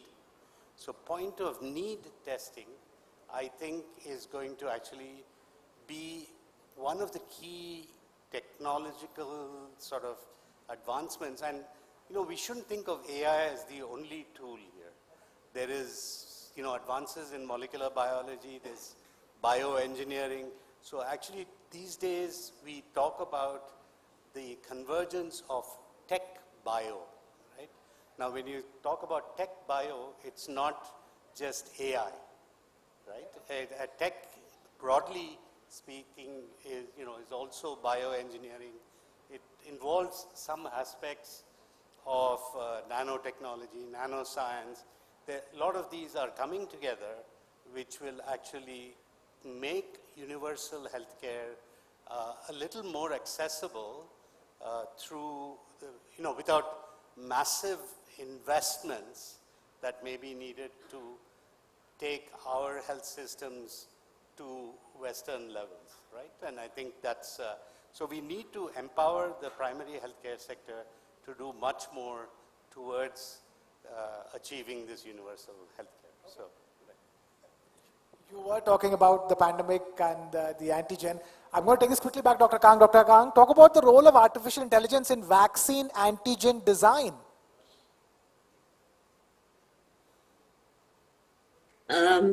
Well, thank you for that question. And I think it's fair to say that the use of AI in designing new vaccines has already started to happen.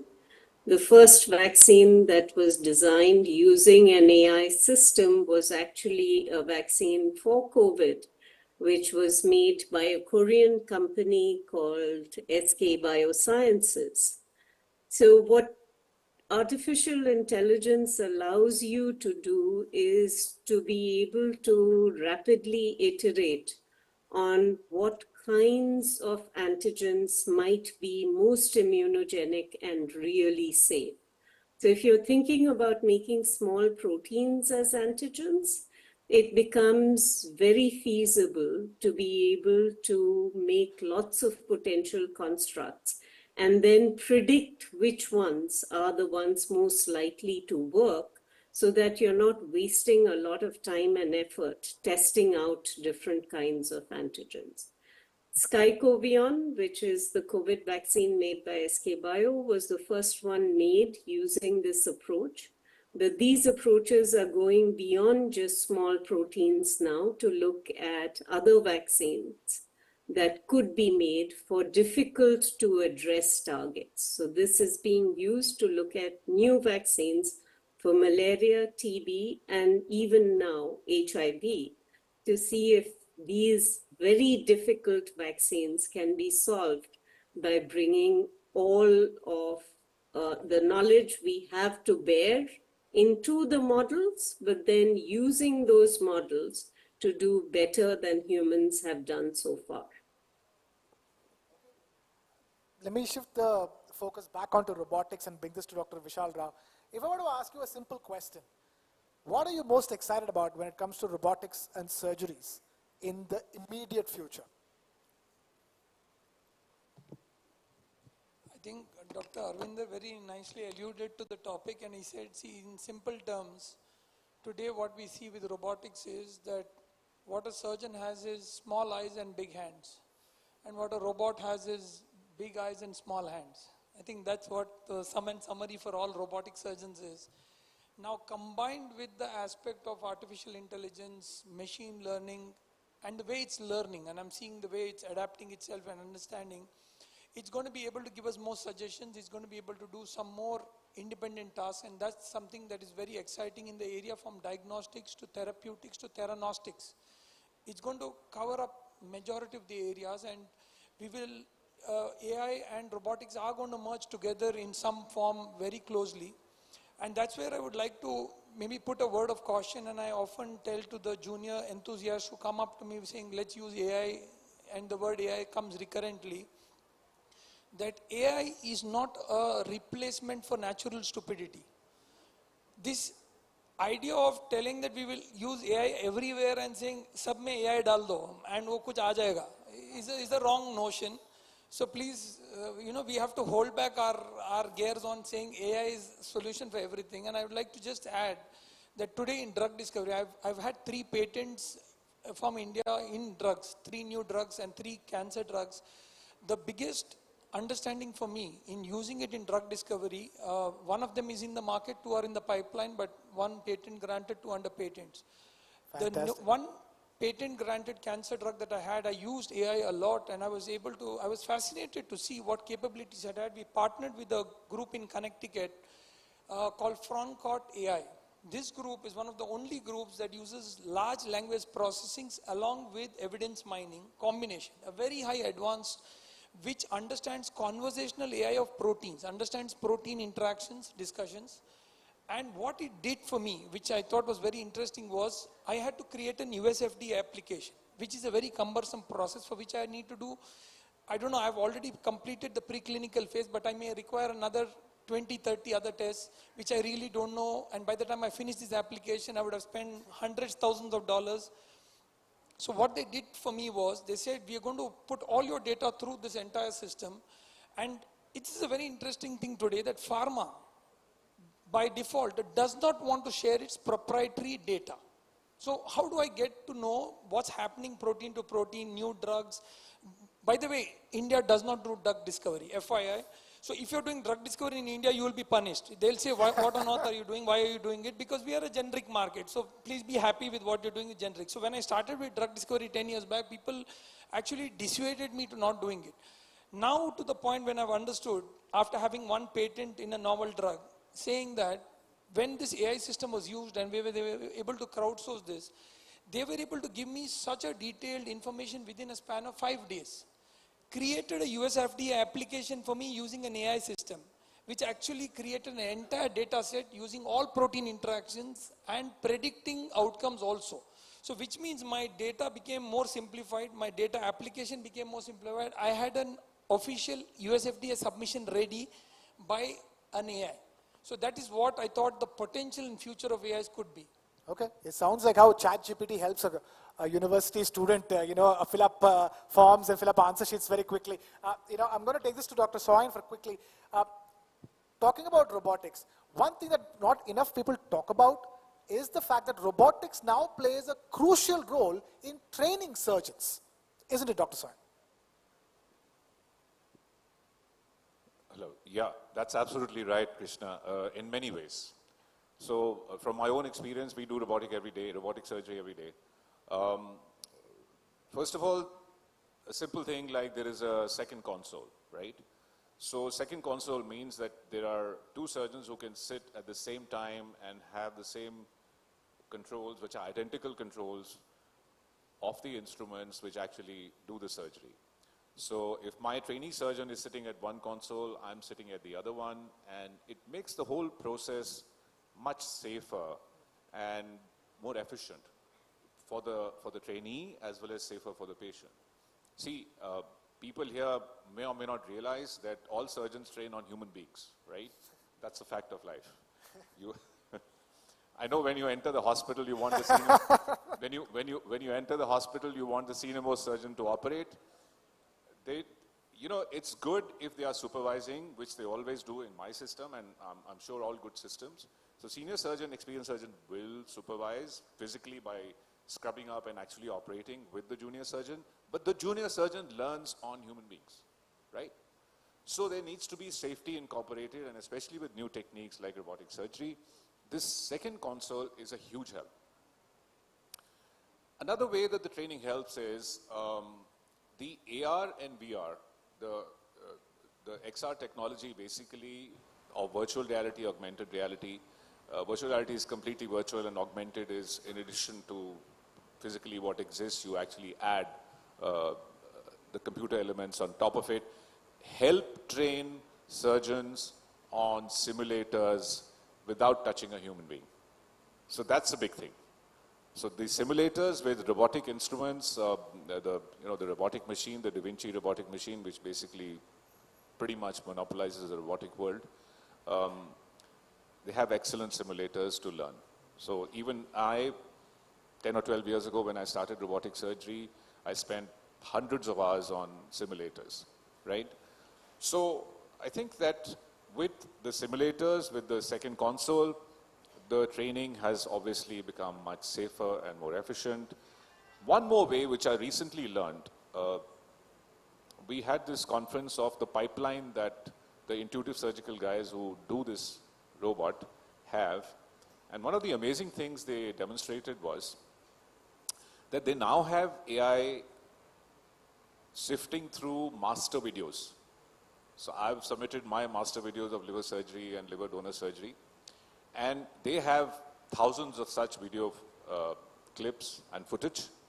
They fragment each surgery into steps. They then develop algorithms where, let's say 20 masters, they analyze the same step for 20 masters, and then they reach some benchmarks. So they have benchmarked each step of every major surgery, at least in liver surgery. And then when people are learning, they have to come up to that level. So that helps with dexterity, that helps with safety, and that helps with learning and shortening the learning curve. So I hope I've been able to make myself clear. Yeah. Basically, master videos analyzed by AI algorithms, benchmarks set for learning. So that's how training has helped. Fair enough. Dr. Gauss, I see you strongly agree with Dr. Soin. Yeah, because I am into this day in and day out. And he himself agrees that nowhere else but urology uses the robotics the maximum. Absolutely. To break it down and to make it more simple for the common public, what Dr. Soin actually wants to say is, you have My Intuitive app in your phone itself. So what you do is, at the end of the procedure, you say you have completed a procedure. It compares your hand movements, your right hand movement, your left hand movement, your use of energy, how long you have been, just stopped at one point, how have been you using your bipolar forceps, your scissors, with what time, and the entire time span of your procedure compared to all the masters in the world. All that in your phone by the next morning. So I do a surgery today, I log it in and I log out, but tomorrow morning I compare myself to who all are there doing the same procedure throughout the world with all my metrics calculated. Another example to add to the learning is what AR and VR is. Suppose you train the robo or the artificial intelligence system saying that this is liver, this is the ureter, this is a psoas muscle, this is different internal organs that are there. You can superimpose a CT scan image or an MRI image on your own console where you are operating onto a patient and be very clear onto what organ you are operating in spite of having such a bloody field and so many things in between. That is augmented reality. What is virtual reality? You are not doing on a patient, but you are doing the similar thing onto a console wherein only a video game kind of a picture is there. Therein the student tries to do all these procedures not on a human but onto a virtual reality platform. Okay. Dr. Kuldeep Raizada, before I come to you, Dr. Vijay Chandru wants to make a point. Right. No, just on this business of training in robotic surgeries, Dr. Nageshwar Reddy was here this morning, and he's an adjunct professor at bioengineering at IISc. And so we've actually developed at the Indian Institute of Science a training program for endoscopy. So there is actually a haptics box. So when you put the endoscope through the haptic box, you actually get force feedback that you would get if you were actually inserting the endoscope. And you have a virtual reality environment where as you're practicing and learning to do the endoscopy, you actually are in someone's throat, right? And you're actually visualizing that. And so this combination of virtual reality and, and devices, the company, by the way, the startup is called Mimic, and Mimic does this. And, but I was discussing with my daughter's a pediatric urologist at CHOP, and, and they are also now experimenting with this VR and robotics to actually train younger, I guess first year residents and so on. So I think there's a great opportunity there to develop these things. Of course, it's a great opportunity to develop both in terms of artificial intelligence and robotics. The only opportunity we don't have is time. We've completely run out of time here on this fascinating discussion. Dr. Gagandeep Kang, Dr. Vijay Chandru, Dr. Vishal Rao, Dr. Kuldeep Raizada, Dr. Ghaus and Dr. Soin. I would have loved to continue this conversation forward, but only for the paucity of time, we are wrapping this up. Ladies and gentlemen, a huge round of applause for all the doctors over here who've simplified something we only heard and read. Now we know exactly how it works. Thank you so much for joining us and being with us and helping us understand. Please stay on stage so that all the special panelists can be felicitated.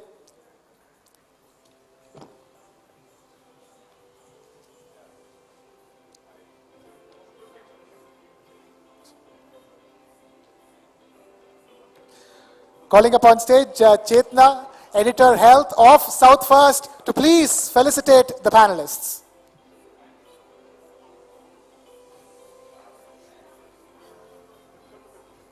Please do give all the panelists and Chetna a huge round of applause.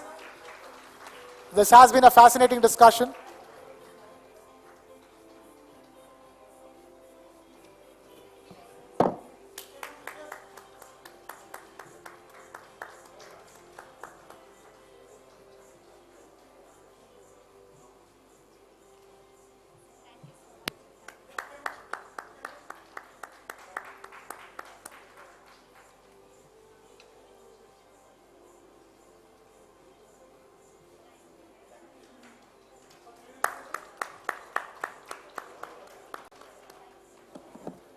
Thank you, Chetna.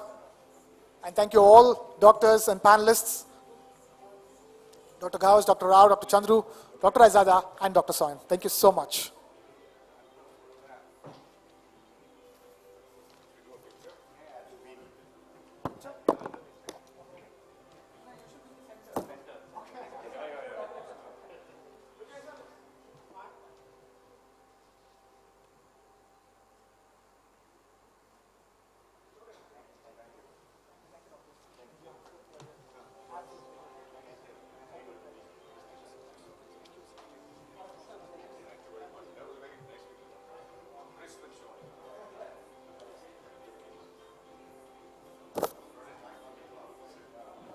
All right, for all the nuggets of knowledge that we got over the last 40 minutes or so is the reason why we are rushing everybody from the lunch break back into this session.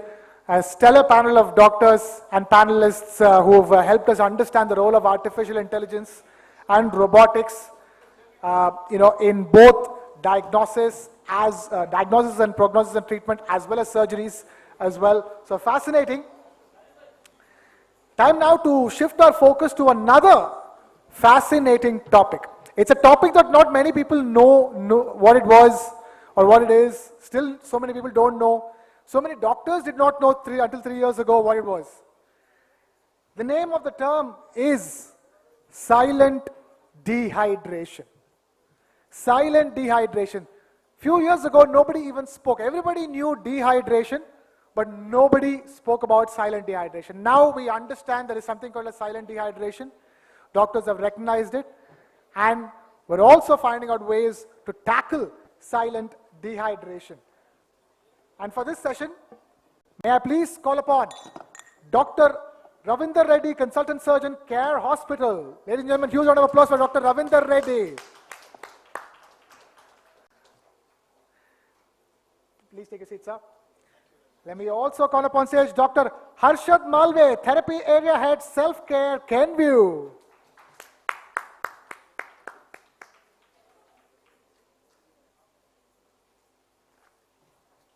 And of course, this session too is moderated by yours truly.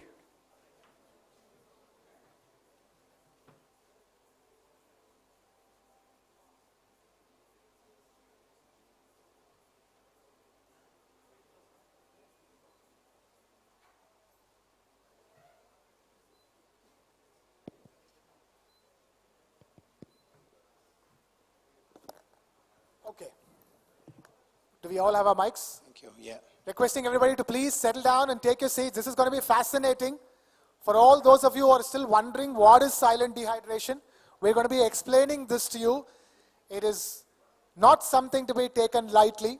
First, before we take it lightly or strongly, we have to understand that something called as silent dehydration exists. We have to understand what exactly is it. So let me begin by asking Dr. Ravinder Reddy, what exactly is silent dehydration? What are your observations on silent dehydration in your own clinical practice? Thank you very much, and good afternoon, ladies and gentlemen. Please forgive the gruffiness or the hoarseness in my voice.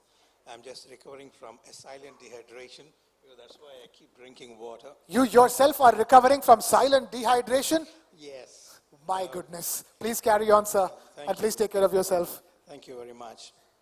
Now, in the immediate past, we just had a fascinating session on artificial nutrition. And from there, we have taken literally an opposite view to the basic intelligence. What we heard was artificial intelligence, and now it's basic intelligence. We all know what is advanced intelligence is, that is the care of the patient, the therapy of the patient. But what is basic intelligence is what is a clear and a present danger in most of the human beings, as well as in 90% to 95% of the individuals who are unwell, like me at this moment, recovering now. We have an element of silent dehydration. Now, to explain this further, just like planet Earth, 70% of the surface of planet Earth is made up of water. We all know that, right? Similarly, 70 to 80% of human beings, 70 to 80% of the weight of the human beings is actually made up of water. 70 to 80% in an immediate newborn, to about 70% in adults. I weigh about 70 kgs, which is an average dude, and I have about 40 to 45 kgs of water in me. And to maintain this, daily I need to take 2.5 to 3 liters of water, and I excrete not exactly the same amount, but reasonably good amount to maintain a balance. Now, when there is a situation where the amount of fluid in the body is less than what it should be, then that is underhydration, which is a more correct term, but very commonly it is known as dehydration. Now, there are many tests to actually develop to diagnose dehydration, but a silent dehydration, I've used the 2 or 3 terms named after very famous, clear and present danger, and that's what it is. Most of the individuals who are unwell have an element of silent dehydration. And are there any specific tests to diagnose it? No. They absolutely no. But what is important is, once again, I come down to the way I open my statement, is the basic intelligence. We need to understand that every individual who is unwell has an element of silent dehydration. Let me talk about illnesses first. So it could be an overt illness, such as, you name it, all the metabolic illnesses or an infectious illnesses. Most of them, it's quite often that they have increased utilization of water, because water is one of the main things which we all need to get the entire system in us up and going about. Whenever we are unwell, this particular system takes a big meeting. One of the main reasons is we have, due to many reasons, I'll not go into that, our intake is less. We swallow less due to altered perception of our taste, or non-availability, or just we are too lazy to walk to the kitchen to drink, or more commonly in the elderly or in the infirm, is where they do not have adequate caregivers, or more importantly, patients who are having caregivers but they are not aware to actually be mindful of the water intake of these individuals. Now, this is what is silent dehydration. The commonest clinical manifestation, if I should use the word clinical, is actually lethargy, weakness. That is silent dehydration. If I find a 10 or 100 rupee or a 50 rupee note down and I get up and pick it, I am surely having silent dehydration. But if there is the same amount of note fallen down, and I could be least bothered to get up, and that means I'm having overt dehydration. Most of us get up and pick up the note, isn't it? That means we do have a silent dehydration. coming back to the silent dehydration in normal, such as you and me, is the environmental climate. Right now, we are in the midst of July, we are in the midst of Olympics, and as we all know, there's an ongoing raging heat wave going on in Paris. And I was reading an article recently, what is the most commonest intake where all these athletes from various countries are having? They are actually frequently sipping water to avoid the silent dehydration. In other words, we do not need to be exposed to the harsh sunlight as we see in Hyderabad in the months of summer. Even being indoors itself, we actually lose adequate amount of water right from our skin, transpiration. It could be hidden way, or a person is breathing very rapidly. Each time we breathe in like that, the water, actually the temperature, depending on the environmental temperature, is either hot or too cold. It is the sinuses that actually utilize the water vapor in there and make it consumable to the body. In other words, we are utilizing water there. So we lose water there. So it's not just an inadequate oral intake, but the environmental temperature. The last thing is the medications. There are quite a few medications that actually cause loss of water. The commonest one we all know is actually the diuretics, and they are very rampantly used right, left, and center, because we, ladies and gentlemen, have the duality of not only having the illnesses of the poor, but also the illnesses of the rich. In other words, the metabolic illnesses are so high, especially the cardiac and the cardiovascular and the renal, the chronic kidney disease, that the doctors actually put a moratorium on the amount of water we take in. And we say that, okay, if you got cardiac failure, you need to take only, I say, a liter of water per day, or not more than that, sometimes even less. Now, the person is not mindful or not educated to actually tell them it depends on the environment as such. If you are in an air-conditioned environment, it's fine. But if you are in a hot and a humid condition, which most of us are in India, right, that reduction of 750 ml will actually lead to more silent dehydration. So silent dehydration is something which is clear and present. And why are we more concerned about this much is because it certainly delays the recovery of an individual from whatever he or she is suffering from. Okay. Okay.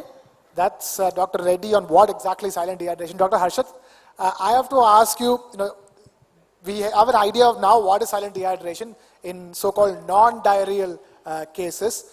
But, you can probably now talk to us about the concept of FEE in treating silent dehydration. If I may, FEE stands for fluids, electrolytes, and energy. Doesn't it, Dr. Harshad?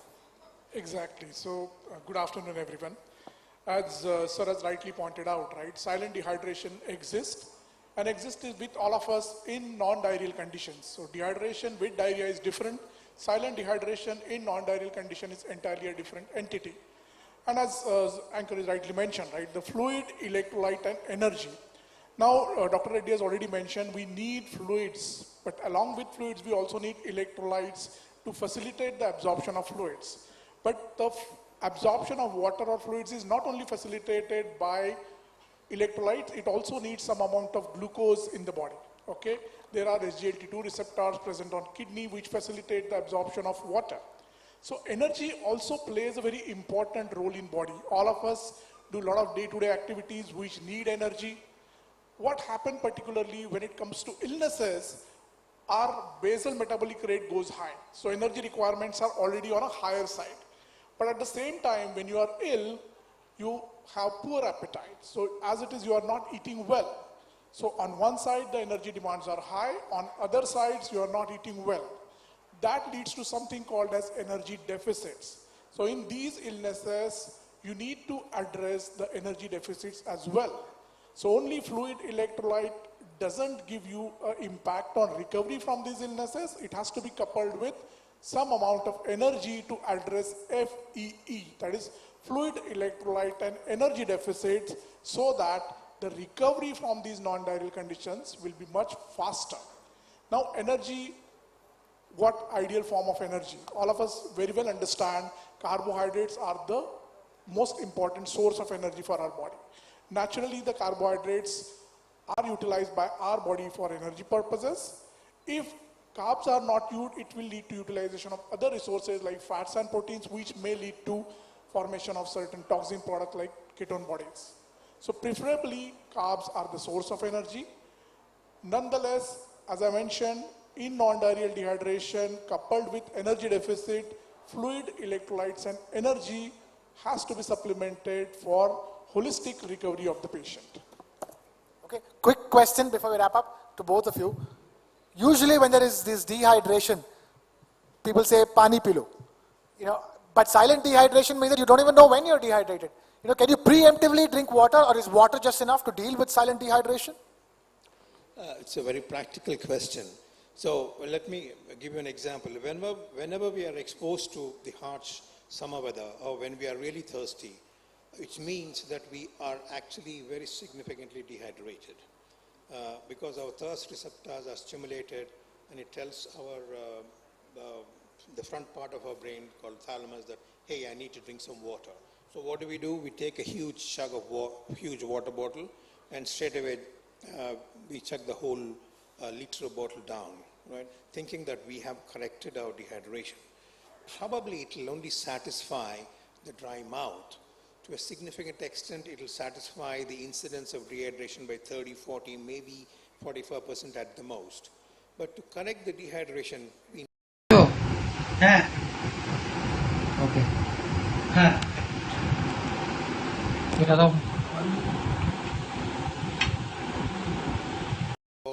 2.5 to 3 liters in 24 hours, provided we are in a normal temperature such as what we are experiencing right now.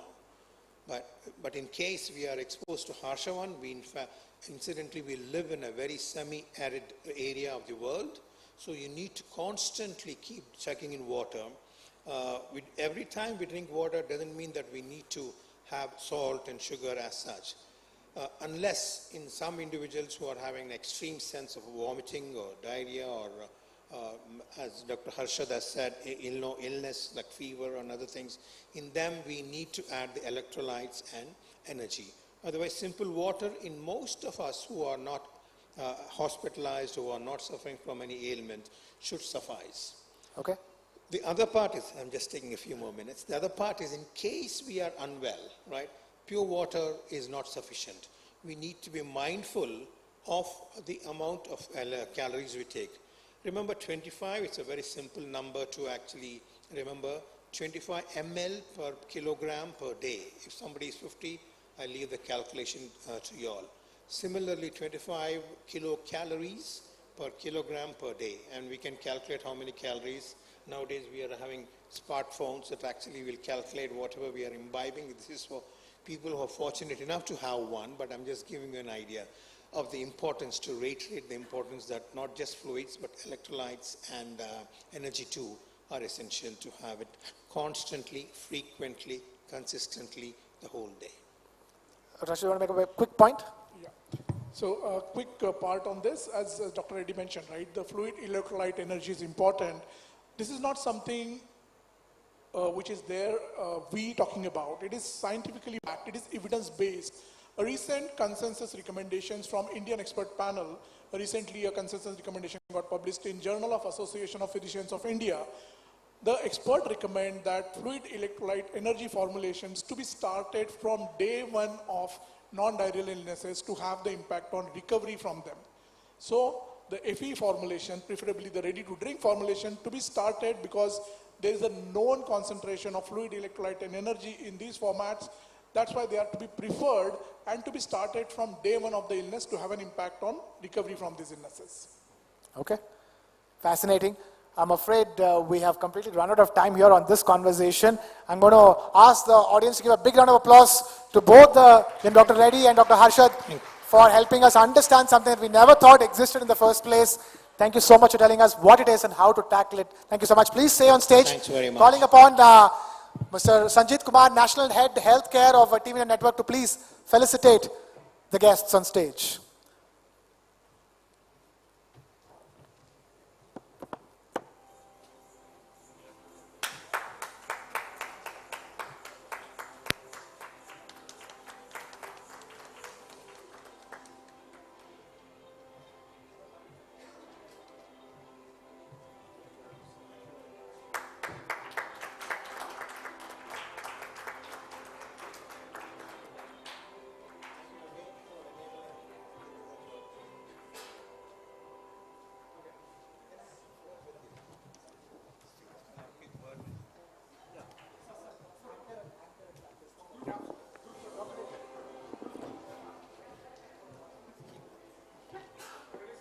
While we thank our panelists, I think we should also thank our audiences for being so patient, involved, enthusiastic about all the topics that we've been discussing today. A request to the audiences who are still outside, please come inside the hall and take your seats. Because the next panel is something that concerns all of us. Perhaps all of us find asking ourselves these questions, if not every day, at least now and then. This is a topic which all of us give a thought at some point or the other. And this particular topic, the second panel in the afternoon session at Dakshin Healthcare Summit is all about managing obesity, infertility, and lifestyle diseases. And to discuss these extremely important topics that concerns everyday health, we have a star-studded panel. We welcome on stage Dr. Esther Satyaraj, Head Clinical Nutrition and Dietetics of HCG, Dr. Rupa Banerjee, Director, IBD Center, AIG Hospitals, Dr. Sunita Sayamagaru, Diabetologist and Sexual Health Specialist, Dr. Anuradha Katragadda, Managing Director, Anu Test Tube Baby Center, Dr. Mr. Shashikant Iyengar, Founding Member, DLife.in, Dr. K.D. Modi, Endocrinologist, and to moderate this extremely important panel that probably will leave us with more information for the questions that we ask ourselves every day. Dr. Sudhir Kumar, Neurologist, Apollo Hospitals. I'm here. He's right behind me. It's my job to now allow him to take over the panel. Thank you. Yeah, thank you. And as you can see, we have all the stars on the stage, and they may be already known, but it's my just pleasant duty to introduce them briefly, and then go on to the main session. So first we have Dr. Sunita, and she has finished her MBBS, and also she's finished her MRCP in UK, and she's passionate about diabetes and sexual medicine, and she believes in holistic healthcare. And then we have Dr. Anuradha, and she's well known in the Hyderabad circles. She has, to her credit, the first test tube baby of the twin, we can say, undivided Andhra Pradesh. And she runs a very busy infertility clinic, and she has finished her MRCOG from UK, and currently she is providing all the facilities for infertility treatment. And then Dr. Rupa Banerjee, again very well known, and she's a senior consultant gastroenterologist in the Department of Gastroenterology and the Director of IBD Center at Asian Institute of Gastroenterology, Hyderabad. And she has established the first dedicated IBD Center of Excellence in India in 2004, so 20 years back. And she's actively involved in research also. And of course, she's a very popular gastroenterologist. And Dr. K.D. Modi, again very well known in Hyderabad. She's a leading endocrinologist, and he has finished her MD, DM and DNB, and he runs his own Modi's clinic also, and also attached to Care Hospital in Hyderabad. And he has authored many chapters, he has many research papers, and he has also received multiple awards. And last but not the least is Shashikant Iyengar, popularly known as Mr. Shashi. And he is one of the leading metabolic, he is not a doctor, but his knowledge is probably better than many other doctors also. As a doctor, I can vouch for that. And he's one of the founding members of DLife.in, which was founded by Mr. Anup Singh, India's oldest and largest low-carb community. And it is called as low carbohydrate, but they have full-fledged programs for dealing with diabetes, obesity, and other metabolic disorders. And definitely we can benefit a lot. So now, I think after the introduction, we have finished everyone, or Esther? Esther is missing, okay. I think, yeah, correct. Esther Satyaraj, she is the head of Department of Clinical Nutrition and Dietetics at HCG Cancer Hospital in Bengaluru, and she has a PhD in nutrition from NIN, so she was in Hyderabad earlier, and she is a registered dietitian from Indian Dietetic Association. And she is also actively involved in clinical research, presented and published many papers and conferences, and she is a program director for Fellowship in Oncology Nutrition course with Rajiv Gandhi University of Health Science, Karnataka. So that completes the introduction for all our 6 panelists. So as you can see, we have a diverse group of people who are from endocrinology background and also infertility and nutrition, obesity. So for the lack of time, would focus on few things, that is diabetes, obesity and infertility. And now I think because obesity is one of the leading problems that we face in our country and also abroad. So let us start with that. And we would first ask Dr. Modi. So one is that, what is the prevalence of obesity among adults and children, and what are the main differences between the two? Please. Good afternoon. Actually, obesity even in India, it is increasing very fast. And previously, we were under impression that in rural India it is less, urban India it is very high. But rural India also it is increasing, and roughly around 45 to 50% of urban adults, they are in obese category. And among childhood obesity, it is as high as 25 to 30% in urban India, which used to be around 10% like that. And rural India, it is a little less, but that also is 15 to 20%. So it is obesity, mother of all disease. It is prevalence is increasing very fast in urban and rural India. Yeah, Mr. Sashi, I think my next question to you is, like, once we know that already there is so much of obesity and overweight, and from your low carb platform and also, from your experience, can, any nutrition strategies, where are the Indians going wrong? And what do you suggest, to people who are already overweight, obesity, or those who want to avoid that? So what are your views on that? Yeah. So we know that due to the influx of modern processed food, the high energy dense processed food or junk food, they are one of the major cause of obesity. Along with that, the high glycemic foods, and for the matter even intake of refined high omega-6 oils are also hypothesized to be involved in insulin resistance, which ultimately leads to obesity. So the way out is to abstain from all this processed food, excess sugar or cut off sugar, get off refined oil, and the most important aspect is to increase protein intake. I think one of the panel member earlier has stressed on the importance of protein intake. The moment we increase protein intake, the other macros will come down, and this will address, of course, coupled with exercise, adequate exercise, and we have seen how many people exercise in today when the survey was done, and stress management and adequate sleep. I think this will take care of obesity to a big extent. Thank you. Yeah, thank you. And now divulging little bit to infertility, and we have Dr. Anu here.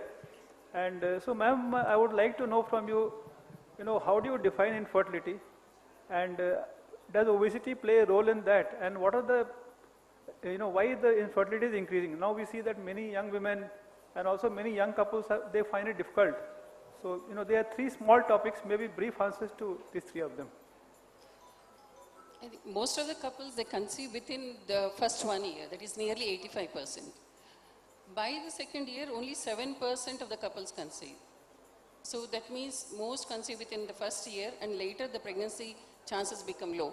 So suppose a couple have been trying for 1 year without using any contraception and there is no pregnancy, then the couple is considered to be having infertility. If a woman is below 35 years of age, then you mark time as 1 year. But if the woman is more than 35, then you may need to start investigations and treatment soon after 6 months. You shouldn't be really waiting for 1 year. Whereas if the woman is above 40 years, then we should be starting treatment or the investigations by 4 months itself. So it depends on the woman's age.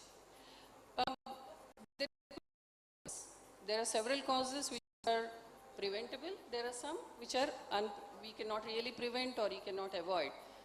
So one of the preventable causes is a lifestyle factor. The way we are living our life, the obesity, we can see there is an increase in the drug usage, smoking, alcohol, the lifestyle behavior. So all this can actually have an impact on the pregnancy rates. When you talk about the obesity, obese, even a male person or a female can have an effect on the pregnancy rates. In men, it can reduce the sperm count, it can reduce the sperm motility, and you can see that there's an increased exposure to the estrogens, either through the diet or the dairy products, and that leads to obesity. And that again reduces the testosterone levels and increase in the estrogens. And we're all exposed to a lot of bisphenols and phthalates, and this also increases estrogen levels. So that again causes obesity and increase in the incidence of infertility. When you come to the women, obesity reduces the pregnancy rates by almost 50%. And during pregnancy also there are higher complication rates. So definitely obesity has an influence in the men and in the women, and that reduces the chance of conception and increases the complications during pregnancy also.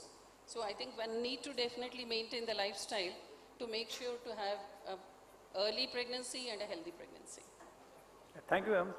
I think now we move on to gastroenterology, because one of the reasons for obesity is overeating, and we say that the hunger, satiety, everything is controlled by brain, but finally the food is going to stomach also. So are there any factors that are there in the stomach which control the appetite? And second thing is, now there is a lot of talk about inflammatory foods which people are consuming, and also ultra processed packaged foods which affect the gut microbiome. And we know that that's one of your specialty areas also. So what is that gut microbiome? And then, what are the gut-related factors which are involved in overeating and obesity epidemic, what we can say? And, so some insights on that, ma'am. Yeah, I think ultimately obesity comes to the gastroenterologist. Must be eating more, and that's why you're obese. And as a gastroenterologist, I agree with all the panelists and what they have said. And we always blame the spicy burger or the fantastic chips for the obesity. And before I proceed to say anything, yes, you need to control the diet and you need to exercise. But there is something else. So far, we always thought about us as me, okay? But the number of cells that I have in my gut microbes which have 10 times more cells than what I have, and 1,000 times more genes than what I have. So obesity is also controlled. So we are not me. I means me and my microbiome. That is my ecosystem. And with modern technology and being able to identify the entire gut microbiome, what are the bacteria there, what is the proportion, we know that that ecosystem is responsible for many of our ailments. Obesity is one of them as well. So there is diet patterns. Now we are checking the gut microbiome, suggesting diet based on that, and then trying to see if we can improve the entire ecosystem within the body. So these are newer concepts, and I think we can handle it. And I'll give you a small story which is very interesting. There is stool transplantation. And stool transplantation for illnesses have shown very good results. Clostridium difficile infection, some of the inflammatory bowel diseases, stool transplantation. In America, a strange case happened. A lady was given stool transplant. Post-stool transplant, she became fine. She was normal, she was healthy, but she filed a case in court against the doctor. Why? Because she said, I was given gut microbiota from an obese person and I became obese subsequently. So getting obesity, we always have patients who come and say that I don't eat much but I'm obese. So there is something else also, and I think we must focus on that as well. I think now we move on to nutrition specialist, Dr. Esther, and she works closely with cancer patients. So I have two questions to her. We know that obesity is a risk factor for cancer also. That is one. And second thing is we know that people who have cancer, they tend to lose weight. But is it possible that a patient with cancer can be obese also? And what are the nutrition strategies you advise, first of all, general public so that they can reduce the risk of cancer and other illnesses? And cancer patient who is obese, how do you handle that? Yes, thank you so much. So we all know that obesity and cancer, there's a very strong link. Obesity is known in different types of cancers, including the breast, the gynecological, the colon, and many GI cancers. In an Indian setting, if you ask me, it's very different now than what we would have seen a couple of decades ago where cancer patients were coming to us emaciated. What we see now is the average BMI of cancer patients who come in an urban corporate hospital is about 30, especially for breast and gynecological cancers. And if you look at all types of cancers, then the BMI is 28, which itself is that at the time of diagnosis, patients are already overweight or obese. So do we put them on active weight loss strategies? Yes, we do, especially if they are, finishing the treatment, going into a survivor mode. That is one. The second is if they are in for any kind of a transplant, like a liver transplant or a renal transplant, and the patient is really obese, then we put them on weight loss strategies during the time of cancer diagnosis itself. We encourage all the patients as to follow a healthier lifestyle, adoption of healthier lifestyle, which includes calorie definition of, how much they need to take, a high protein diet, a low fat diet, a low carb diet, and that causes weight loss as well. Now the chemo drugs that we have, so it's not like everybody who starts cancer treatment starts losing weight. So there are certain segments like GI cancers, head and neck cancers, yes, weight loss is more, but a whole lot of other cancers like prostate, gynecological, breast, where they don't lose weight even when they are on active cancer treatment. So yes, we do advise them to follow a healthier lifestyle, and weight loss might happen, or what we really look at is not making them gain more weight when they are on treatment. At this point, I also have to highlight on one very important aspect of sarcopenic obesity, which we see very clearly among cancer patients. Now, sarcopenic obesity is a condition where the individual is obese, but they have a depleted muscle mass.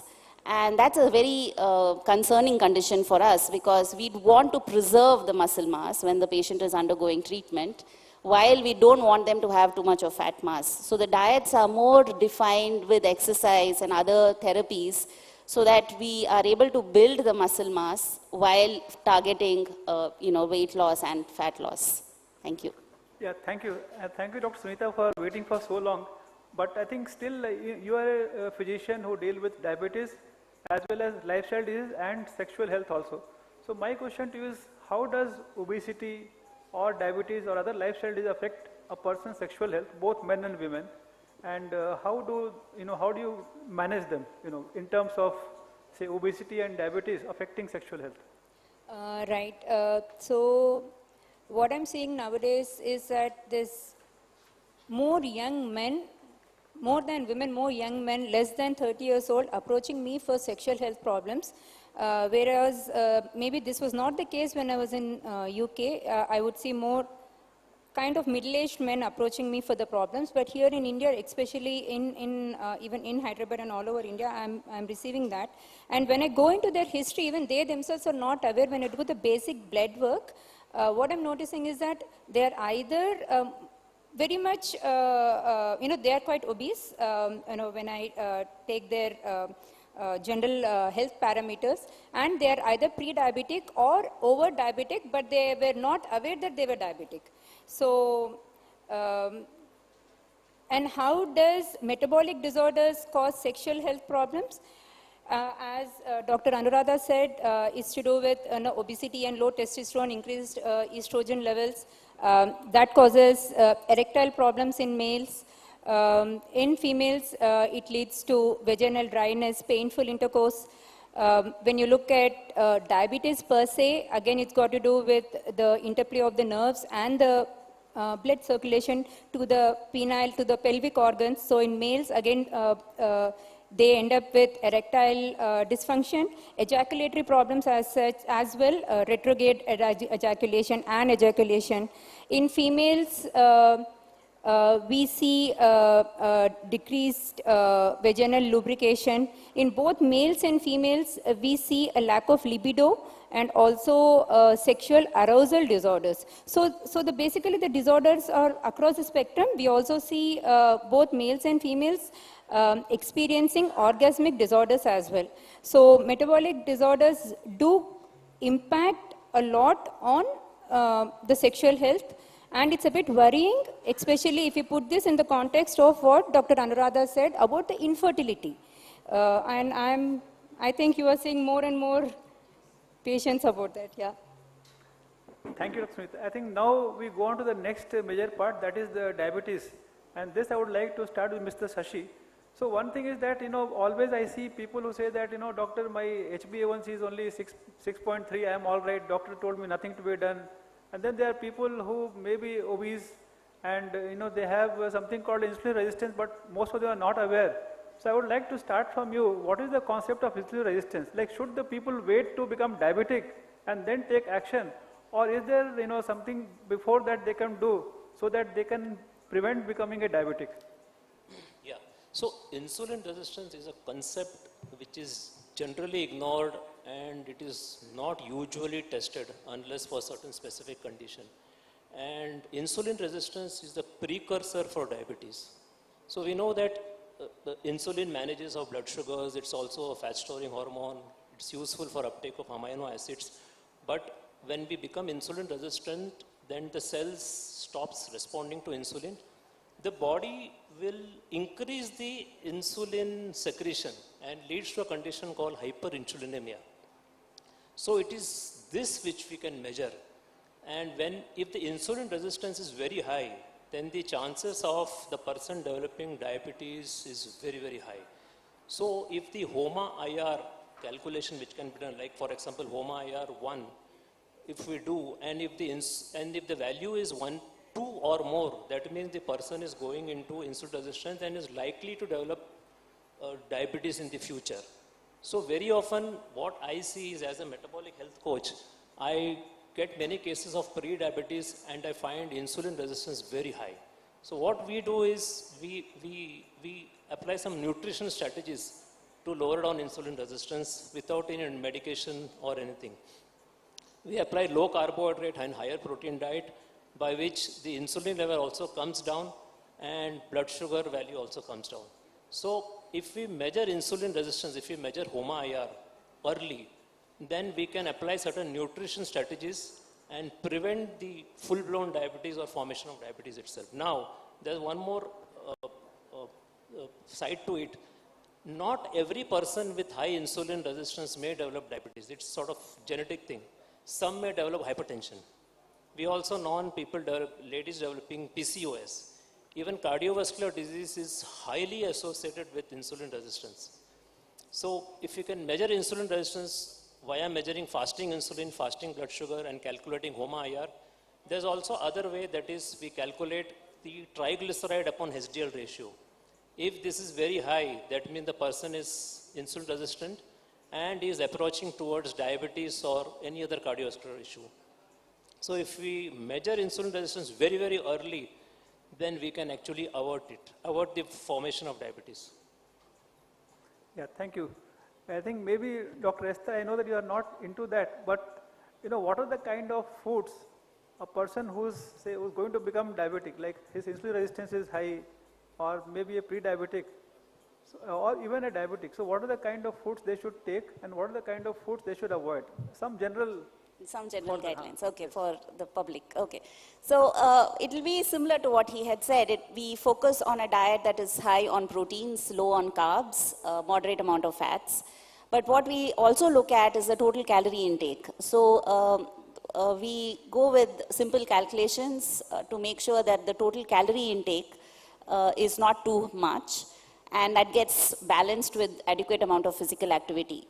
So once we know how much of calories an individual has to take, then we break that down into macronutrients. our Indian diets typically give about 60, 65%, even up to 70% of calories coming from carbohydrates.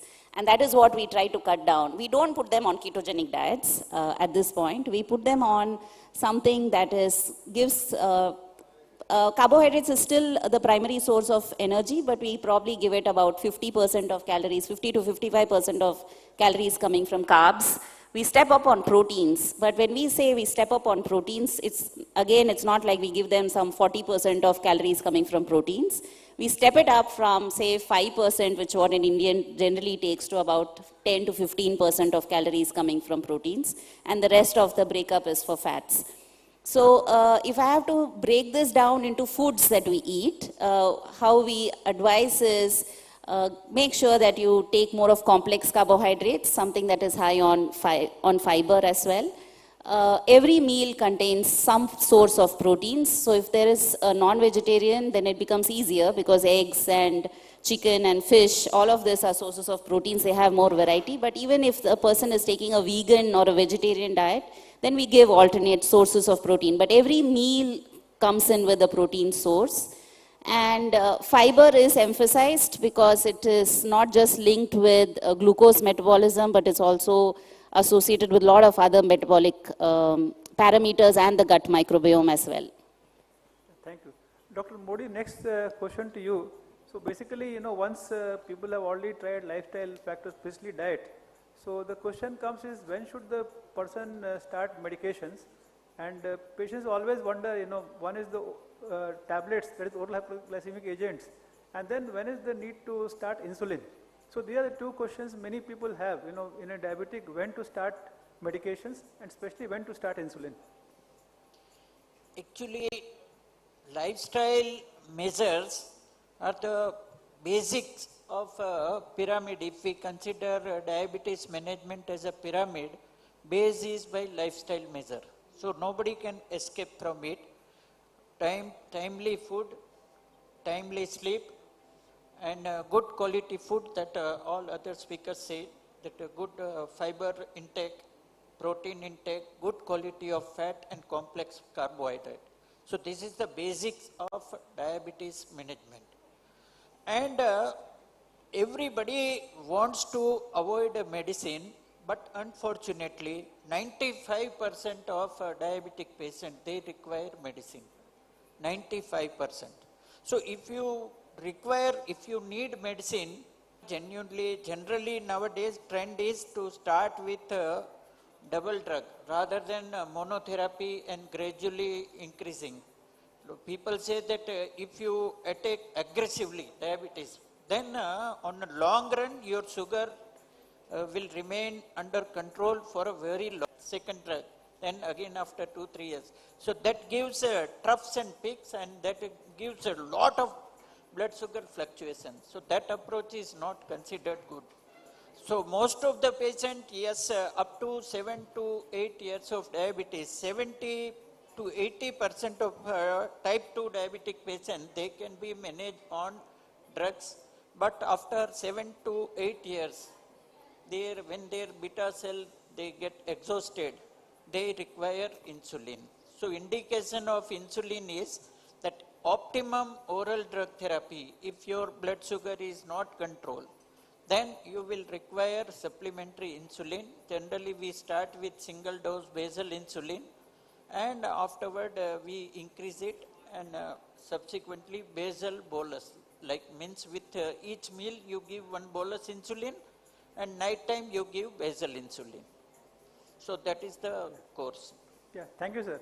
I think now to Dr. Sunita, because many patients who have diabetes, they want to know whether they can ever come off the medications or not. Many times it is not possible, but is there something called diabetic, remission from diabetes?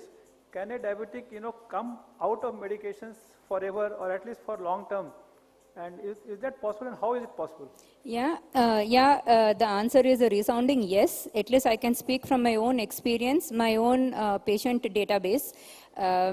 So yeah, after what Modi sir has said, that the patient goes on the medicines, and then at some point, basically what I've seen in my experience, patients approaching me, they're actually fed up of medicines. That's the thing. The first thing, they come into the room, they say, can you do something about can I come out of medicines? That is the first question. And yes, I'd like to give hope to all, whoever is listening today, it is possible. But it's like a 50-50 thing. You know, it's, the motivation has to be from the patient's end. The doctor can't do any magic here. I can advise, I can suggest, I'll help. What works for me, or what has helped me reduce the medications, not only in diabetes, but even for, say, blood pressure medicines or even the statins, the cholesterol medicines, is that I look at the patient as a whole. It's not just, I'm prescribed diet alone or exercise alone. So that's the other speakers have spoken. What I look at every clinic review is to focus on diet, exercise, obviously. Also on sleep, much was talked about it from the morning, but most importantly, the stress. So that is the elephant in the room, I guess, because no person, whether rich, poor, male, female, old, young, I have seen each and every patient is stressed in these current times. So every review of mine focuses on the release of stress, either through counseling, through simple trips. And I think it's more like a holistic care. And what I've noticed over the last 8 to 9 years, ever since I started my clinic in Hyderabad, is that I've been able to actually bring down the medications of my patients. And some of them are on no medications as well. And yes, so that's what we call the remission of diabetes. So yes, it is possible. I do have my patients. They are in remission. So the next question was for how long it is possible. Now that depends upon the patient. So if the patient is able to manage his lifestyle changes, positive lifestyle changes, for months, years together, he's going to be in remission. At some point, and he knows, and I think it's more to do with the awareness and the education of the patient. Once it enters the patient's mind that, yes, this is possible, I have seen that they have been able to control the diabetes or other metabolic disorders quite well. It is that first initial hurdle is for them to understand. And once that's done, I think half the battle is won. So diabetes remission definitely is possible. And I think one last thing I would like to tell here is that is possible in majority of patients who have actually lost quite a lot of weight. If they're able to lose roughly around 10 to 15 kgs, it's quite possible. They can keep that under remission. Yeah, thank you. I think now we are going to the last round of questions, and then we'll have short 5 or 10 minutes for the audience also. So keep your questions ready. And so I think now we come to Dr. Anuradha. So basically, couples who have infertility, is IVF the only treatment, or do all of them need IVF, or when do you advise IVF, and what is the success rate? People want to know, is it 100% guaranteed? Like we see some ads and they got penalized also, claiming 100% success. So there are different reasons why a couple is not getting pregnant. So I think here the male comes first. We should really check whether there is any problem with the male. And we know that now the IVF indications have widened. So if a patient goes to a clinic, for a fertility clinic, so what happens now is the doctor, the physician itself keeps asking, how eager are you to conceive? How much time do you want to take for a pregnancy? Do you want to conceive early? You want to take time? Or are you in a hurry or not? So definitely, we should not really rush into major treatments. We should try with the simplest as much as possible, but considering the age of the woman, it is very, very important. We do know that from 30 there is a difference, and the best reproductive age is between 24 to 27. So after that, the fertility rates come down, and many of the women they approach for a pregnancy by the age of roughly 36. And by that time, we expect the fertility to be already naturally declining. So depending on the cause and what the patient wants, the treatment is done. But then we should insist to try with the simple treatments as much as possible. And again, depends on the cause. Suppose the men have azoospermia, there are no sperms at all, or there are very few sperms, then you cannot really wait for a natural conception or a simple treatment. Then you have to plan for IVF or ICSI. There is an advancement where you can just pick up a single sperm into a needle and inject directly into there. So with that, even with very few counts, or even if you don't find anything, you just retrieve from the testis and use it. But again, in women also, when there are tubal blocks, there are endometriosis, then you go for IVF. So IVF is not really required for everyone, but then the horizons and indications of IVF really have widened now. So many are going for IVF, it doesn't work out in the first few. But then we should know that IVF does not have a 100% success rate. The maximum chance in each cycle is no more beyond 40 or 45%. So we should not really get eluded with all the advertisements which say that, okay, come to us or whatever, surrogacy will have a 100% chance or a 75% success rate for you. That is not true. It started with a single digit success rate 46 years ago, and now we have just come up to almost 40 to 45%. So definitely the chances in each cycle are not 100%. So the couple should understand.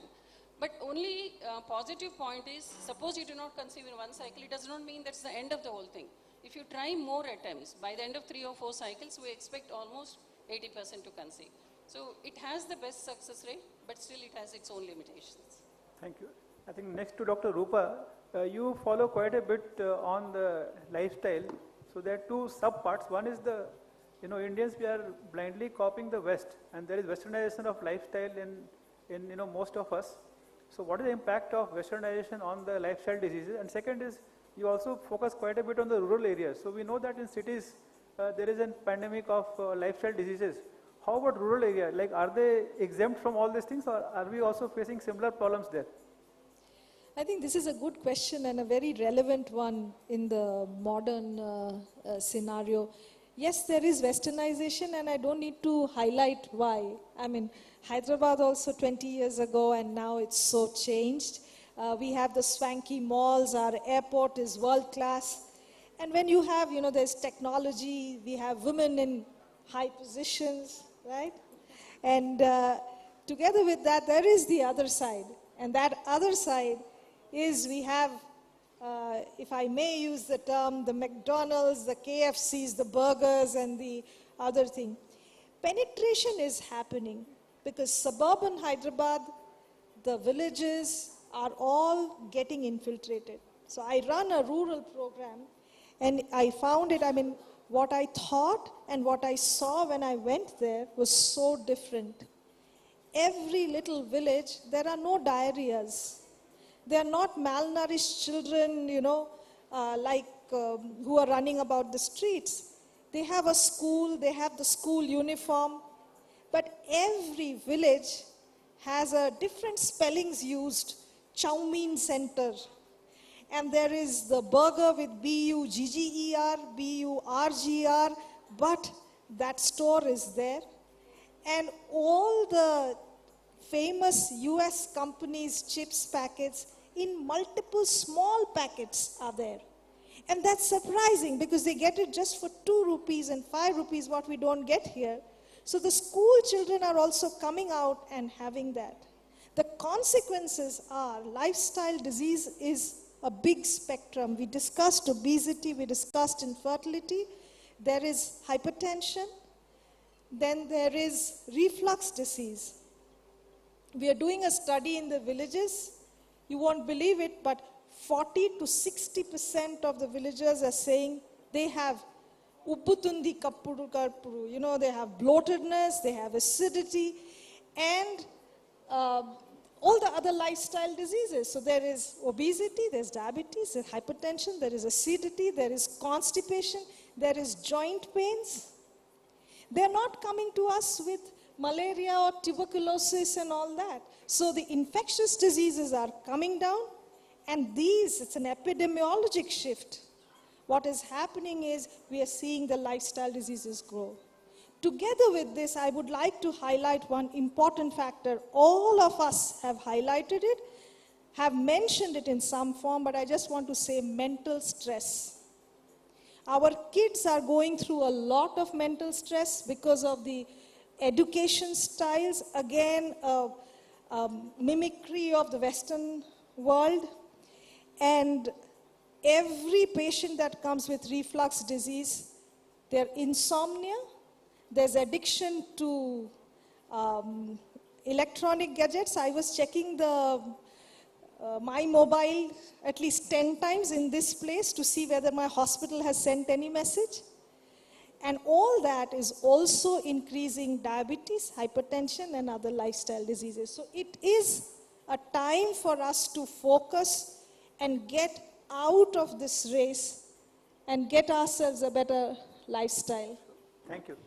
So, Dr. Modi, one thing which is in news nowadays is there are a lot of magic pills for obesity, and few drugs have become blockbuster drugs. They came for diabetes, but now anybody who's overweight and obese they're using, like Ozempic, and company has made billions of dollars. Share price also going up. So who are the people who require those so-called blockbuster anti-obesity drugs? And maybe, one or two lines about the bariatric surgery. Who needs bariatric surgery? Okay. Actually, as Madam said, that in gut microbiota is very, very important. Similarly, gut is also very important endocrine organ. Gut has so many hormones. The moment you start taking food and you reach at some level, immediately satiety hormone will start secreting from gut. They will go to brain, they will go to satiety center, and they will inhibit hunger center. So these are 4 or 5 important gut hormones are there. The main one is GLP-1. It is secreted from distal intestine. And when we are hungry, that time also our gut is active. Stomach will produce a hunger hormone. It will go to brain and it will start ringing the bell that food, food, food. And unfortunately, our hunger center remains open almost 80 to 90% of time, while satiety hormones are active only for 2 to 3 hours. That is mainly after food.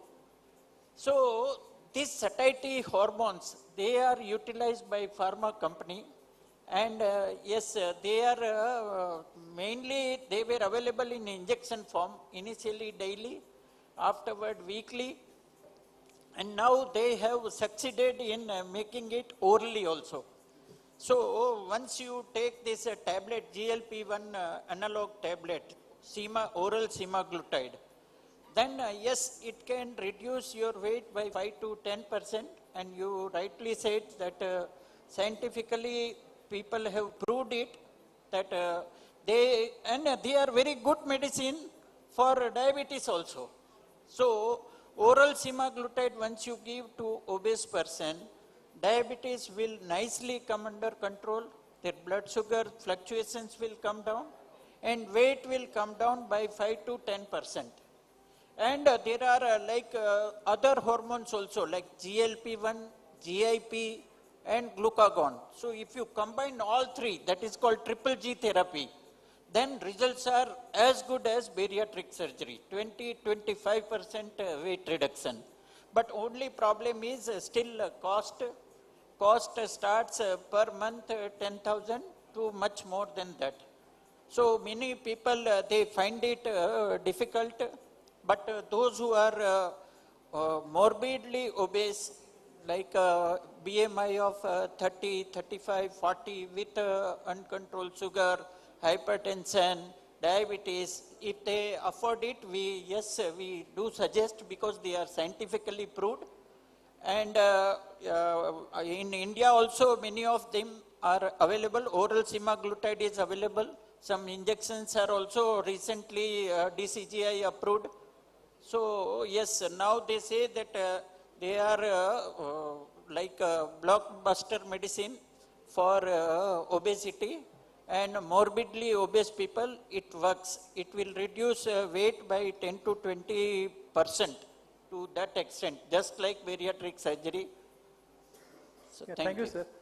I think now to Mr. Shashi, I know that your dlife.in along with Mr. Anup Singh, and you're doing a lot of good work in the low carbohydrate nutrition space. So just for the audience, what are the indications for which you advocate low carbohydrate nutrition? If you can just list those indications. Yeah, so practically in all modern chronic diseases, low carbohydrate or his extended version ketogenic diet works very well.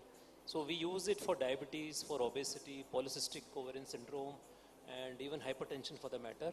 And of late, there are a lot of studies, publications coming out on the utility of ketogenic diet in the management of mental health conditions like bipolar, schizophrenia, and neurological condition, which includes everything. And most of them, you know this, Parkinson, dementia, ALS, and even in cancers now. Now, a lot of case study publications have come out on the application of ketogenic diet in cancers. So, in the spectrum of most of the modern chronic diseases, low carbohydrate or ketogenic diet can be applied very, very successfully. So, for diabetes, it just works like magic, getting blood sugar under control and also reducing medication or possibility of getting off medication. Now, I am off medication for the last almost 9 years. So, I am managing my blood sugars with HbA1c of only 5 for almost 9 years, or Mr. Anup Singh is there managing it for almost 14 years without medication with just low carbohydrate nutrition. Yeah, thank you. I think we had a very good session here, and just small applause for them. But now the turn is yours. I'm sure you have a lot of questions and queries. So you can just stand up, tell your name, and then ask the question to and also whom you are asking.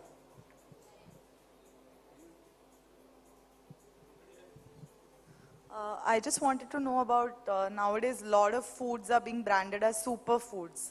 So whether it's some kind of seeds or a lot of these new seeds, millets, flax seeds, pumps, everything is branded as superfood. So for someone who is not medically equipped with that knowledge, how do we distinguish between what is really a superfood and what is more of a commercial marketing gimmick? Yeah, okay. But is there a superfood, and then if there is, what is superfood? Okay. Yeah, actually. Yeah, so no, there is nothing called superfood. I wish there was. It isn't. So a lot of foods get marketed like that, like whole foods, superfoods, magic foods.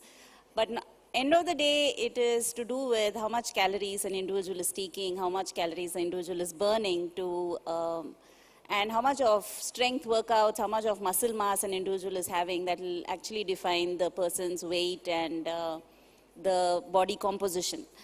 So even if you're taking millets again are end of the day carbohydrates. Even if a person is taking seeds and nuts, end of the day it is proteins. So it gets broken down to what the major nutrient it contributes to, and then we calculate it to meet the calorie requirement. Anything that is too much is going to be not beneficial, and spoon of seeds and eat everything else, it will not make any difference. When you are so hungry that you could eat anything. So you have to balance it, have the timing, and then I always feel, and I think Esther, you'll agree, that your dinner should be a little early and go to sleep at least 2 hours after dinner. Simple thing to do. And another Indian habit, when there's so much of reflux going on, we have this habit of having a lot of water with our meal. So we are distending and bloating the abdomen. So take small amount of water with the meal, wait half an hour, okay, so there's no traffic jam, and then drink the rest of your water requirement. In fact, water can be had throughout the day. You can have your times. If you're working, then you need to know that, okay, at this time I'll have that water. But this Indian, wherever you go, they first put the water, and then you have the meal, and then you drink that whole water. I think that just distends the stomach. So this is just a regular tip with your superfood. Anyone else? I'm sure you have, don't feel shy, just, no question is silly, just ask anything which comes to your mind. Yeah, thank you so much. One question that I wanted to ask is, with the increase in modern medicine, we are coming up with a lot of particular supplements and isolated minerals, which did not exist in the past, but people were still living. Now with the advent of so many specific supplements, and we advise supplements for babies, for adults, and the geriatric population, what would you say is, if a person is taking too many supplements, or is there anything that, an adverse effect that they should avoid? What are your thoughts on supplements basically, apart from the medical use or misuse? Dr. Modi, yes. Actually, there is something called hidden hunger in India. Like even obese people, obese person also is nutritionally very much deprived. We don't have micronutrients, we don't have protein in our diet, we don't have good quality of fat. So we prescribe this meal replacement or nutritional supplement. One angle is this also, that at least if somebody is using genuine nutritional supplement, he will get some micronutrient, he will get fibers. Even in natural food, all these micronutrients content has come down so much that I will tell you one NIN survey that iron content in tomato in 1989, whatever it was there, now it is only 20%. Only 20%. So even from natural food also we are not getting adequate micronutrients. We are not getting, our normal protein requirement is 1 gram per kg. And average protein intake in India is only 0.5 to 0.7 gram per kg. So everybody is protein deprived. So I am not propagand of all these nutritional supplement. But at least when I read that this contains this much iron, this much micronutrient, this much selenium, this much fiber, so I feel that at least he will get this much. So that is one more idea after prescribing this nutritional supplement.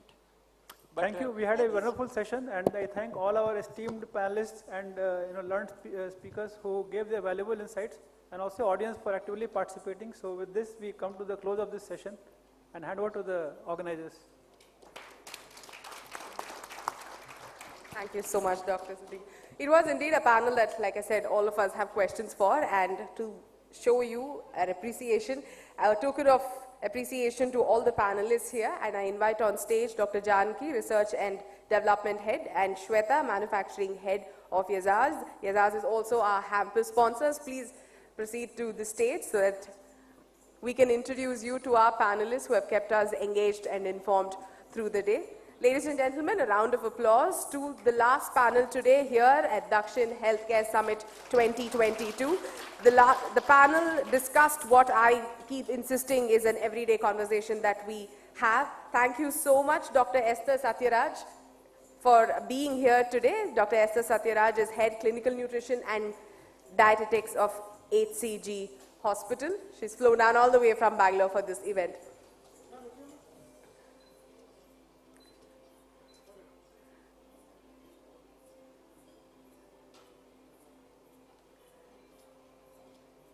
Thank you so much. Dr. Rupa Banerjee, Director of IBD Center, AIG Hospitals. Dr. Rupa Banerjee, even during the conversation, gave us so much insights into everyday changes that we can make. Thank you so much, ma'am, for being here.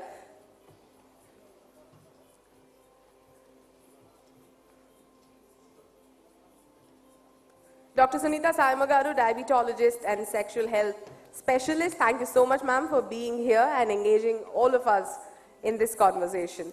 Dr. Anuradha Katragada, Managing Director, Anu Test Tube Baby Center, for her insights, especially on fertility.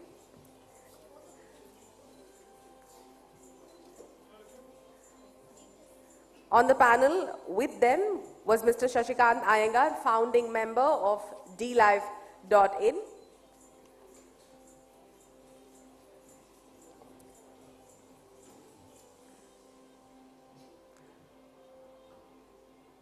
Dr. K.D. Modi, endocrinologist, who is part of this panel as well. Thank you so much, doctor, for being here today.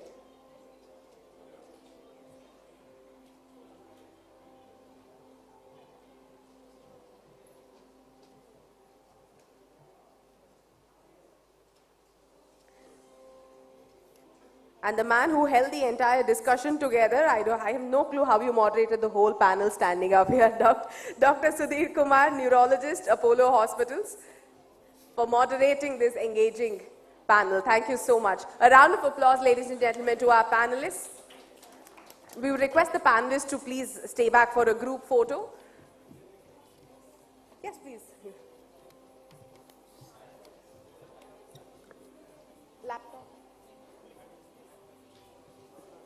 with this we come to the concluding part of Dakshin Healthcare Summit 2024. A very special guest is here joining us today to deliver a special keynote address. Most of you may know him, but definitely all of you have heard about him.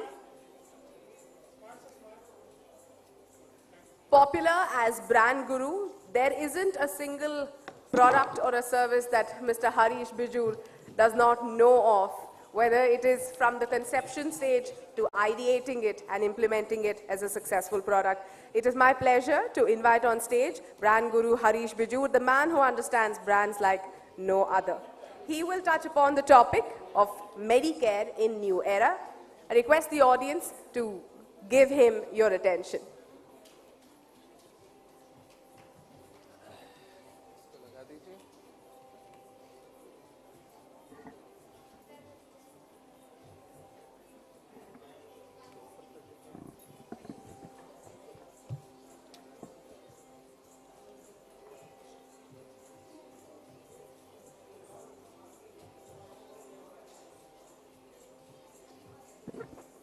While we set up the presentation, request the audiences to please settle down.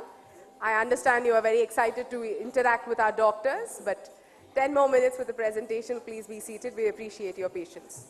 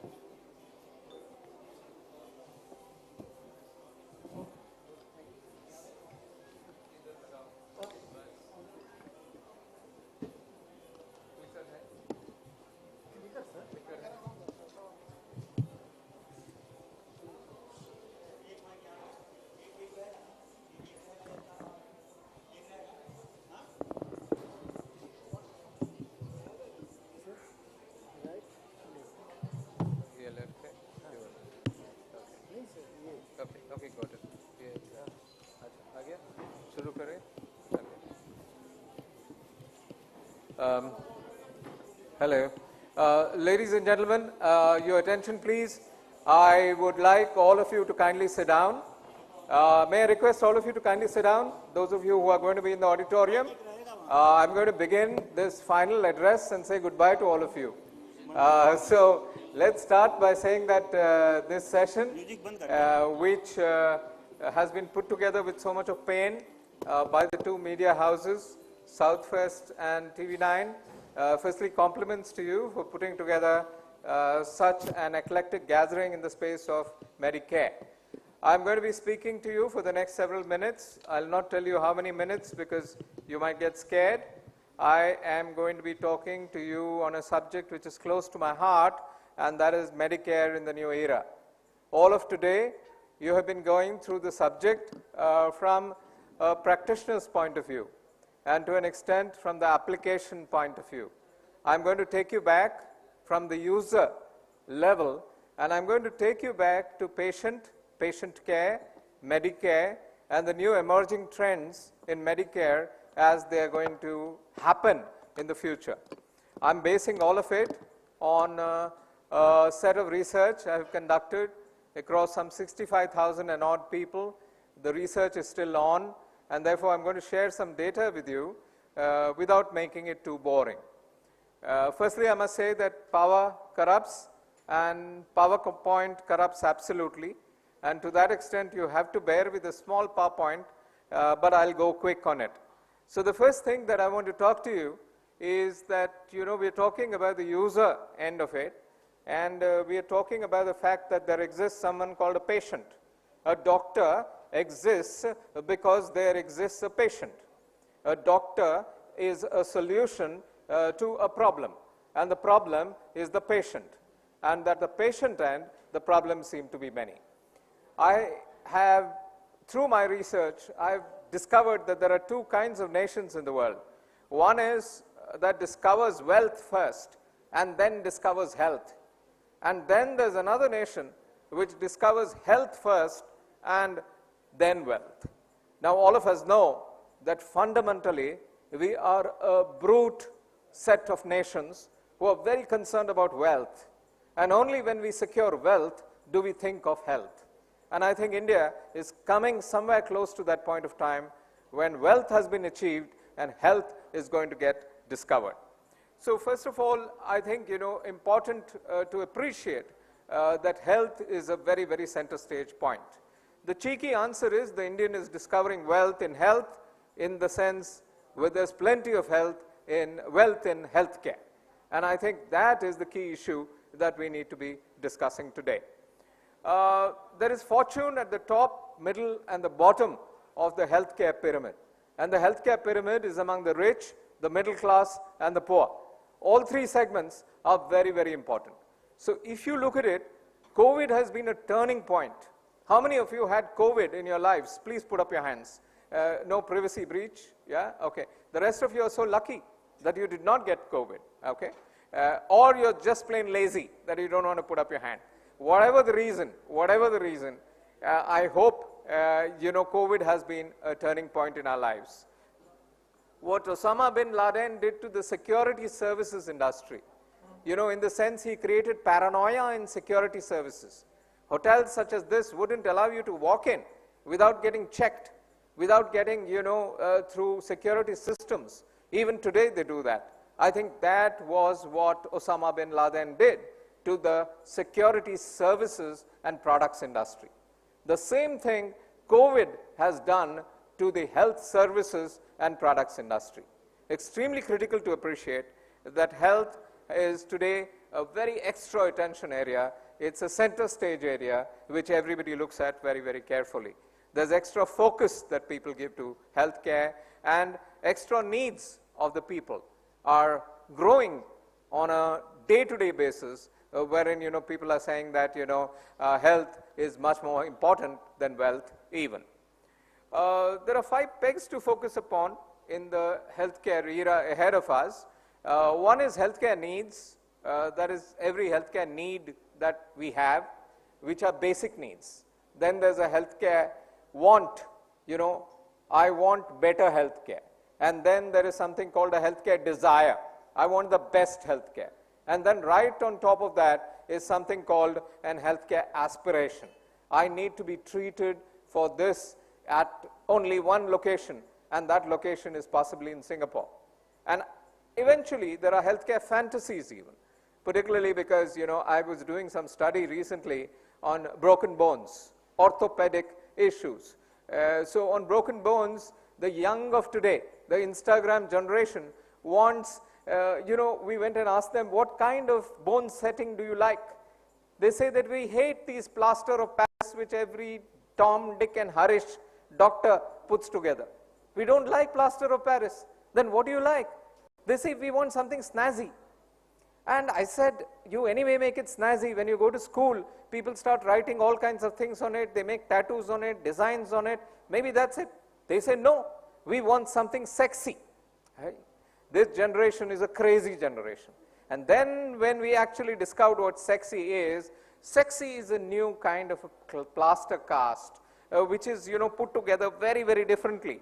And if you look at this plaster cast, it is actually a kind of a plastic material which is put onto the broken hand, and then it is filled with a liquid, and the liquid hardens, and guess what? There's a lattice kind of a design on the entire thing. You can swim with it, your arm can breathe with it, and you can pick any of 26 colors that can go into that liquid.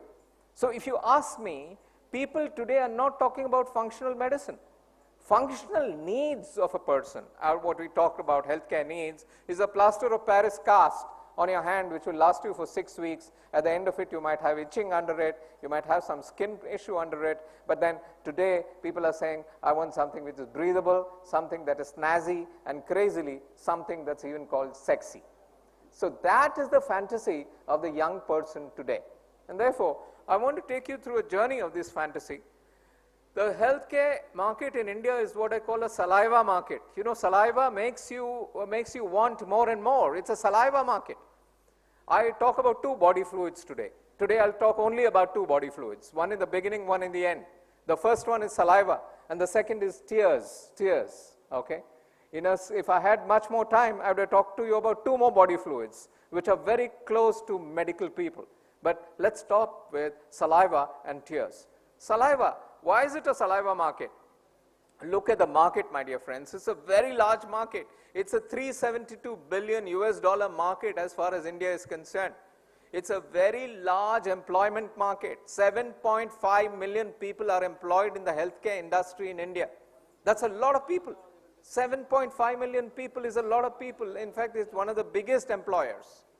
And if I look at AI and its inroads that is making into healthcare, every tech person working in a hospital is also a healthcare person. So it's going to add on and add on and add on.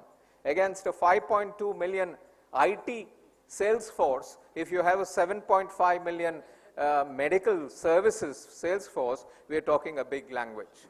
The hospital market touches 98.98 billion US dollars. Okay, out of this 372 billion US dollars, 372 billion means the healthcare market is 372 unicorns. Unicorns. We talk unicorns. The startup talks unicorn. That's 1 piddly billion US dollar. 1 small billion US dollar. This is 372 billion US dollars.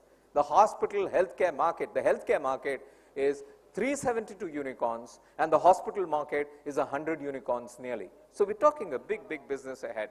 Therefore, salivate. The medical tourism market is today at 8 billion US dollars, and we haven't even touched the tip of the medical tourism market.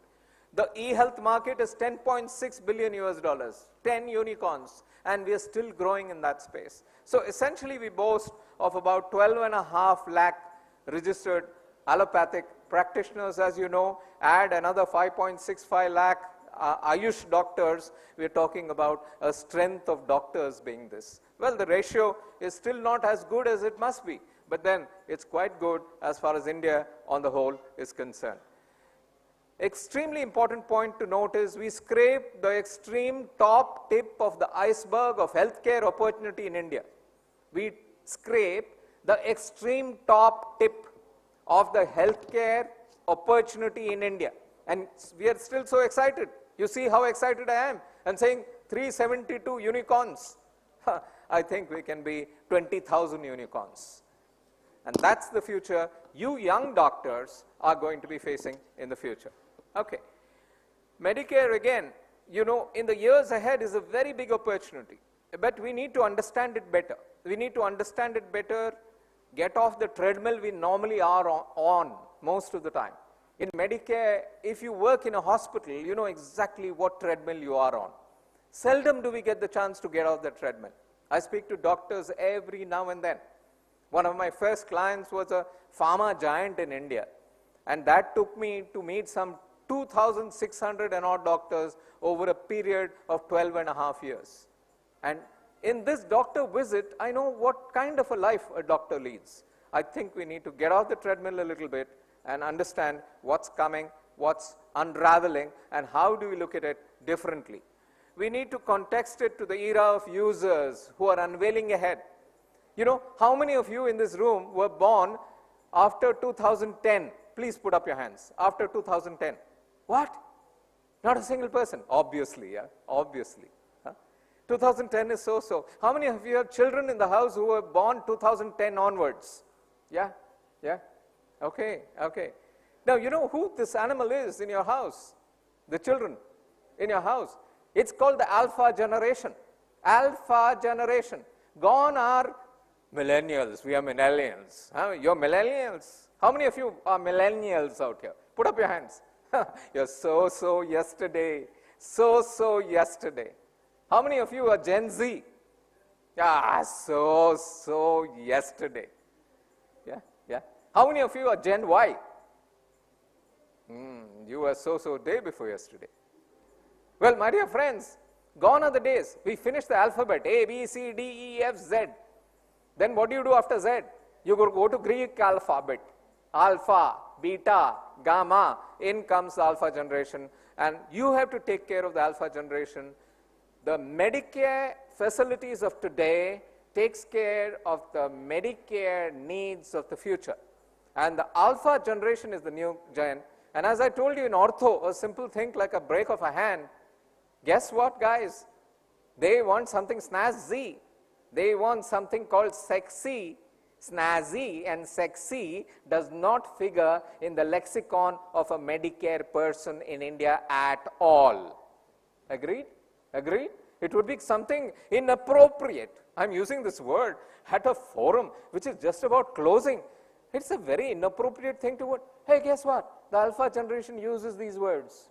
They love these words. And they've got Medicare fantasies. You have to cater to them. Okay. So get to understand the new generation, tailor-make the preferences to them. The alpha generation is the reality. Recognize change and build the plan for the alpha generation. That's the reality. The biggest change in Medicare in India is the generation. The generation. A new generation of people have come in, a new generation of patient needs, wants, desires, aspirations, and patient fantasies. The baby boomers are dying. Gen A to Z have gone. Important point is, what your Medicare business does today so well, what you do today so well, is because of what was done 40 years ago. 40 years ago, because a client of mine who I worked with, won't name, I don't like to take names of clients at all, set up something, set up a hospital chain, a huge hospital chain. And 40 years ago was the start. What was planned 40 years ago has fructified today. And it's one of the biggest chains in India, right? Now what you do today will actually fructify maybe 20 years from now. And therefore, you are laying the foundation for the future. Okay, let me go on and maybe really talk to you about the alpha generation. The alpha generation is really insulate and build Medicare for the alpha generation is what I'm saying. If you want to take care of the future of your Medicare business, insulate it for the alpha generation ahead. The alpha generation, 2010 to 2025, I've already told you. In fact, I'm going to skip the entire alpha generation business because I think, you can always read about it. So I'm just going to move forward. And I'm going to say that the alpha generation is very, very important. That's all I'm going to say. And the alpha generation is going to be on the 31st of December 2025, which is not very long away. On the 31st of December 2025, the single largest living generation on the planet Earth is the alpha generation. And every other generation is not important as the alpha generation. Okay? So if your business in healthcare is not related to the alpha generation, I don't think you're connected. If there's only one thing that you picked up from this entire summit, and if you go and say, I want to insulate my business for the alpha generation, I'll be very happy. Because you're doing something that's going to be strategic for the business that you're going to build for the future. The alpha generation is actually, all about the youngster. It's about people who live on the social media landscape, people whose language you just don't understand. They come up to you and say, Mom, you be you. What? You be you. What is you be you? Mom, you do you. My God. My son comes up to me and says, Dad, I read 8 newspapers in the morning. I pile it all up. Dad, you've destroyed the trees. Go digital. Now, this generation doesn't believe in a lot of stuff you and I used to believe. We need to learn what it is, and we need to go further. This generation is killing traditional media altogether. Okay, digital media is it. Traditional media is dead, dying, on the stretcher. Okay, so there are popular culture influences out here, and all of them are really talking about the alpha generation and what it does. Okay, let me talk about the alpha generation a little more. Is the immediate and not so distant future, in the sense that Tomorrow is the alpha generation. You think it's too far away, but it's already in your house. But the alpha generation is not in a power situation today. You are in the power situation. Give it another 7, 8 years, the alpha generation takes charge of the power situation, and that becomes the biggest way of looking at the future. Okay, let me fast track the alpha generation. As I said, I'll want you to read it. Let me put it that the alpha generation is very, very tech savvy, totally tech savvy. In fact, any problem with your phone in your home, I'm sure you give it to the youngest kid in the house, because you know the youngest kid is the most savvy.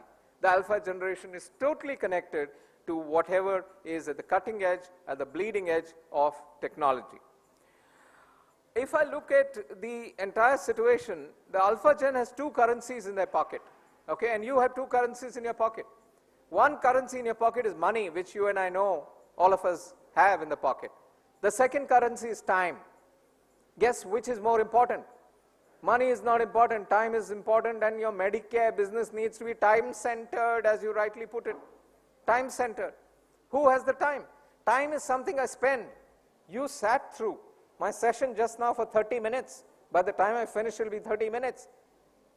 You died 30 minutes. You think you're living? Nonsense. You're dying. So am I. We are pushing death 1 minute at a time. You died with me for 30 minutes, I died with you for 30 minutes. I can't go to a top-up shop and ask, please top up my time by 30 minutes, right? But money, I can go and earn money back again. Therefore, all Medicare businesses need to be time-centric businesses. And most hospital businesses are not time-centric businesses.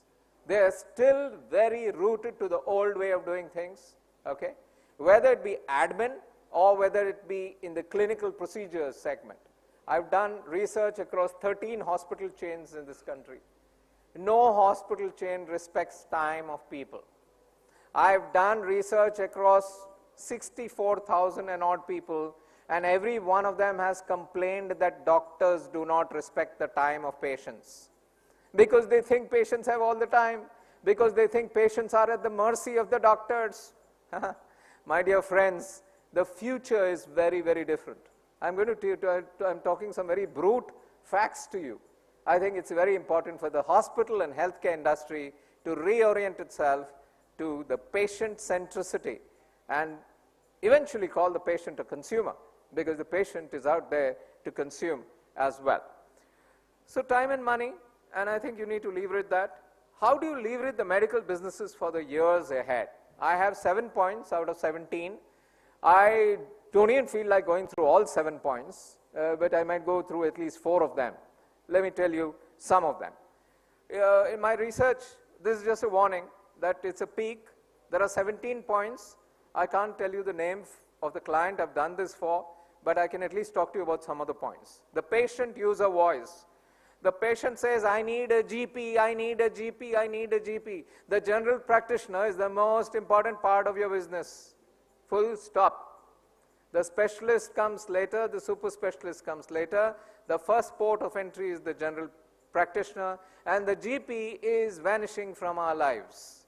And that is a big, big problem. Doctors don't want to be GPs anymore. Doctors want to climb the hierarchy onto higher and higher ends. So please think about it. There's a big GP gap. The family doctor, small is beautiful. Small is still beautiful, my dear friends. Whether you go to a GP, a small little guy who you have been consulting for the last 30 years, and guess what? He tells you who you are, what you are. He has history, and you're not meeting a different face all the time. So I think the GP is back. The family doctor is back. GP as the first point of contact is what people are demanding. Preventive, curative, and holistic health management happens at the point of the GP. At the point of the GP. So please be careful. Second point, I'm digital, okay? This is, telehealth, please. Give me telehealth, give me telehealth. There is a clarion call out there. And guess what? People want telehealth because it's quick and efficient. They don't have enough time. Time is the biggest currency. Personalized medicine linked to health, data, and individual genetic profiles are required. Digital health can give you that. Some of the best hospitals in the country have data, but the correlation of the data does not exist today. And therefore, we don't use data in hospitals. We don't use data in hospitals. For billing, we use data. For admin, we use data. For clinical procedures, in the realm of clinical, we do not use enough data. My research from 11 and a half hospitals or 12 hospitals that I've looked at in this country. Preemptive, proactive, automated monitoring through wearables of every kind. People are asking for that. The Fitbit as a simple device. The Fitbit can tell you 20 different things. A Garmin can tell you 26 different things. The Fitbit can tell you whether you're sleeping 7 hours a day and whether you're linked, what is the, in India, what the data looks like and what the data looks like globally. The Fitbit can give you REM, can give you deep sleep, can give you 4 other parameters. All these seem to be helping to an extent, and people are demanding this, and I think hospitals need to look at that, particularly home health care with digital health tools is coming by. That's the second one. Let me go to the third one. Cover me, baby. They're saying, cover me, baby, cover me, baby. Insurance, my dear friend, the insurer is a gap in this country. We are very underinsured health lives. There needs to be a separate summit on insurance in healthcare. Cover me, baby, fully. What are these exclusions you guys come out with, yeah? Your medical profession, my dear doctors, my dear hospitals, everything is excluded. Dental is excluded. Eye care is excluded. Do you understand? I'm not saying this, guys. Don't get angry with me. It's the consumer who's saying this. 65,000 plus sample size. Insurance needs with no exclusions. That's what people are looking at. Personalized to lifestyle of the people. Even gym-linked premiums. If somebody is a gym goer, customized premiums. That's what they're looking at. Flexible and humane premiums. People are looking at it. Aren't teeth a part of my body? Dental is excluded in your insurance. Oh, so sweet, my dear friend. Vision is excluded. And hearing is excluded. What's happening, guys? Okay, the next one. I'm anxious. I'm very, very anxious. Take care of my mind, my dear friends. I'm under pressure. 5.2 million IT tech workers are under deep, deep pressure in this country. Why them? 7.5 million Medicare health workers are under deep pressure themselves. So mental health is an issue, not only for the IT sector, but for the biotech sector, but for the retail sector, and most certainly for the Medicare sector itself. Doctor, heal thyself. The medical sector itself, I have done a dipstick study trying to see how mental health issues are affecting people in medicine and Medicare. Think of it, guys. I think this is the future we need to look at. I am anxious, take care of my mind. I am stressed, I'm totally stressed. I'm worried about my future, my finances, my performance of every kind. Add health to that, okay? Mental health, very, very important. Early diagnosis, therapy and counseling. There's no early diagnosis in mental health. Watch my paranoia, small little things. Watch my OCD. OCD is one of the biggest items going through the realm of the IT workforce in India. And I'm saying this very loudly, very loudly. Okay, I'm sitting there and I've done a study, I've told you. I'm sitting there at the business of 3 times I'll touch something. 3 times I like to touch. I have a habit on the table. And I keep doing that again and again. Small little things become big little things.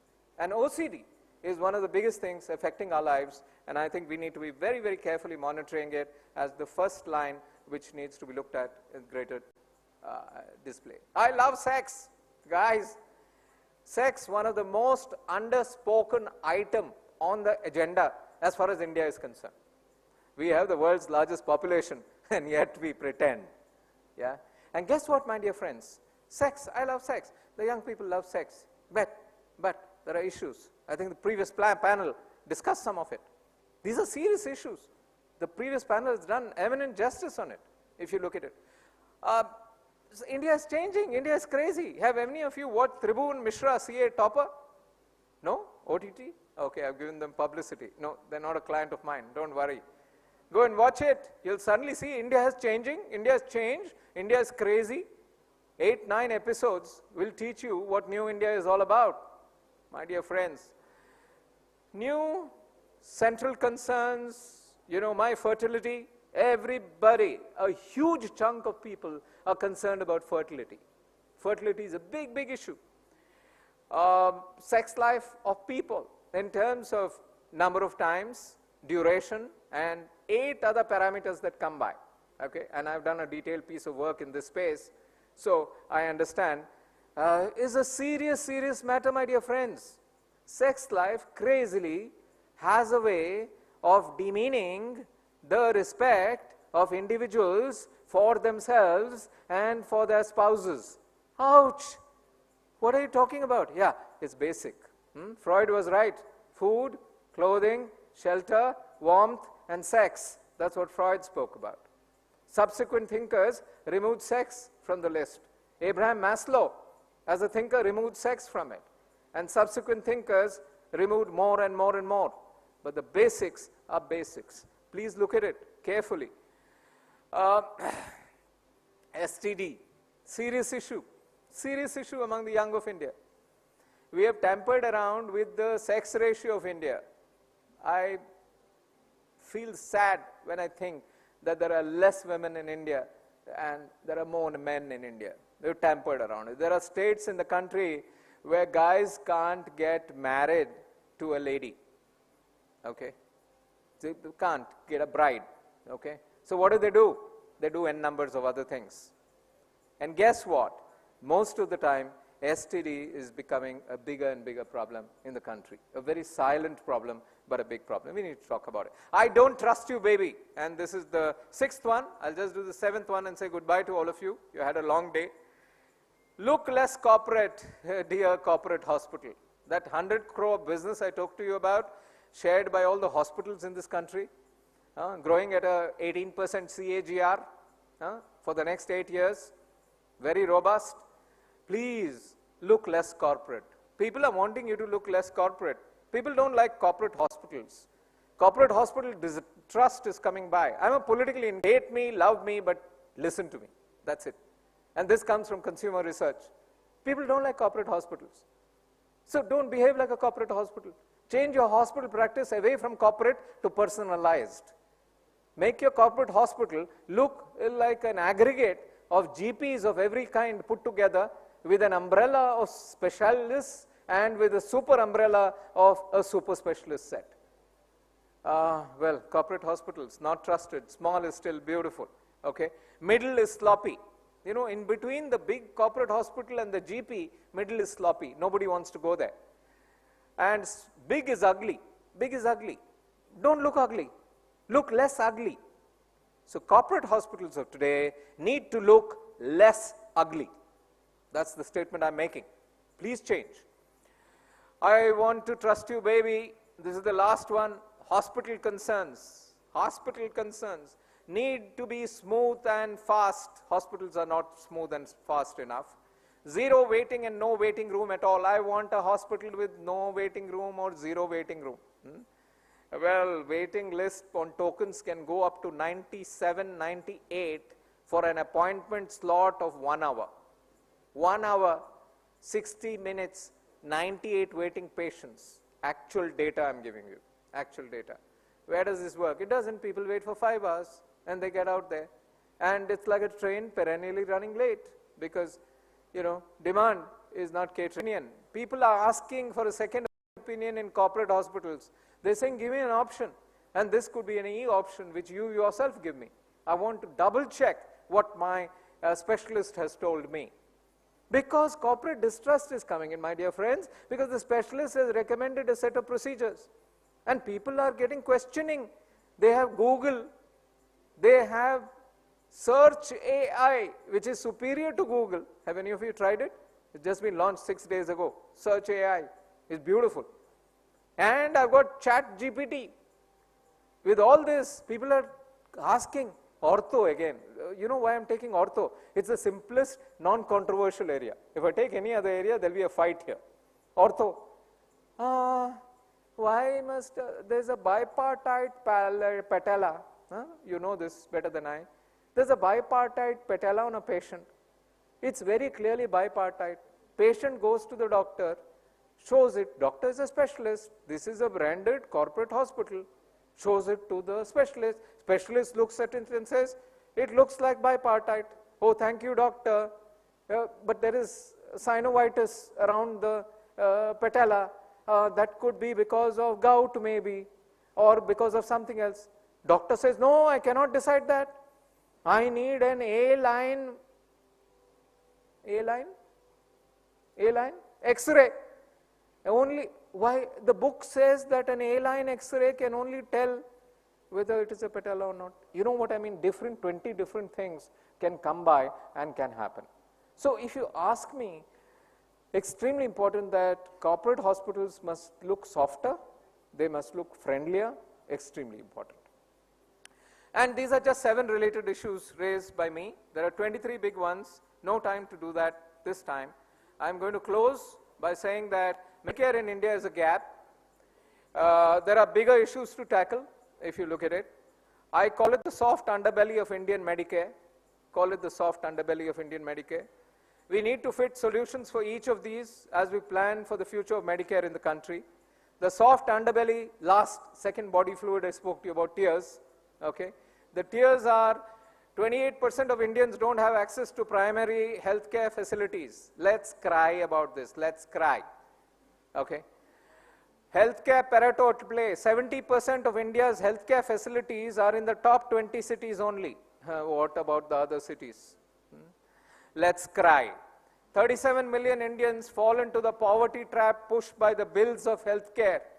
Every year, 37 million people, Indians, become poor because of healthcare bills. Let's cry.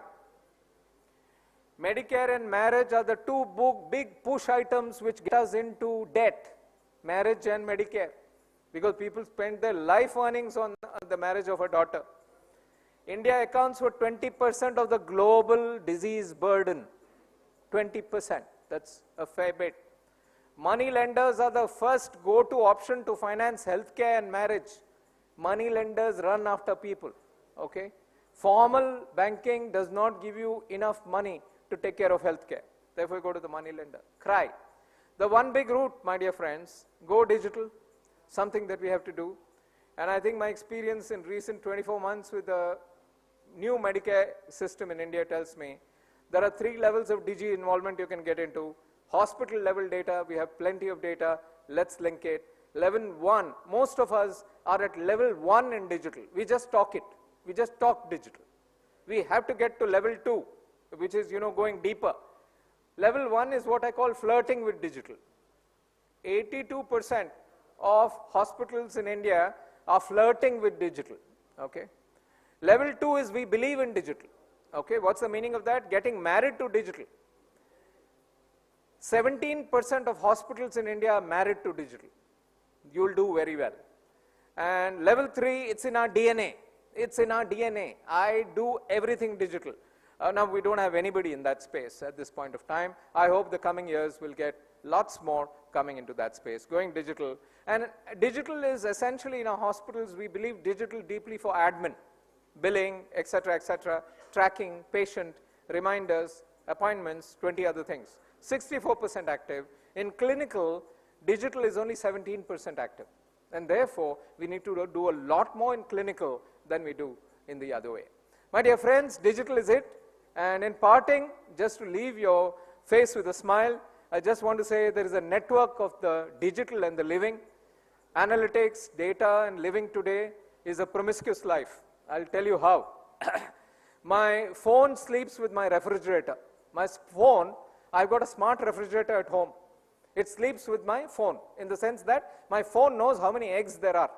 Now, in the fridge, when 24 eggs become 2 eggs, my fridge orders eggs from the grocery store, which is located in my basement. And my fridge is authorized to make a payment. I still don't trust technology fully. I've authorized only 2,000 rupees because I don't want it to go berserk. 24 eggs, by the time I get back home or my wife gets back home, the 24 eggs are lying in front of the door. Who ordered the eggs? My fridge. Who decided? My fridge. How did the fridge know? 24 minus 22 is equal to 2 eggs. This family eats 6 eggs a day, get 24 eggs. Simple algorithm. My refrigerator, which ordered, sleeps with my grocery store because it tells the grocery store. My grocery store knows the data of my refrigerator and maybe 20 other smart refrigerators around. Okay? My grocery store sleeps with 40,000 customer phones because those phones are possibly linked there. My customers sleep with credit cards because if you want to pay, your credit card is linked there. Okay? My credit card sleeps with my bank because without a bank you can't have a credit card. Okay? My bank sleeps with my rating agency. Could be ICRA. Okay? My rating agency sleeps with my insurance company because my insurance company needs data there. My insurance company sleeps with my car because my car is insured as well. My car sleeps with my car company, whichever the car company it is. My car company sleeps with Aadhaar because without an Aadhaar card I cannot buy my car. My Aadhaar sleeps with my PAN card because the government said your Aadhaar has to be linked with the PAN card. And my PAN card sleeps with my jeweler. Every time I go to buy jewelry more than 2.5 lakhs worth of rupees, my PAN card has to be shown. My jeweler sleeps with my PAN card. And my jeweler sleeps with Facebook because he is on Facebook. And eventually Facebook sleeps with Cambridge Analytica. And you know what happened. If you ask me, we are all interrelated, my dear friends. Interrelated with data. The Medicare industry is going to make it even more interrelated. But in the case of the Medicare industry, very rich data which can be mined, which can be used for consumer benefit can be brought up. So my dear friends, on that note, I'd like to say, ouch, data is important. We can't stay without data. The entire Medicare industry needs to embrace data, be with data, live with data, and sleep with data. Think, who do we sleep with really? Actually, it's data. Data, data, and data, and we're done for it. Thank you, my dear friends. It's been a pleasure being here. Thank you for your patience, for your time. I've gone quickly for a bit because I thought it's the end of the day, and you people are tired, and half the audience, is not here. So what's the point of going through nitty-gritty? So, but for the rest of you, if I have excited your interest in any of these realms, create a robust future for yourselves and for your Medicare enterprises, and let's take India places, and let's look at the tears market as well, just as we look at the saliva market. Thank you. God bless. I'm leaving an email ID out here, which is harishbijur@hotmail.com. I don't have time for questions, but if you mail me and say if you were at the South First TV9 forum, I promise to reply to you within 24 hours. Thank you. God bless.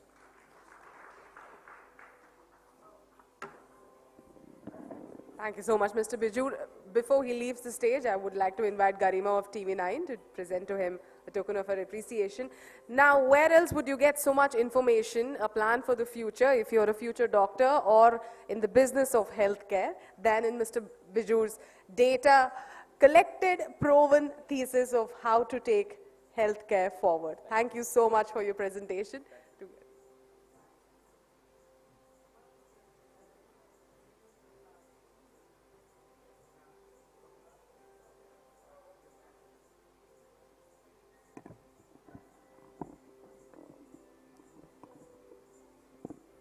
A round of applause. Dear audience, you have been extremely patient through the day, and I do hope after all of these sessions and the interactions that we have seen today, we're richer for our knowledge in healthcare. Before we part ways with you, I would like I said, thank you so much for being here with us. Other than our esteemed list of panelists who interacted with topics that matter to us the most, my special thanks to my colleagues at South First as well as TV9 who have worked for months to put this event together. A wonderful technical team, our audio, video as well as the camera team that has ensured that this entire event was seamless and smooth. A special thanks also to the staff at Taj Krishna, especially the housekeeping staff, as well as the support staff who have helped us set the stage for every panel, one after the other. Thank you all. Have a good day. There is tea. Please do have tea with us before you leave. Thank you once again.